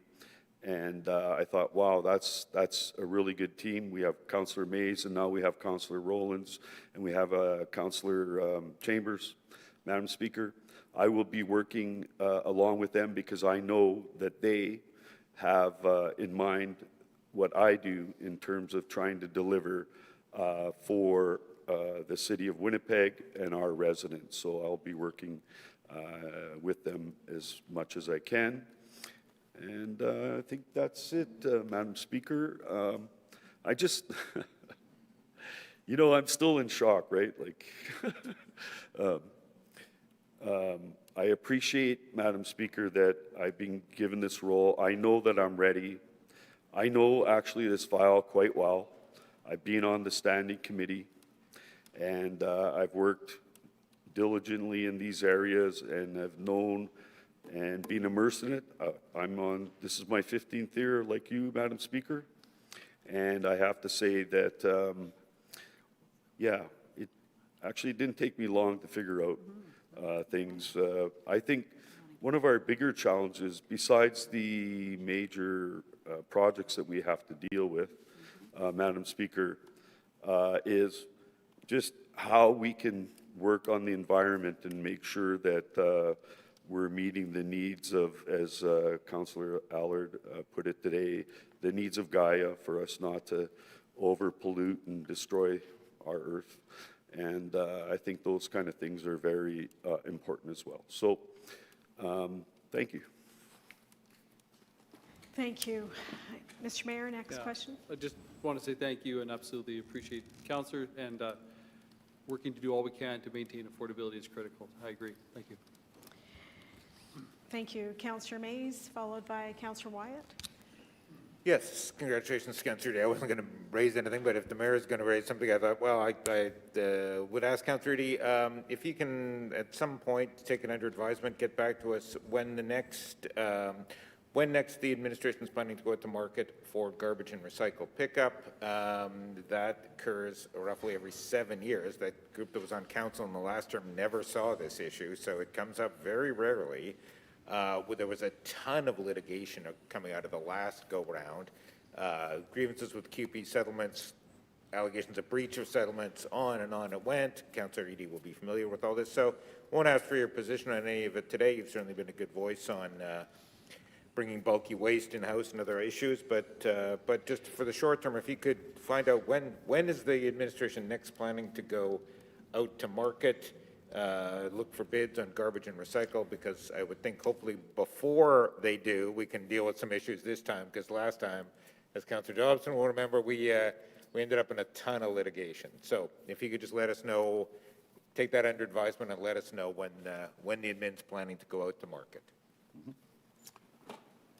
Yes, Madam Speaker, I am watching for that, and it's my understanding there's some changes to how recycling is going to work in terms of provincial legislation that the current government is considering passing. So I will be paying attention, and we do know when we eventually go to curbside composting that there will be contracts that will have to be renewed. Thanks.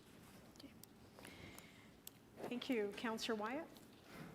You wanted to rise and congratulate Councillor Eady, and definitely he will do an excellent job as chair of the committee.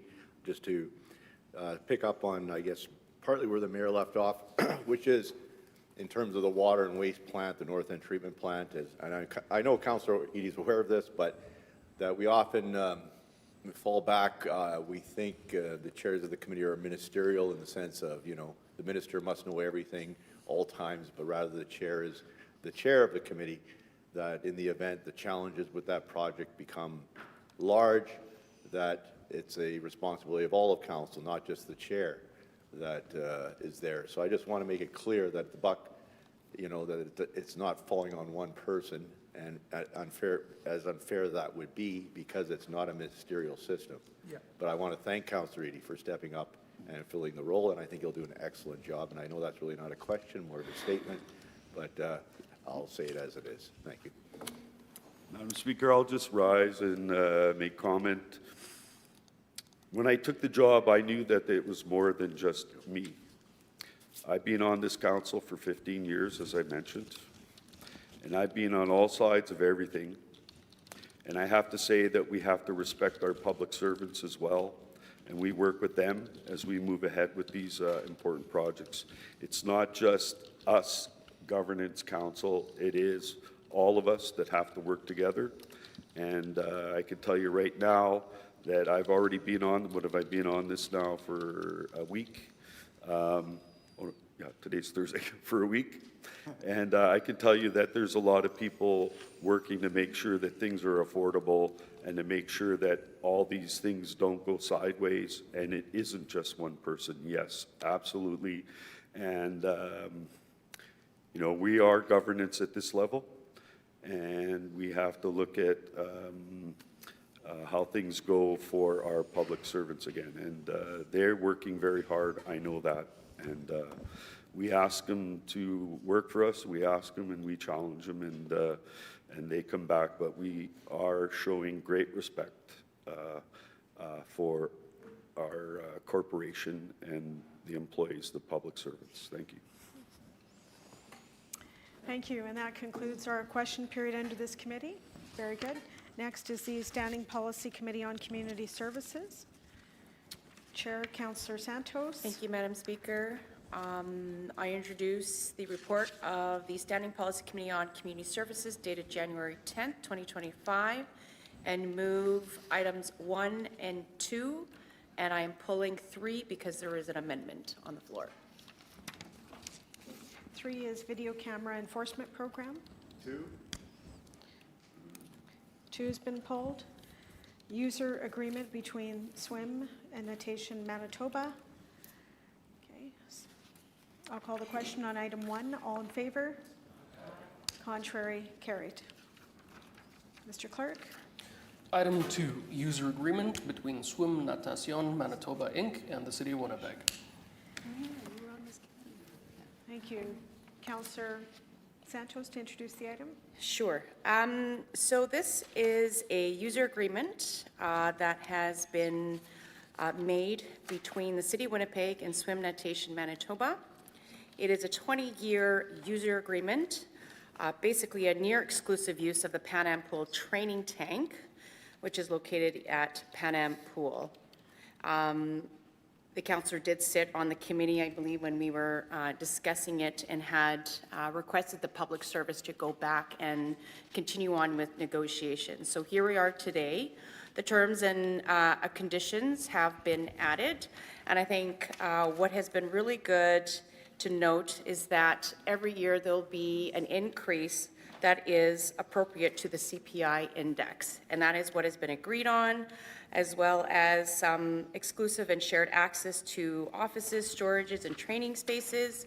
And I think something that's also new within this agreement is that a reserve account is going to be created by Swim Manitoba, or Swim Natation Manitoba, and that any revenues or increased revenues that have been generated by Swim Natation is going to go into this reserve account and used exclusively for maintenance, if required, for any facility improvements to this Pan Am swim tank. So that's something new, and that's something to be proud of. We want to note obviously the continuing contribution by Swim Natation, but that's what this report is about. Thank you. Thank you. Any further speakers? Councillor Wyatt? Yeah, I stood the matter down, and Councillor Santos is quite correct. We were quite involved with this at the standing committee when the matter was there before us before. I stand it down simply just to make a few comments.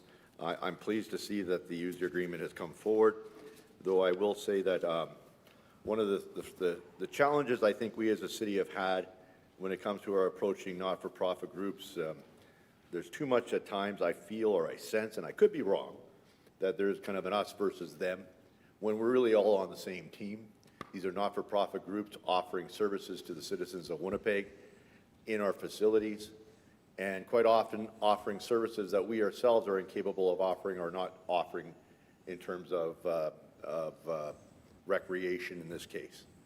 And I think we have to have the approach, Madam Speaker, more so that we need to work with these groups in a cooperative fashion to find solutions versus, the us versus them approach. And that's one of the challenges that I think we still have as a city. What I find interesting as well is that this is called a user agreement. This is not called a lease agreement. We have this interesting dichotomy where we have these lease agreements, again, with not-for-profit groups using our facilities versus calling a user agreement. You talk to the real estate department of our city who oversees the lease agreements, they would be more than happy to get this off their workload because they are very time-consuming.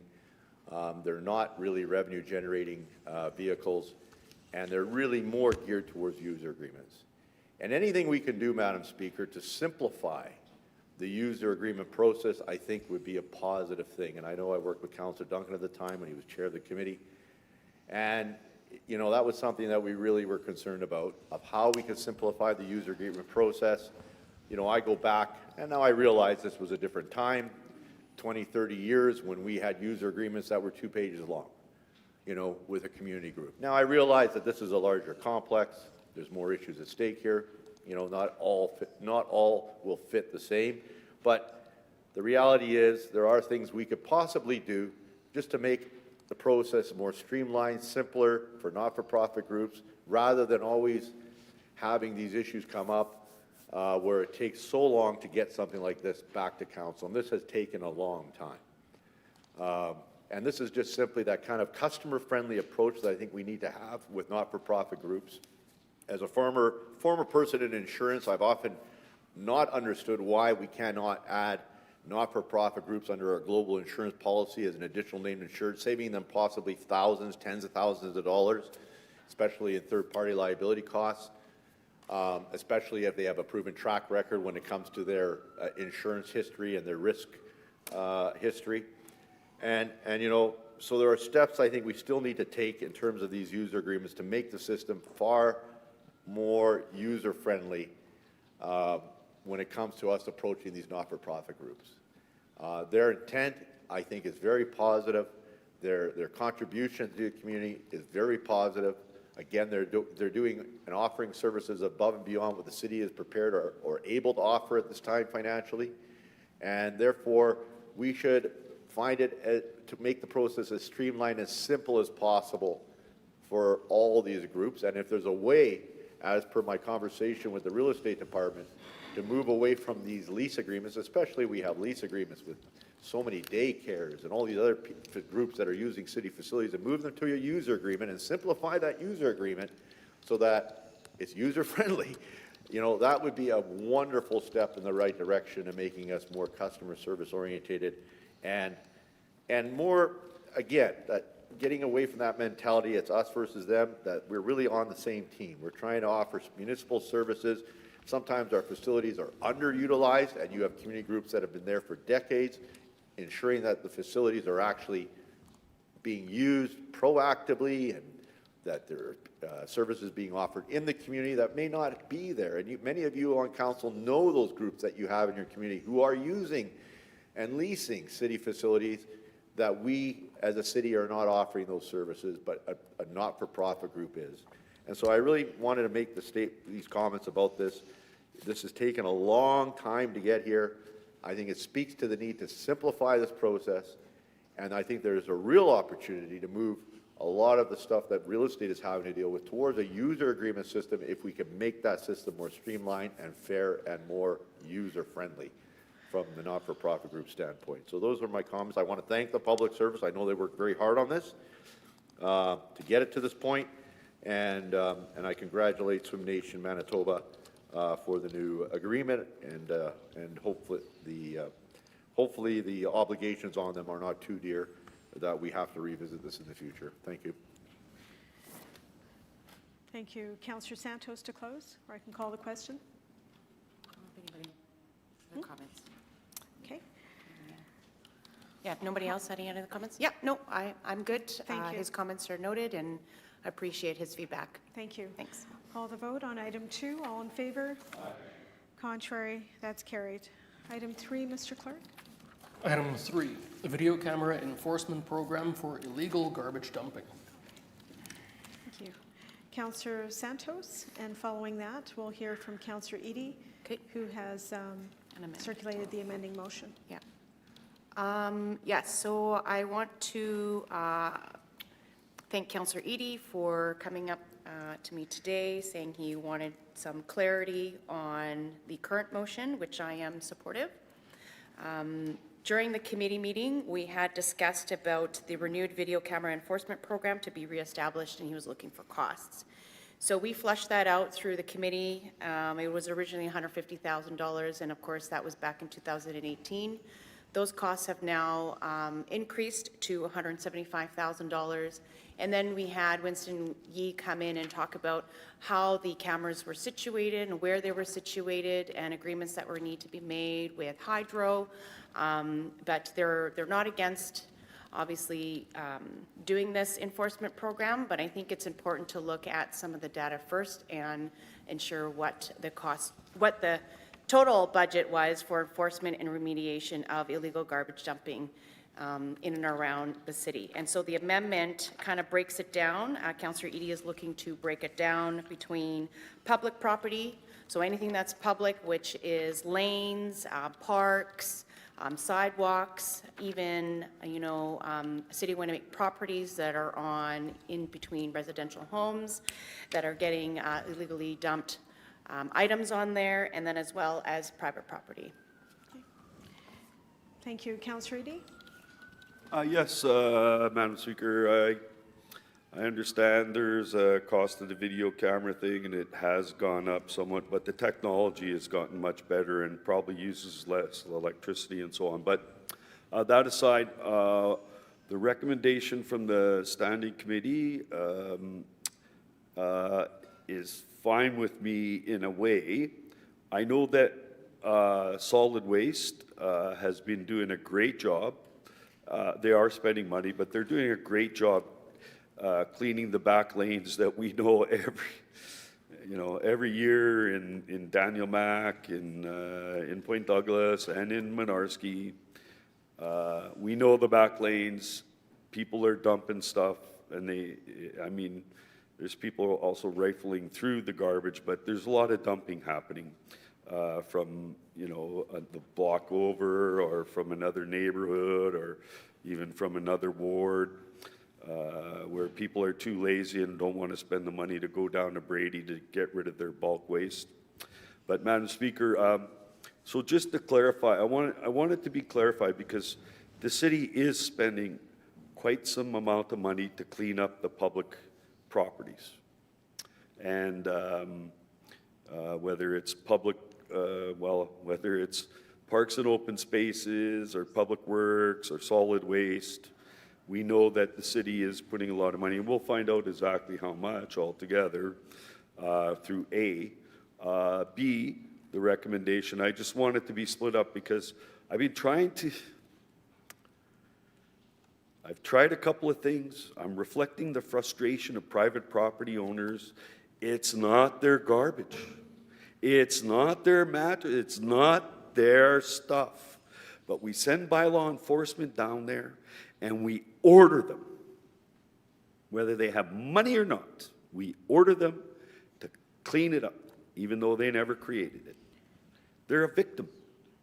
We need to try to do something to help those victims to prevent it. Now, I will point out that the Selkirk Avenue Biz, through funding through the Mynarski office, the Selkirk Avenue Biz is going to attempt to try a pilot project. We'll see how it goes.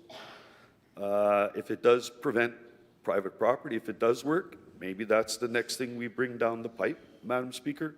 But we need to resolve this issue. I will again explain just one small restaurant in the North End at Salter and Aberdeen, Luda's. They take care of their garbage. They have a bin. They keep it locked. They take care of it. They need to have parking for their customers that come.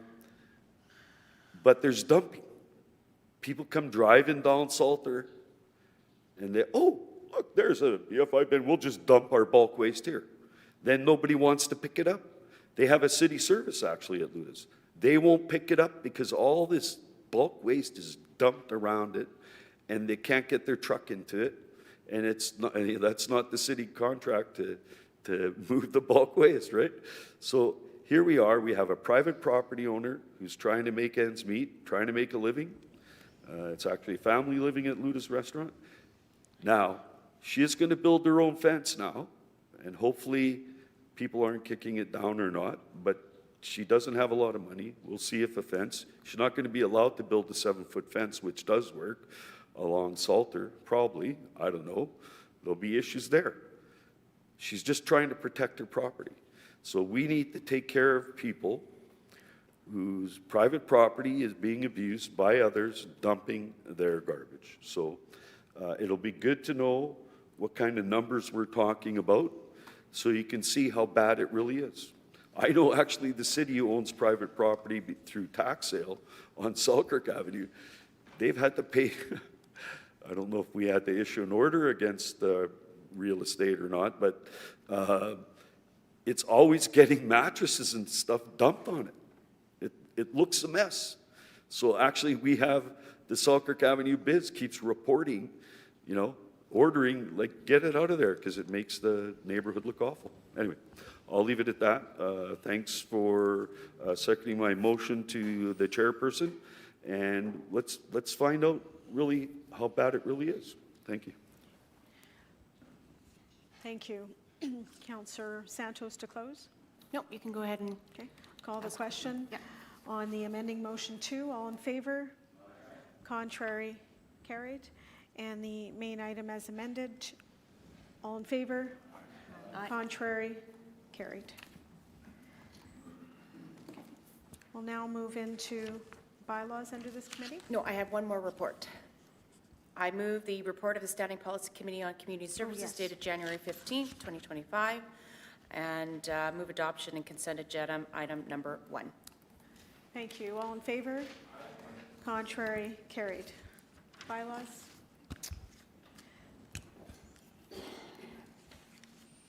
Councillor Santos? Just so you know, this is my first time moving a bylaw. Oh, wow. Yay. Anyways, I move that bylaw number 11, 2025 be read a first time. All in favor? Contrary? Carried. Bylaw number 11 of 2025. I move that bylaw number 11, 2025 be read a second time. All in favor? Contrary? Carried. Bylaw number 11 of 2025. I move that the rule be suspended and bylaw number 11, 2025 be read a third time and that same be passed in order to be signed and sealed. All in favor? Contrary? Carried. We'll now have a question period under this committee. Any questions for Councillor Santos? Councillor Chambers? Thank you, Madam Speaker, and through you to the Chair of Community Services. And I probably should have approached you prior, but I'm receiving emails from constituents in my ward with respect to Margaret Grant Pool and early swim times. I'm just wondering if the Chair could find out more information from me. The information that I received is that Margaret Grant is accommodating some swim times with respect to the closure for temporary closure of Bonnie Vitel, and is taking on some of that activity. But swimmers in my ward want to know how this might be impacted once Bonnie Vitel Pool is opened. So if you can get information to me with respect to Margaret Grant Pool and what the operating times will be throughout 2025. Thank you. Thank you. Councillor Santos? Yeah, thank you for that question. I too, as the Chair of Community Services, have been receiving similar emails and concerns about Margaret Grant Pool. I have been working closely with the director and she's advised right now no hours have been changed. But new schedules will be set for April, and of course we can have that ongoing conversation. And you are correct, hours have been extended at Margaret Grant Pool while Bonnie Vitel Pool is due for closures and renovations, and some continuing ongoing conversations with respect to how the hours are going to work at Margaret Grant Pool, and maybe what does that look like? I don't know what that's going to be, but I'm happy to take this offline. Thank you. Any further questions? Okay, seeing none. Next is the Standing Policy Committee on Public Works. Councillor Lukes, the report. Great. I'd like to bring forward 4 reports from Public Works dated on January 9th, 2025, and I'd like to move adoption and consent agenda of items 1 through 4. All in favor? Aye. Contrary? Carried. Right into bylaws, Councillor Lukes. Okay. I'd like to move that bylaw number 1425 be read a first time. All in favor? Aye. Contrary? Carried. Bylaw number 14 of 2025. I'd like to move that bylaw number 14 of 2025 be read a second time. All in favor? Aye. Contrary? Carried. Bylaw number 14 of 2025. Okay. And I'd like to move that the rule be suspended and bylaw number 1425 be read a third time and that the same be passed and ordered to be signed and sealed. All in favor? Aye. Contrary? That's carried. Okay, now we'll have question period under this committee. Councillor Wyatt?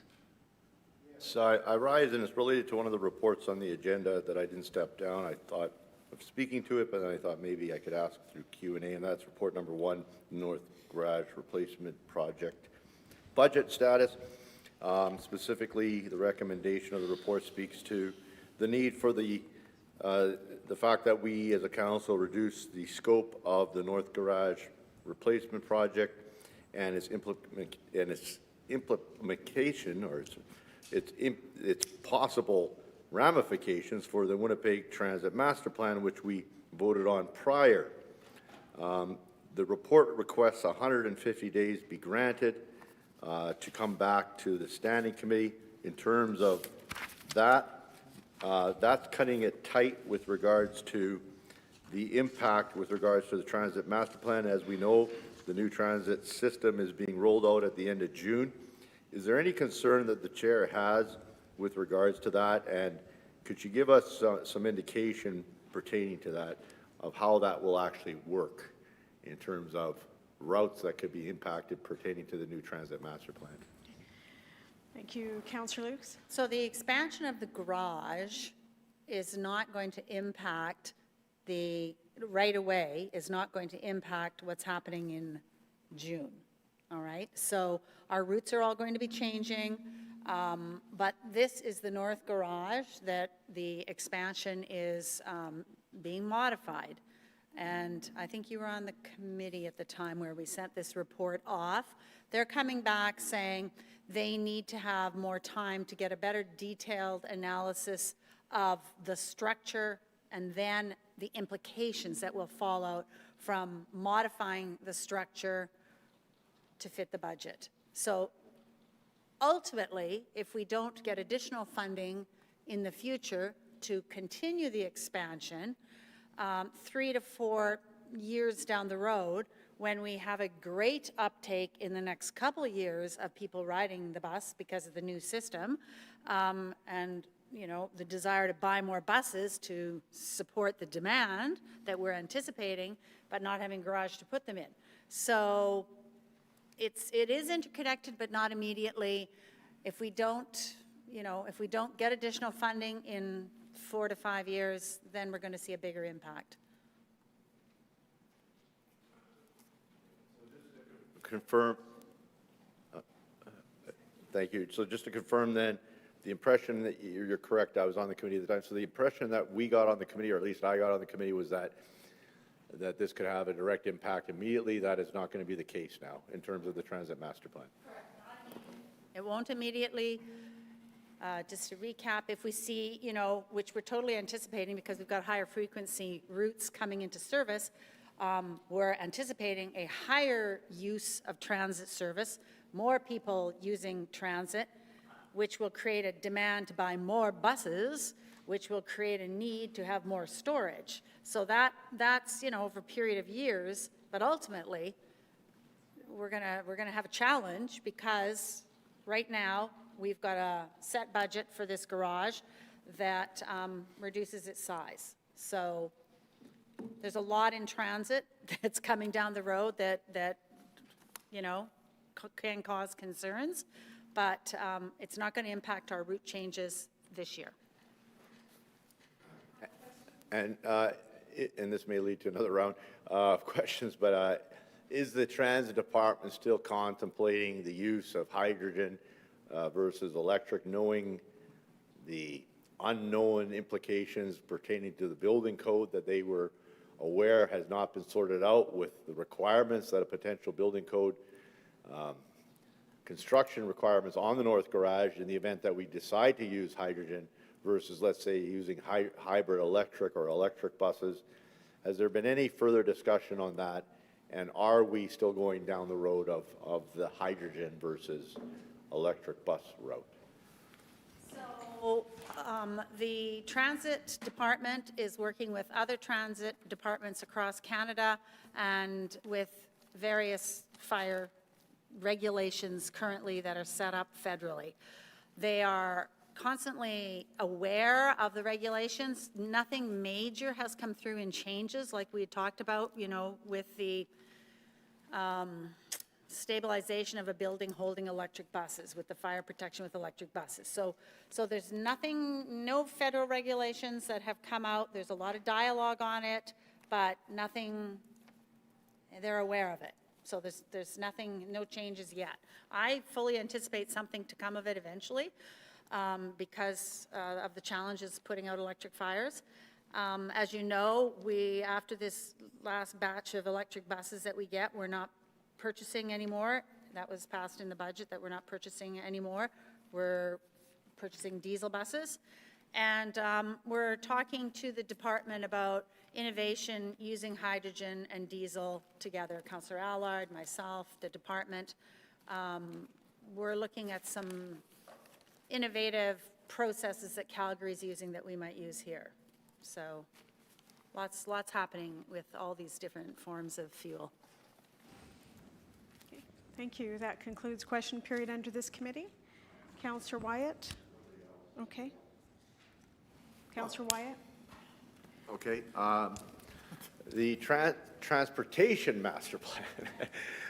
What is the status of that? I know there are some significant changes and recommendations to the transportation master plan that could be somewhat controversial in terms of issues related to wards. Sorry, long day. And I want to know what is the plan, what is the schedule, is there any idea of what we're looking at for the rollout of the transportation master plan at this point in time, and when, where, how, all that sort of stuff?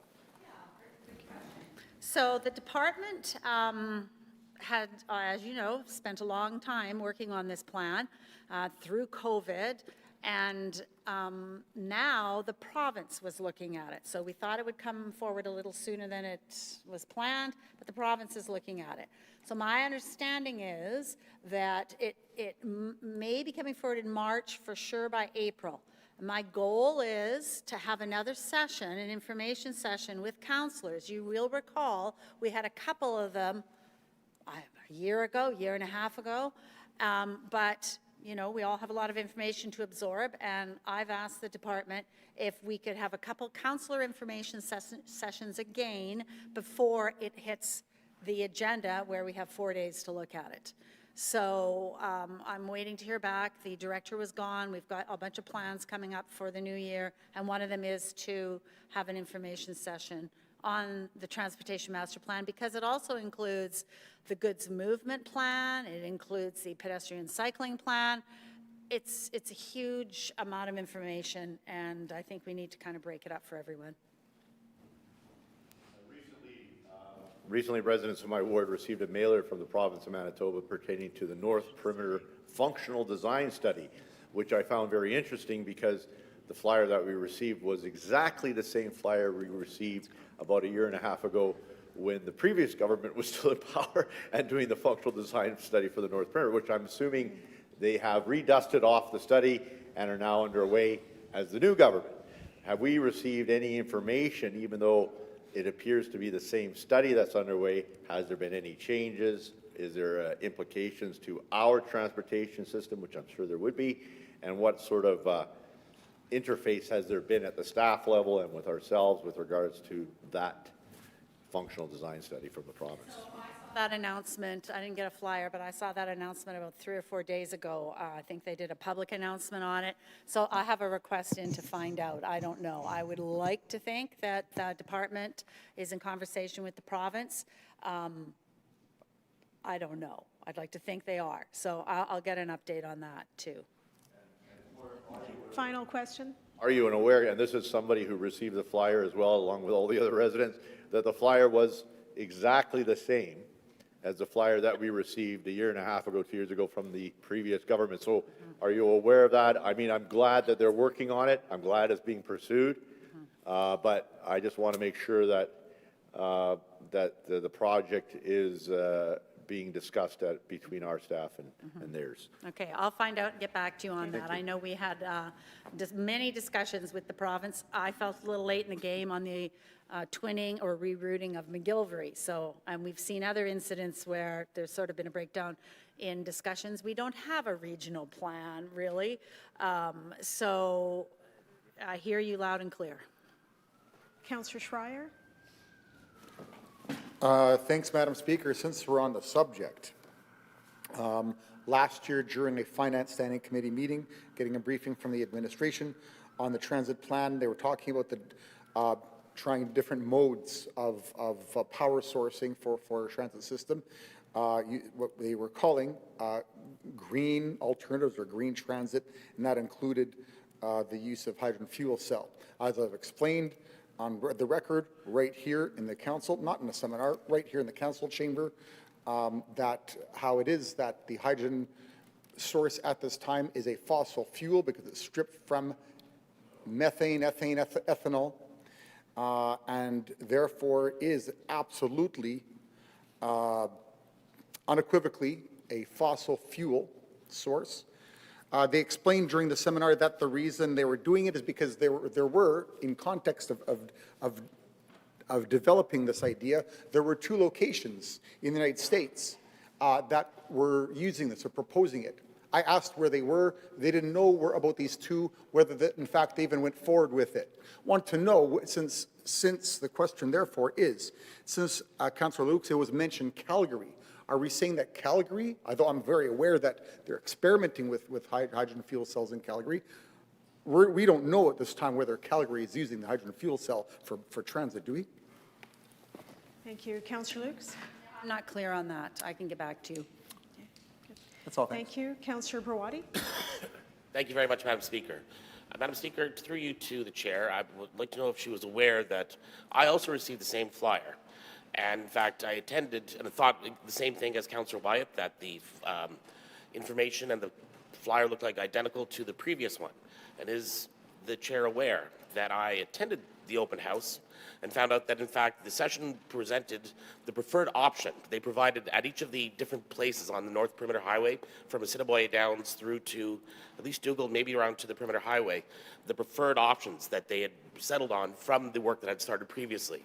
And is the chair aware that apparently councils in East St. Paul, West St. Paul, Rosser, and Springfield received consultation from the consultants while we here did not? Thank you. Councillor Lukes? I'm not aware of that. That's very interesting. Again, I'd like to reiterate and hope that the province, their department, did work with our staff, with the Public Works Department, but I will investigate that further. Thank you. That concludes question period under this committee. Next is the Standing Policy Committee on Finance and Economic Development. Chair, Councillor Brawadi. Thank you very much, Madam Speaker. I'd like to introduce the report of January 17, 2025, and move report 1. All in favor? Contrary? That's carried. We'll get right into question period. Any questions for the chair? Seeing none, next committee is the Standing Policy Committee on Property and Development. Chair, Councillor Duncan. Thank you very much, Madam Speaker. Before I introduce the report, I just wanted to extend a thank you to Councillor Rollins for her work as Chair of Property and Development over the past 2+ years and on EPC the last 6+ years. I know she is a strong housing advocate, and I will look forward to continuing to work with her in her role as Councillor for Fort Rouge and East Fort Garry.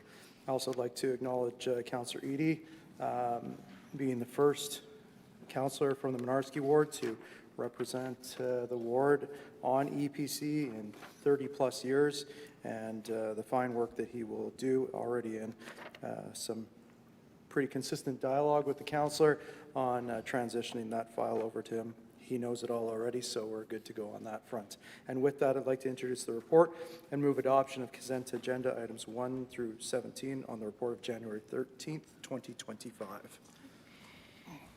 Thank you. Councillor Wyatt, item 8. Okay, Councillor, we're going to stand that one down. We'll deal with the others first. Councillor Wyatt? Councillor Wyatt?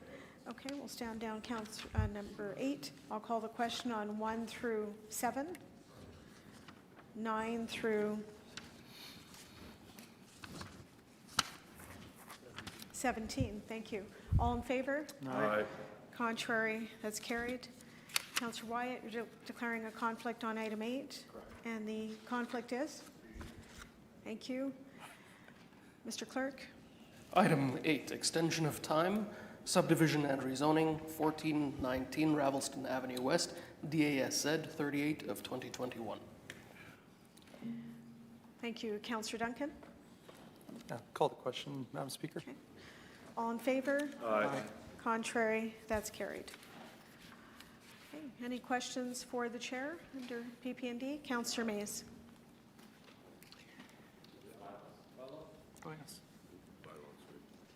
Yes, we do have bylaws. Thank you, Councillor Brawadi. Councillor Duncan, bylaws? Yeah, thank you, Madam Chair. I'd like to move that bylaw number 12, 2025 be read a first time.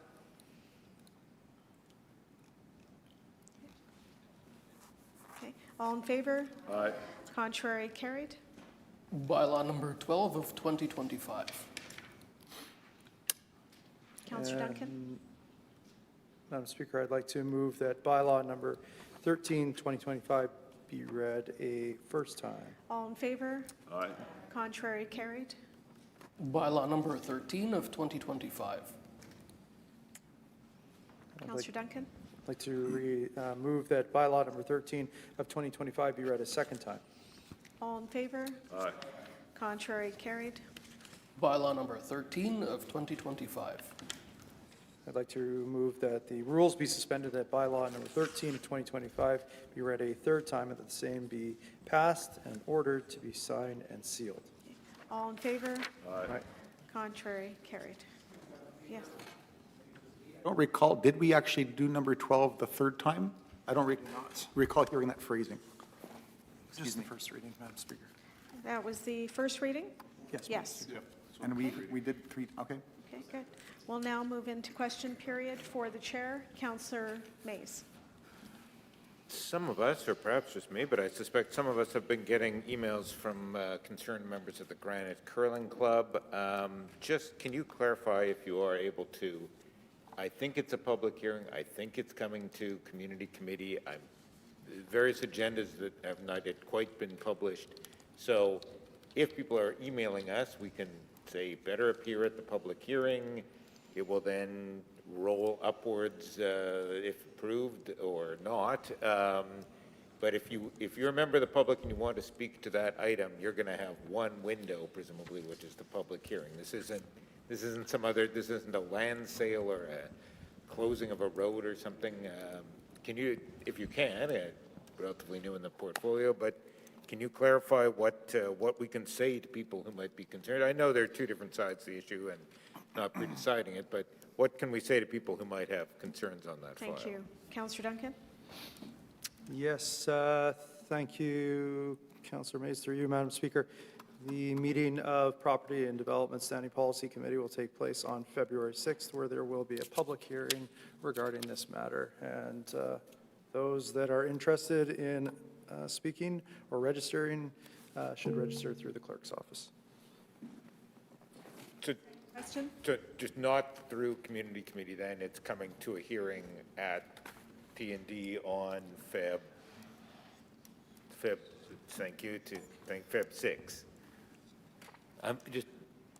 Why isn't that going through community committee, I guess is the question. Thank you. Second question, that was Councillor Duncan. Yeah, I would have to get clarification. I believe it's because it's a matter of the Housing Accelerator Fund that the council already voted on, yes. Okay. Downtown zoning bylaw. Very Downtown good. zoning, Thank yeah, you. thank you. Any further questions? Seeing none? Thank you. No further questions? Okay, that concludes question period under that committee. Next is the report of the Integrity Commissioner. It's an investigative report from the Acting Integrity Commissioner on a complaint made pursuant to the Member of Council Code of Conduct, Bylaw 19 of 2018. The item was laid over from our November 21st meeting and subsequently from the December 12th meeting. As per the procedure bylaw, Member of Council subject to such an investigation may not participate in the debate or vote, but is permitted to address Council. Councillor Wyatt, would you like to address Council? Thank you.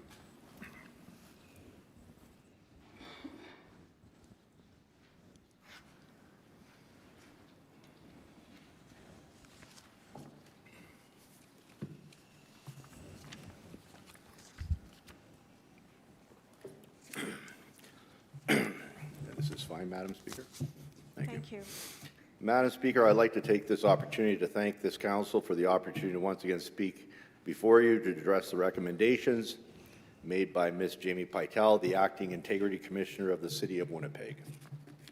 I want to state right now that I believe that I have done nothing wrong. I simply was doing what is my responsibility to the citizens that I represent, as under the oath of council, to hold accountable our most senior administration. I still believe that any senior administrator who does not act upon a decision made by a court to award damages against the city for a $5 million loss because of the direct actions of an employee, and that in this case the employee is still on the payroll and neither terminated or administrative leave, ultimately falls on the shoulders of the responsibility of our CAO. On that matter, any other employer out there, and I've talked to many of them, small and large businesses, would immediately take action in terms of dealing with that employee, but not the City of Winnipeg. Not the City of Winnipeg, Madam Speaker. There's no accountability, it seems, inside the City of Winnipeg when it comes to being found liable in a court for malfeasance. You could have a $5 million award against the very employer that you're working for because of your actions, and there are no consequences, no accountability, no transparency. To me, the higher calling, our duties to serve our citizens as elected members in this chamber, and the right to freedom of speech is what is at stake here today. The right of an elected representative of a council to be able to speak their mind, to be able to say what they see as right or wrong, is a direct responsibility and obligation to the people that person was elected by. It is, to the very essence, the heart of our democracy.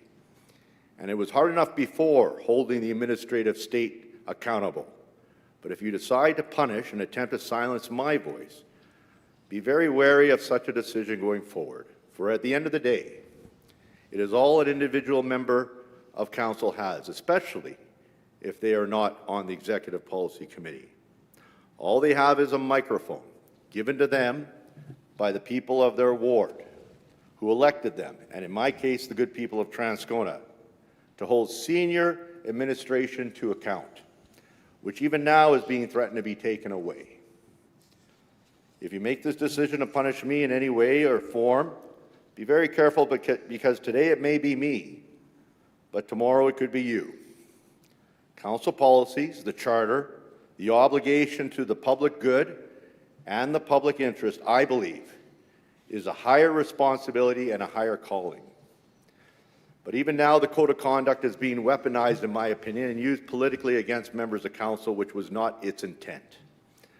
I ask you and I remind you to remember the fact that Mr. Jack was not a staff member of mine, as Ms. Pytel wrongly contends. He was not an employee of mine. My employee is my executive assistant, Mr. Salin, who I have employed because he's a lot smarter and more talented than myself. And I always like to hire people who are smarter and more talented than myself to make up for my shortfalls. And I have many faults, but one of them is not ingratitude. I am grateful to the people who have elected me. And I'm always mindful of the obligation, the responsibilities that come with that, including holding the person who is the highest civil servant to account, as hard as it may be. And it should be pointed out at this time, again, that in light of the fact that he was not a staff person of mine, in no way, shape, or form did I harass him in any way, as Pytel contends in her report wrongly. I did my job to hold him to account. Do not take that power and that responsibility away, councillors and members of council, from elected members of this body, because one day, you, as an elected councillor, may be in a position to have to call for the resignation of a CAO or a senior administrator. And if this precedent is set, I believe your powers to be able to do so will be greatly diminished. And therefore I say to all of you here today that I did nothing wrong. I spoke my mind. I asked a serious question on behalf of the people I represent, which is what we all have sworn an oath of office and are elected to do. Indeed, there are many of you here in this room, when the CAO, Mr. Jack, was terminated, could arguably said far worse. And Mr. Jack found it in his righteous mind, though, to be able to file a complaint against me, but he didn't file a complaint against any member of the Executive Policy Committee, even though as I mentioned, some things were said at the time of his termination that could be arguably far worse than what I said when I called for his resignation. And I say this to you today with the greatest respect, that we must not allow the code of conduct, which is there for a good reason, to ensure dignity in the workplace and respect in the workplace for employees, to be used in any way, shape, or form and weaponized, as it seems to be today, against elected members of our body, including members of council. It will send a chill across our entire organization.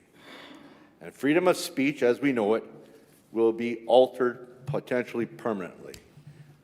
And I could tell you as well that according to my own legal counsel, this council does not have the jurisdiction to do what is being proposed in the motion before you today. I have sought legal counsel, and I am prepared to do what may have to be done following this, and I pray, though, that I will not have to go to that extent.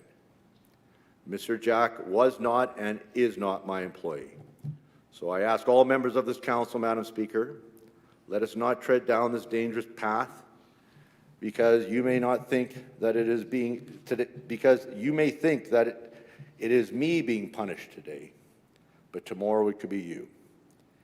And you will not only be restricting, but setting in motion a precedent that will cause every member of council to have to look over their shoulder in the future whenever they want to stand up and speak the truth as they see it and as they were elected and sworn to do so. And that, my friends, will be a real threat to our local democracy. I thank you for this time. My legal counsel has advised me that I should not take questions in light of the fact that depending on your decision, this matter could be addressed before the court. So I will be stepping away from your discussion at this point in time. I would respectfully request that you receive this matter before you as information, and let's get back to work and focus on the real priorities of the citizens of Winnipeg. Thank you very much, Madam Speaker. Thank you, Councillor Wyatt.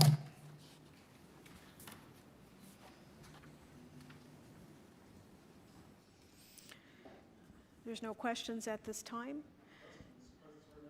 Yeah, for Councillor Wyatt, as we've noted, there's no questions. I'd like to take a moment to distribute a motion.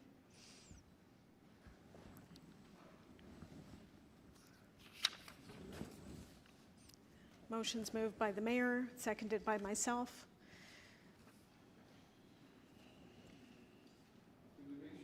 Yes. Yes. Mr. Clerk, has Councillor Gilroy, if she could receive a copy, please.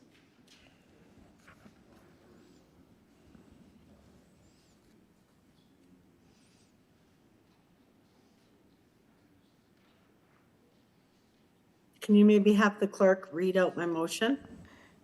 Yes, we will Okay. explain it momentarily. Just in a moment, we'll have everyone get a copy.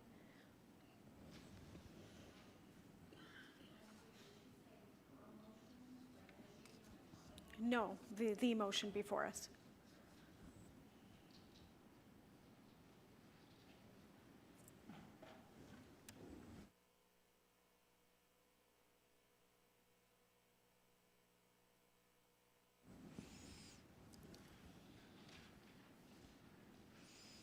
Mr. Mayor, if you'd like to speak, and certainly we can have the clerk read any clause into the record you wish, unless you'd like to. Sure, Madam Speaker. I'm wondering if we could just give, maybe, as you said a moment ago, if we can give council a moment just to read through it, and then I'll be glad to Yes. speak. I'll maybe just Okay. wait a moment We or will so. do that. Do we have our integrity commissioner online Yes, we do. to ask questions? We can get her on the line, yes. That might be nice.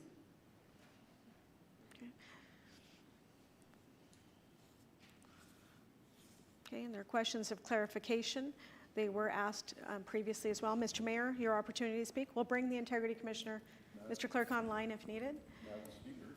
Councillor Eady? I'm not sure about our online members of council, but we did ask the acting integrity commissioner a whole host of questions. Yes. Yes. We did. That's correct. Mr. Mayor, you have the floor. Thank you, Madam Speaker. I think the motion is fairly straightforward.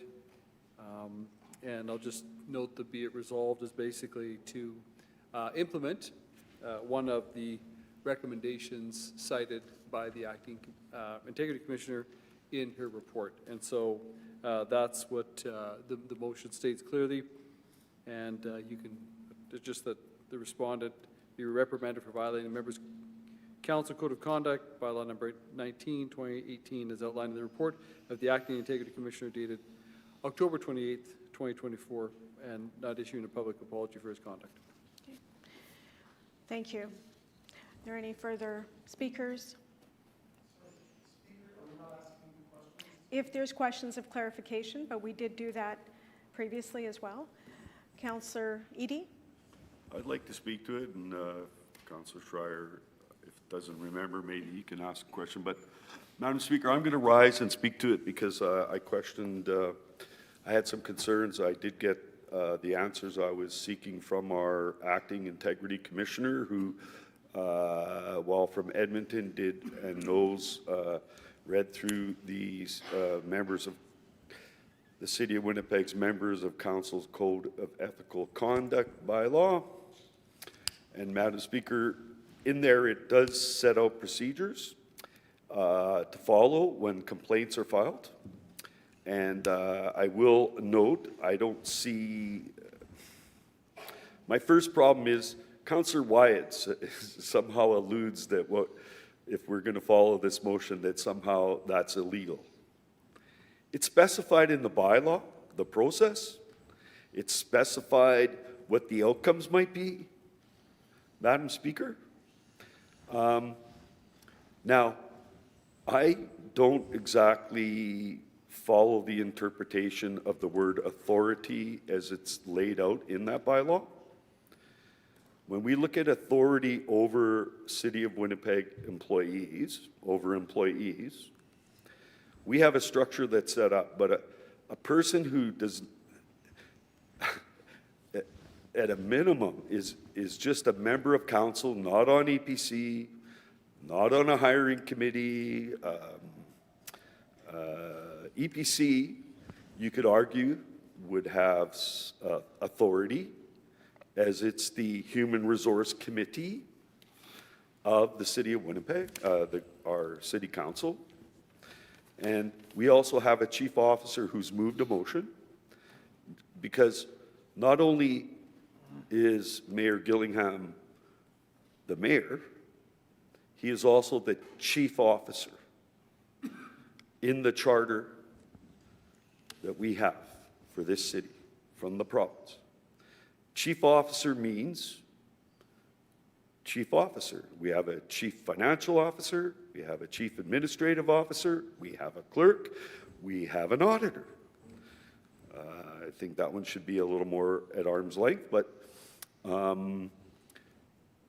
needless to say, the mayor is actually ultimately like a minister of the province.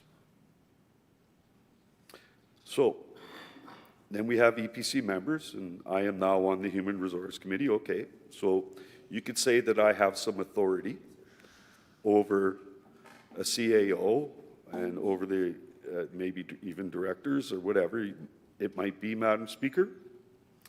But no member of council. We need to define the word authority, because there is no authority. Now, I just want to speak to, in this chamber, the member of council does have a responsibility not to impugn the motivation for decisions and votes made, Madam Speaker. What Councillor Wyatt is guilty of, in my mind, so I don't see the authority, but what he did do in public was impugn the motivation of the then Chief Administrative Officer for appealing a decision that we were presented. We are all offered a seminar. We had a discussion about that lawsuit and what the outcomes were, and we had a chance to talk to our legal advisors, Madam Speaker. In no way was the CAO motivated in the way that Councillor Wyatt stated. And he should apologize for that. Yes, he has the freedom to go out and say, we need the CAO to be fired. Fine. That's fine. I've done it, as a matter of fact, myself. My first term, calling for the resignation, the firing of a CAO. And I was right in the end, Madam Speaker. However, I digress. I never said or accused anybody of anything. I just called for their resignation because of the sideways movement of a particular project this city was undertaking. Now, I'm just going to conclude by saying that I am in support of this recommendation from our chief officer, from our mayor, and I believe seconded by you, Speaker Sharma, or Madam Speaker, sorry. Yes. So, we know what the rules are, we read them. I debate the interpretation of authority, and after this is all over, I've spoken to our existing integrity commissioner who was in a conflict and was unable to interpret or make decisions on this, but the acting integrity commissioner, I think, did a thorough job. You don't have to agree with everything that she presented, but, which I don't, the only thing I didn't agree with was the authority, interpreting what authority we have over our public servants that are the CAO and down. And so I'll leave it at that. Take it to court. Like, I was found in violation of the Winnipeg Police Board's members' code of ethical conduct. Yeah, I admit I violated it, but, you know, I'd do it again. And I said that in a public meeting where I was condemned for my actions. And I think that Councillor Wyatt's gone overboard on his presentation there. I think is just way overboard. Thank you. Thank you. Councillor Rollins? Thank you, Madam Speaker.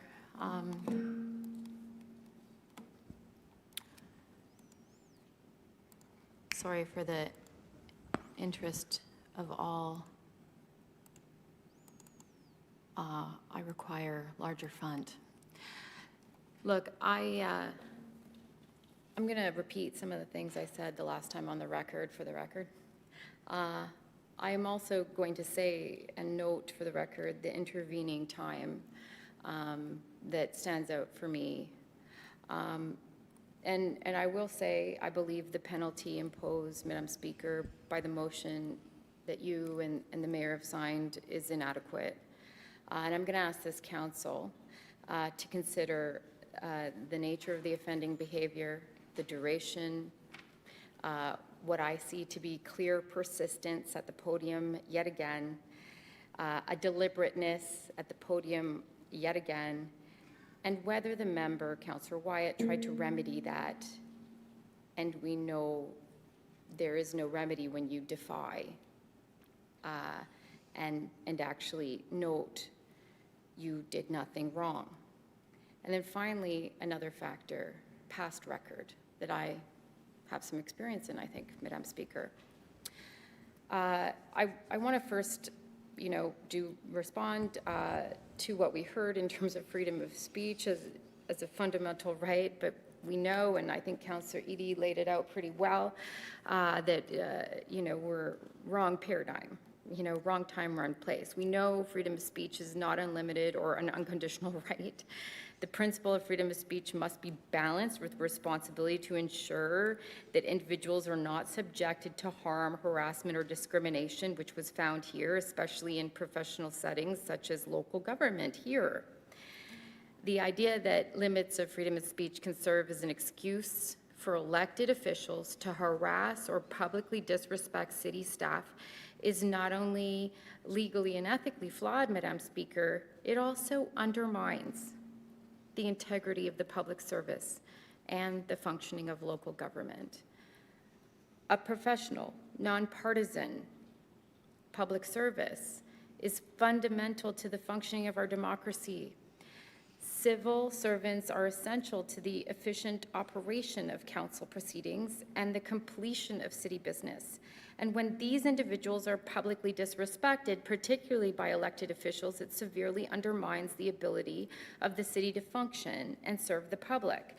The Integrity Commissioner's report posted November 15th and discussed during November 21st council agenda specifically addresses the conduct of Councillor Wyatt. The report concluded that Councillor Wyatt had publicly disrespected and harassed the CAO of the City of Winnipeg, now Deputy Minister Mike Jack. He did this, it says, through a series of comments in the media, which were found to be unfair, inappropriate, and personally attacking.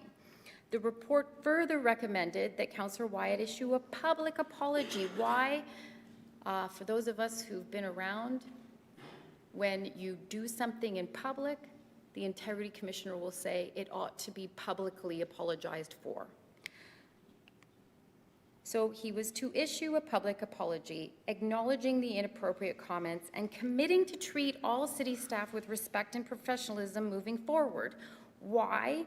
Because at issue, I will remind you, and I think it's really important to remind you of this, that there is a current member of our staff at issue here. His comments in the media concerning Mike Jack was that he should have fired a current member of our staff. They remain a current member of our civil service that often appears before council and certainly the Standing Policy Committee of Property and Development, Madam Speaker. Councillor Wyatt's continued defiance and disregard for the Integrity Commissioner's finding reflect a disturbing pattern that I believe we've all witnessed firsthand, and I believe we all hold records that are illustrated to us, before us, in the intervening time. I've particularly experienced what has been described and do not believe incidents pertaining to Mike Jack are in isolation or unique to Mike Jack. I've had other members of the public service debate since this debate started in November whether they should even bother submitting an Integrity Commissioner report based on what this council said last time. This ongoing pattern raises quite a few concerns for me. The lack of response, even more. I believe that is a continued show of disrespect. In media interviews, you will recall, following the release of the Integrity Commissioner's report, Councillor Wyatt persisted in his negative remarks about Mike Jack and the property and development staff in question. He did so again at the podium, even after the report's recommendations had been made clear. His comments continue to ignore the process and the integrity of those involved. It exacerbates the situation by repeating it. So much so, I was concerned I should just start anew, write a new Integrity Commissioner report. He repeated all of this again. Today, he repeated it all in November. He repeated it again when it hit the agenda. Again, I've had senior public servants disclose troubling matters to me pertaining to Councillor Wyatt. While we do not police other members of council, and believe you me, I've spent a great deal of time with Sherry Walsh as a chair of Property and Development, in particular, since council council appointed him to the Standing Policy Committee. We don't police other council members. That's for the Integrity Commissioner. And we don't write Integrity Commissioner reports on behalf of staff, per se. We have, Council, through Madam Speaker, we have a growing list of women that have left the public service. Our CFO, our Director of HR, our Manager of Permits, and our Deputy CEO, who I'll note recently was replaced by 3 men. I think this is not sufficient. We have not suggested mandatory training. We have not allowed for even one meeting. Time out, Councillor Wyatt. Taken together, I can't support the motion. My own decision, Madam Speaker, and I'll need 1 more minute, I think. Councillor Schreier moves extension. All in favor? Contrary, carried. The patterned behavior creates an atmosphere where our civil service staff could feel marginalized, undervalued, and ultimately discouraging their participation in senior level roles and leadership within the city. I'm really concerned about that. When the CAO can be harassed by council, anyone can be harassed.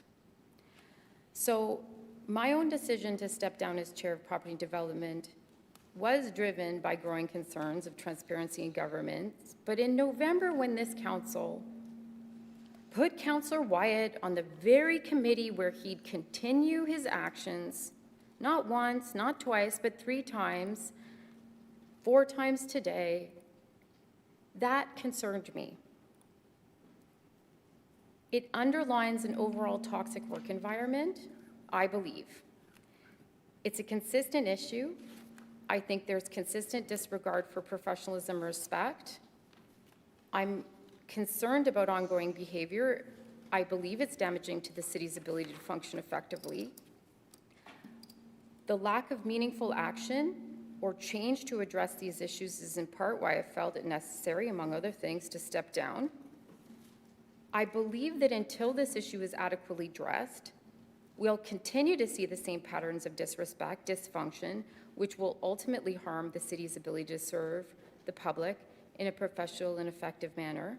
I'd like to see 2 additional items. 1, mandatory training. I would like it to say he doesn't return to this chamber until he gets it. And 2, I believe he should be suspended for 1 meeting of council. You all know I wanted him off the Standing Policy Committee of Property Development. I believe he is off now. Thank you. Councillor Rollins? I believe he's off now. I believe that hasn't been confirmed for council, and I believe that is unfair. Thank you. Councillor Mays? Well, I'm certainly hopeful this is the last time we have to deal with this. So whatever we do, let's make a decision on it, because this circus has come to town with this thing. So let's just deal with it. Not a bad motion as a compromise, I think. So my thanks to the mayor, Councillor Sharma. I'll be supporting this. I wouldn't support the additional items Councillor Rollins is suggesting. I'd rather vote for nothing than for that. Thank you. So, but I will support this. A number of things. Look, I think Mike Jack's a friend of mine. I think Councillor Wyatt's a friend of mine. I can't quite believe this thing couldn't get worked out. Allard and I and his former assistant must have had numerous shouting matches. We always worked it out, you know. We you know, get along pretty well now. So it's not beyond the skills of human beings to resolve this sorts of things. So maybe 4 or 5 things. Number 1, yeah, as Edie said, this is probably over the top from Wyatt, but you know, we have to have the ability to criticize public service. Otherwise, why are we here? Number 2, there are a lot of people in here who said a lot of stuff about Mike Jack in this chamber before he left. There were a lot of people who wanted him out. So it's a little crocodile tears-ish to be saying, oh my God, Councillor Wyatt was critical of Mike Jack. Well, Mike Jack's not here anymore. Don't want to get into any details, but let's just play this as it goes here. Let's deal with the comments here, but let's not pretend that there were a lot of people here who didn't want Mike Jack to still be around. I wasn't one of them. I actually thought he was a good CAO. Regardless, The context here is important, right? Why was our integrity commissioner not on? Well, because her law firm is involved in this litigation against the city of Winnipeg and some of its employees, litigation which we lose. But within that, and we're appealing, and we should appeal, and Mike Jack was right, that this breached public comments about strategy on appeal, and any discipline would be crazy to do before an appeal was decided on. So, you know, like, we'll play this out. We'll see what happens after the appeal judgment comes down. But bear in mind, the big defense of some of the city staff in that litigation was Councillor Orlico is responsible. We were just following orders from Councillor Orlico. That's on the record. Councillor Orlico wasn't a party to that. Councillor Orlico wasn't advised to that. Councillor Orlico had to respond in the media after the judgment from Court of King's Bench, might have been Court of Queen's Bench at that point, regardless, after the judge brings down the decision. Orlico, hugely traumatic for him, I'm sure, has to go out forward and defend himself against these arguments. If I were representing the City of Winnipeg staff, I'd have made that argument. That's your job as a defense counsel, especially if you're being sued for, well, you're not defense counsel, you're defendant counsel. You're being sued for millions of dollars, you make a defense. But it might have been nice if the public service of the City of Winnipeg had let Councillor Orlico know that these comments were being made about him in a court of law. He had to respond in the media. So a lot of accusations going back and forth here. So Edie spoke well. You know, this is, I think, over the top by Russ, which is too bad. He's had his chance to apologize. He didn't. Not a bad motion from the mayor and Councillor Sharma to say, well, look, he's not apologized. We'll issue a reprimand for whatever it's worth. That's fine. There's maybe one person who comes out of this looking good, and that person's John Kiernan, of all people, who was a defendant in that litigation, because a couple of years ago, when John Kiernan was still working here, and there was one of his staff very publicly on social media trouncing me, and I think Councillor Rowlands, and demanding that we do certain things that didn't conform with the directions of that person's boss, John Kiernan. In other words, don't follow the senior civil service advice, do what we say, or we'll make sure you're voted out. I went to talk to Mr. Kiernan saying, well, how am I to deal with this? Isn't there one public service here? How am I to deal with this? Mr. Kiernan dealt with the problem, talked to the employee, who I ended up talking with, and we, I think, had a sort of rapprochement, but you got to have a one public servant. You got to have mutual respect, is my point. The comments here are not respectful. I'm not going to pretend otherwise. I'll vote with the mayor on this, but it's a two-way street, man. Like, you can't have public servants saying, hey, you should be doing this project, not that project, even though my boss says you should do the first, and you'll get trounced if you don't agree with him. I'll trounce you as well, very publicly. The hell, what kind of workplace is that? How is that not insubordination? So we've, anyway, Mr. Kiernan dealt with that problem. I hope other civil servants do the same around here, so we try and have some unity of purpose. But for today, yeah, please, whatever we do, let's deal with it today. I wouldn't support additional penalties. I don't think it's really fair to start talking about how Catherine Klepfer's left and Moira Gear's left. I've talked with both of those former employees that they weren't blaming Russ Wyatt or citing Russ Wyatt as the reason they were leaving. So all of which is hearsay, but I didn't want that insinuation sort of be lying out there. So I'll vote with, this seems like a reasonable compromise, the motion you put forward, Mr. Mayor and Speaker Sharma. So with some reluctance, I'll certainly back it, but let's get this behind us and move on to something else. Thank you, Councillor Mays. Councillor Schreier, then Councillor Lard. Thank you, Madam Speaker. Yeah, a bit of a dilemma here. We were told it was the perspective from our acting integrity commissioner from Calgary that I'm the boss of the CAO.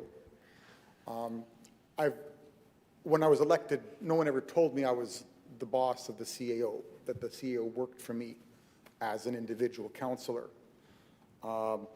Collectively, as a council, and only in this room, we hire the CAO. Thus, we may fire the CAO. That's my role, I believe, unless someone wants to make a point of order. In this chamber only, I'm involved in the process with my vote and my comments of hiring and firing the CAO. I still don't know if I'm the boss of no one ever told me I was the boss of the CAO. But I'm allowed to have a vote in firing the CAO, just like I hire the CAO, have my vote in this chamber alone. I'm not the boss of the police. I'm not the boss of the police chief. I'm a citizen outside this chamber like everybody else. In this chamber, I have a vote in hiring and firing police chief and other members of the administration. I don't believe, we don't, with police board? Okay, there we go. And we elect a voting member to the police board from here. We have, well, we decide their salaries. But I can't tell a police officer what to do. And if the CAO does not respond to one of us, does not do what we ask, does that mean that the CAO is not doing their job? Well, wait a minute. That's a gray area because that can happen. But I'm not the boss of the CAO, to my understanding.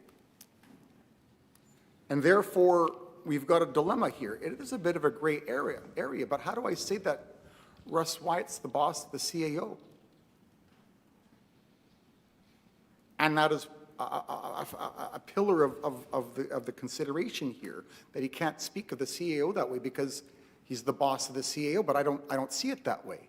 I don't see myself that way. How can I see it in terms of Russ Wyatt? I've never called on anybody to resign here. But council, and I only believe the only way I can do this as a member of council, I can move a motion, can we not? We can move a motion to hire a CAO. We can move a motion to fire a CAO, can we not? Has someone ever said we cannot, council cannot fire the CAO? And if that is the case, we have to make the motion. Certainly this isn't so private as these motions can't be made public before the motion comes to council. Therefore, is the prerogative of any member of this council to make a motion to fire the CAO. And presumably, they will make those comments publicly, and they will defend them publicly. It happens to be that it's been said that Councillor Wyatt has repeated his comments over and over again. I would have to perceive that as Councillor Wyatt continually defending his comments, and thus the comments get repeated or brought back up by the media or whoever is asking him. Thus, they are repeated or brought back up again as he defends what he did. So, happens to be in this city, doesn't happen very often, but it happened here in Winnipeg. And it took place, some of it took place in this council. I'm going to make the argument not enough took place, because just before I got elected, we had this very issue in which it's already been decided by the provincial courts in this province. 14 counts and of conviction, 14 counts against a previous CAO of the city, defended by the Court of Appeal, which the court said was nothing short of astonishing. Not my words, that's the court's official record in defending the convictions against the previous CAO. Russ Wyatt was one of those few people that said that the CAO should be fired. Was he wrong? Did he do it wrong? Did he do it in the wrong way? He said that the CAO should be fired. And, all right, I'm told he was on the Human Resource Committee, but he's a member of council. Was he not allowed to do that as a member of council? Is one allowed to do that as a member of council, to say so? Am I allowed to say that? And on that basis, have we ever thanked Councillor Wyatt? Have we said in some way, shape, or form he was inadequate in what he said? Oh, we know City Hall was inadequate. The whole system was inadequate. I mean, how does this happen? But at least Russ Wyatt said the CAO should be fired. Russ Wyatt did. Have we thanked him? You know, it took a lot out of, I'm going to make the point, that took a lot out of City Hall. It took some of the heart and soul out of City Hall. It's hard to not see this as Councillor Schreier repeating a pattern that is harmful to Mike Jack. And so while it is really difficult to talk and there is clearly differences of opinion, it's really hard not to see this as problematic for Mike Jack and frankly for us. Councillor Schreier, just a reminder, we have a motion before us. Yes, Do you I'm know the referring to the details of the motion. I report? wouldn't have said any of this if it wasn't for the motion. I can't imagine saying anything I just said right now if it wasn't for the motion on hand. I don't think I'm referring to anything else. We have to look at, I think maybe, okay, I'll bring it around. I gain a few seconds here. We're talking about precedent. We're talking about example right here in Winnipeg. I'm not talking about theory. This really happened in Winnipeg. It really happened with the CAO. Look what the Supreme, what do I need to say? We're talking about reality here. It happened. Not a theory, not somewhere else, way in the past, somewhere else. Right here in Winnipeg, just 12 years ago. I don't know what to say. I'm not talking theory. I'm talking us. Some of us were on council. I don't know what to say. It's taken the heart and soul out of it. You know what this does to demoralize our administration when this happens? And I said it last time too. In his parting words, Brian Bowman said that we're still reeling. I don't want to put words in his mouth. I have to paraphrase now. We're still recovering from that era. Our former mayor, Brian Bowman, just says we are still recovering from that era. How did we thank Russ Wyatt? I understand it maybe suits his personality, but was he wrong? I'm glad he said it. It's unfortunate. I've never said such a thing, but am I supposed to say that what he said was wrong? So now what do? Russ Wyatt has been right in the past. The court in Manitoba has proven it, and the Court of Appeal defended it. Brian Bowman said it himself, that we're still healing from this. Are we healed? What are we supposed to do without these tools? I'm not sure. I don't want that to happen again. At least Russ Wyatt was there. This isn't theory. This is the reality. And our previous mayor just said we haven't recovered from this. And it's not Russ Wyatt's fault. Okay, thank you. Next speaker, Councillor Lard. Yes, okay. I have quite a bit of notes on this, and I think I've analyzed the documents that we are evaluating today. And so here we go. The process that we voted for. The process for an integrity complaint when an integrity commissioner finds that a city councillor has been involved in harassing a member of the public is outlined in bylaw number 19, 2018, the members of council code of conduct bylaw. So October 24, I'm looking at the council minute, it said that this report was moved by Councillor Eadie, and that it was carried, and that Councillor Mays was absent from the vote for the motion. There's a few comments I would like to make related to the conversation. The idea of going farther than what we've already voted on the code of conduct does not sit well with me. I think the code of conduct is quite broad in the authorities we give to the integrity commissioner to make a determination about a member of council's conduct. And if we are to make the code broader than it is, I think that we should do that, and that we should judge councilors' conduct based on the codes of conduct that are approved at that time. On this particular complaint, we are dealing with the older code of conduct, not the one that was passed in 2024, and so that code we have already updated one time. It does, by the way, remove the word harassment, but it does broaden the allowances for the integrity commissioner to look into a matter. Regarding the idea of the public versus the staff, the old code of conduct states that all members have a duty to treat members of the public, one another, and staff with respect and without abuse. Harassment or intimidation. Harassment includes any behavior that a reasonable person should have known to be unwelcome and that is inappropriate, demeaning, embarrassing, or otherwise offensive. And so here, I think, is the heart of the matter in terms of the code of conduct and the text that we're judging and whether or not we agree with the integrity commissioner. So please bear with me. So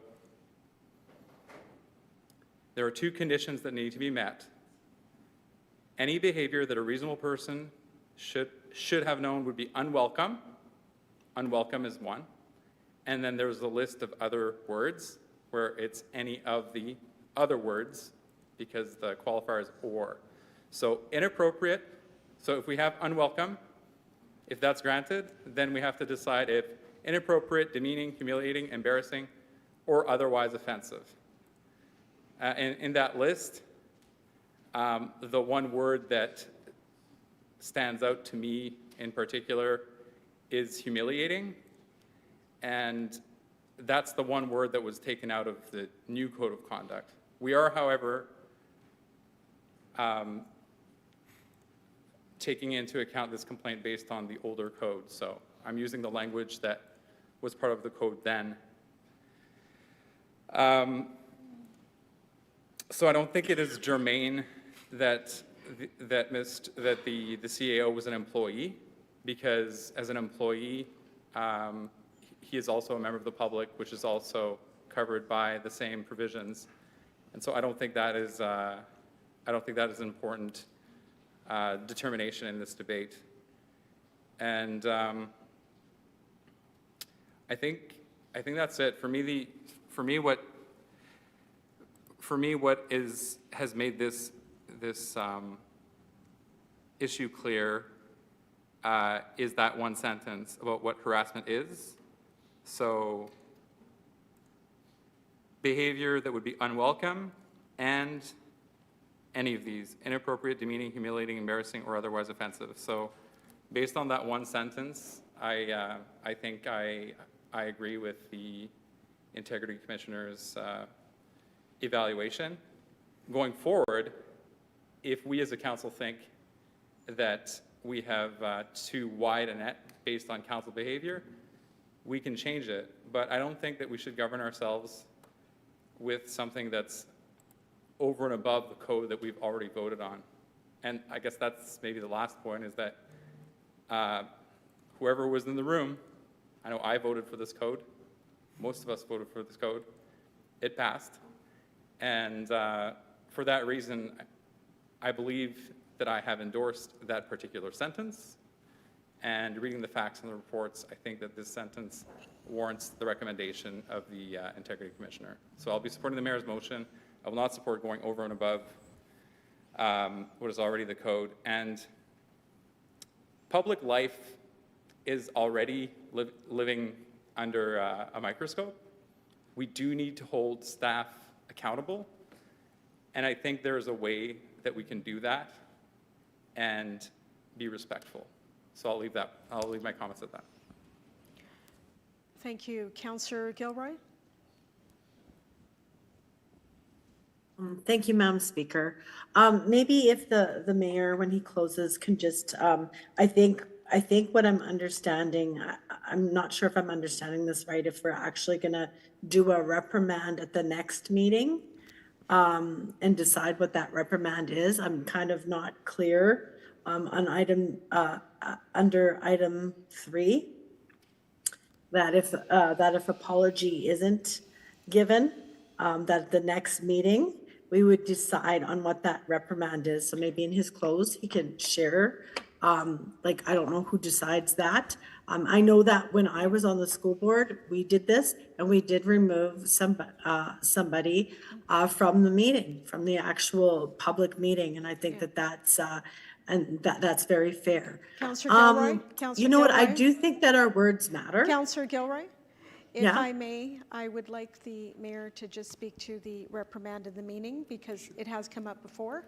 If you wouldn't mind, Mr. Mayor? Sure, yeah. Nick, can I go And I'll back? come back right to you. Through you, Okay, Mr. yeah. Speaker, I offer to answer because it may change what Yes. my colleague is going to say from here on. No, the intention, through you, Madam Speaker, to Councillor Gilroy would be that we would deal with this today. This motion would be the reprimand, and the matter would be over today if this is what council approved. Thank you. Thank you, Councillor Gilroy. Okay. So, yeah. Well, in that case, I don't believe that we just say verbally he's reprimanded. Like, I don't agree with that. I think that from my understanding of the policy when we worked on it, that we would be making decisions on what that would look like, whether that was a removal from one meeting. Councillor Gilroy, I just wanted to yeah. interject in the public reprimand that's listed here in the motion is something Yeah. that comes from the Integrity Commissioner as a recommendation as well. So it's Okay. it's a statement, it's a council, yeah. Okay, so that is Okay. coming from the Integrity Commissioner as a recommendation. Okay, yeah, no, that's very helpful. I appreciate you interjecting because it's helpful. I do think that as politicians, I mean, we are really struggling. What we're seeing down south and the changes in how people interact with us is changing. And I think, how we communicate is really, really important.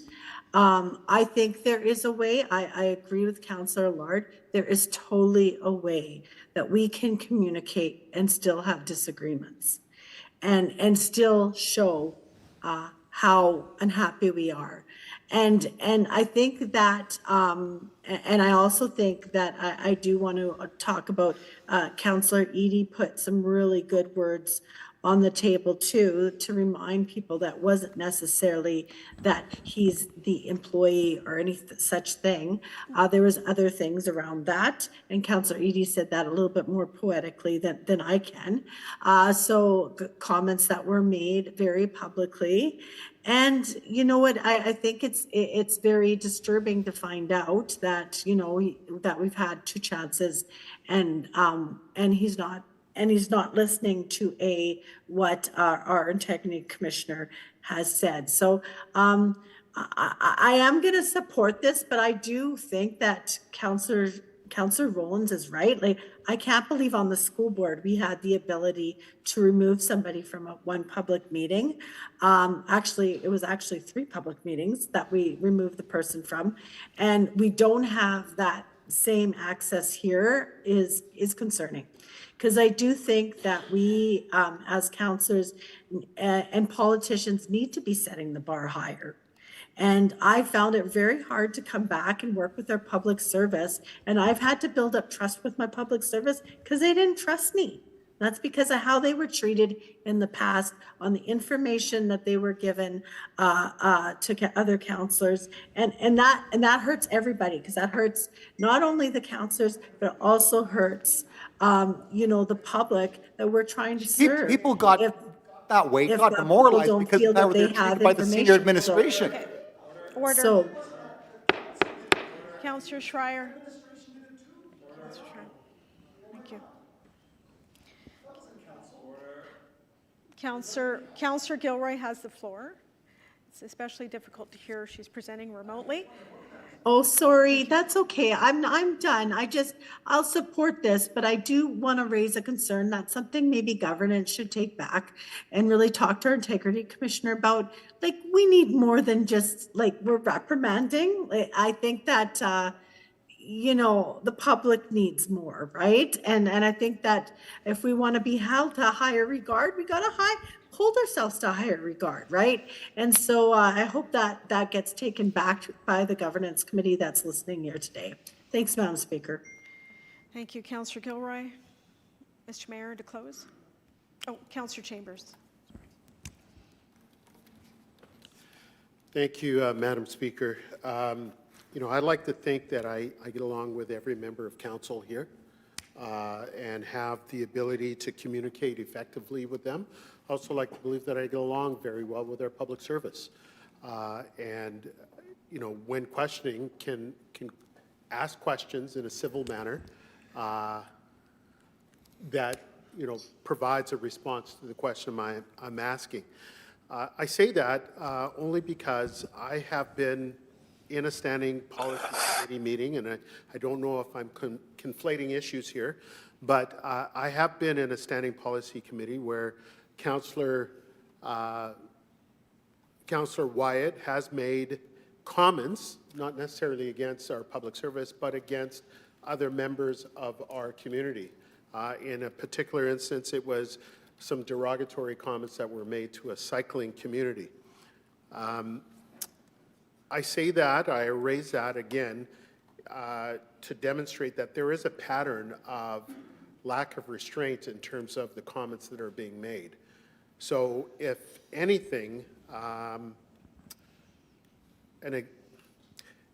consequence has got to be set so that it prohibits that kind of language or that kind of sentiment from being stated. Not to muzzle an individual, but to use better words to express or convey concerns, or to ask a question to get a proper response. So again, the consequence here has to be fitting in order to give pause whenever this particular counselor is addressing somebody, whether it's part of a public service or part of a group that is speaking in delegation at a standing policy committee, executive policy committee, or at council. So again, it is a pattern of behavior that we're trying to change. And so maybe the consequence should match the condemnation that Councillor Wyatt expressed, and hopefully give him pause for using better language, more appropriate language in this context. So again, just a reprimand. I don't know that that would do that, but certainly having a consequence fitting the actions that he took, I think would serve the interest of our council better. Thank you, Madam Speaker. Thank you, Councillor Chambers. Mr. Mayor, to close. Thank you, Madam Speaker. Appreciate the comments of each of our colleagues. I won't say much, but just simply to say, I want to wrap up with a couple of things. The councillor in question here, when he was making a statement, said something to the effect of fulfilling our higher calling effectively. I truly believe, and I think we all in this chamber believe, we can fulfill our higher calling of elected office in a manner that is consistent with the member's code of conduct. When he cites freedom of speech, we all know that, yes, there's laws around freedom of speech, but freedom of speech in this country doesn't mean you can say anything at any time. We're not base animals, or whatever the case may be. We have the ability to discipline ourselves, our comments, and our conduct. We put the Members' Code of Conduct in place as a council. It was a council decision. We supported it. We established an Integrity Commissioner because we said that is important to us. The Acting Integrity Commissioner has presented to us a report. Her findings and recommendations are that we have options in what we do in the case that the councillor in question does not issue an apology. He's not done so. I do appreciate that other councillors around this chamber believe we should come down on a different recommendation and a different outcome and a different level of treatment. The motion is before us. And I certainly respect how anyone and everyone will vote at this time. But I think all of this to say, and several councillors here have said it already, and I thank them for it, is a reminder to all of us that we can do our jobs with diligence and effectively, holding the public service to account. We can do so in a manner, though, that is consistent with the rules of the Code of Conduct that we've established and we agreed to. Thank you. Thank you, Mr. Mayor. I'll call the vote. All in favor, please rise. All in favor of motion 4 as presented, please rise.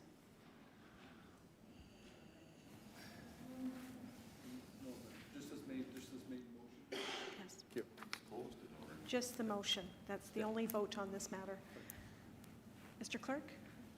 His Worship, Mayor Gillingham, councillors Allard, Rawadi, Chambers, Dobson, Duncan, Eady, Lukes, Mays, Santos, And Madam Speaker, Councillor Sharma. Those, Councillor And- Gilroy, you and were in. Councillor Gilroy. Was in support. Okay, those opposed, please rise. Councillors Rollins and Schreier. The vote, Madam Speaker, yeas 12, nays 2. Motion 4 carries. Councillor Mays, will you move adjournment? So moved. All in favor? Contrary? Carried. We'll have roll call, Mr. Clerk. Madam Speaker, Councillor Sharma, His Worship Mayor Gillingham, Councillors Allard, Rawati, Chambers, Dobson, Duncan, Edie, Lukes, Mays, Rollins, Santos, Schreier, and Gilroy.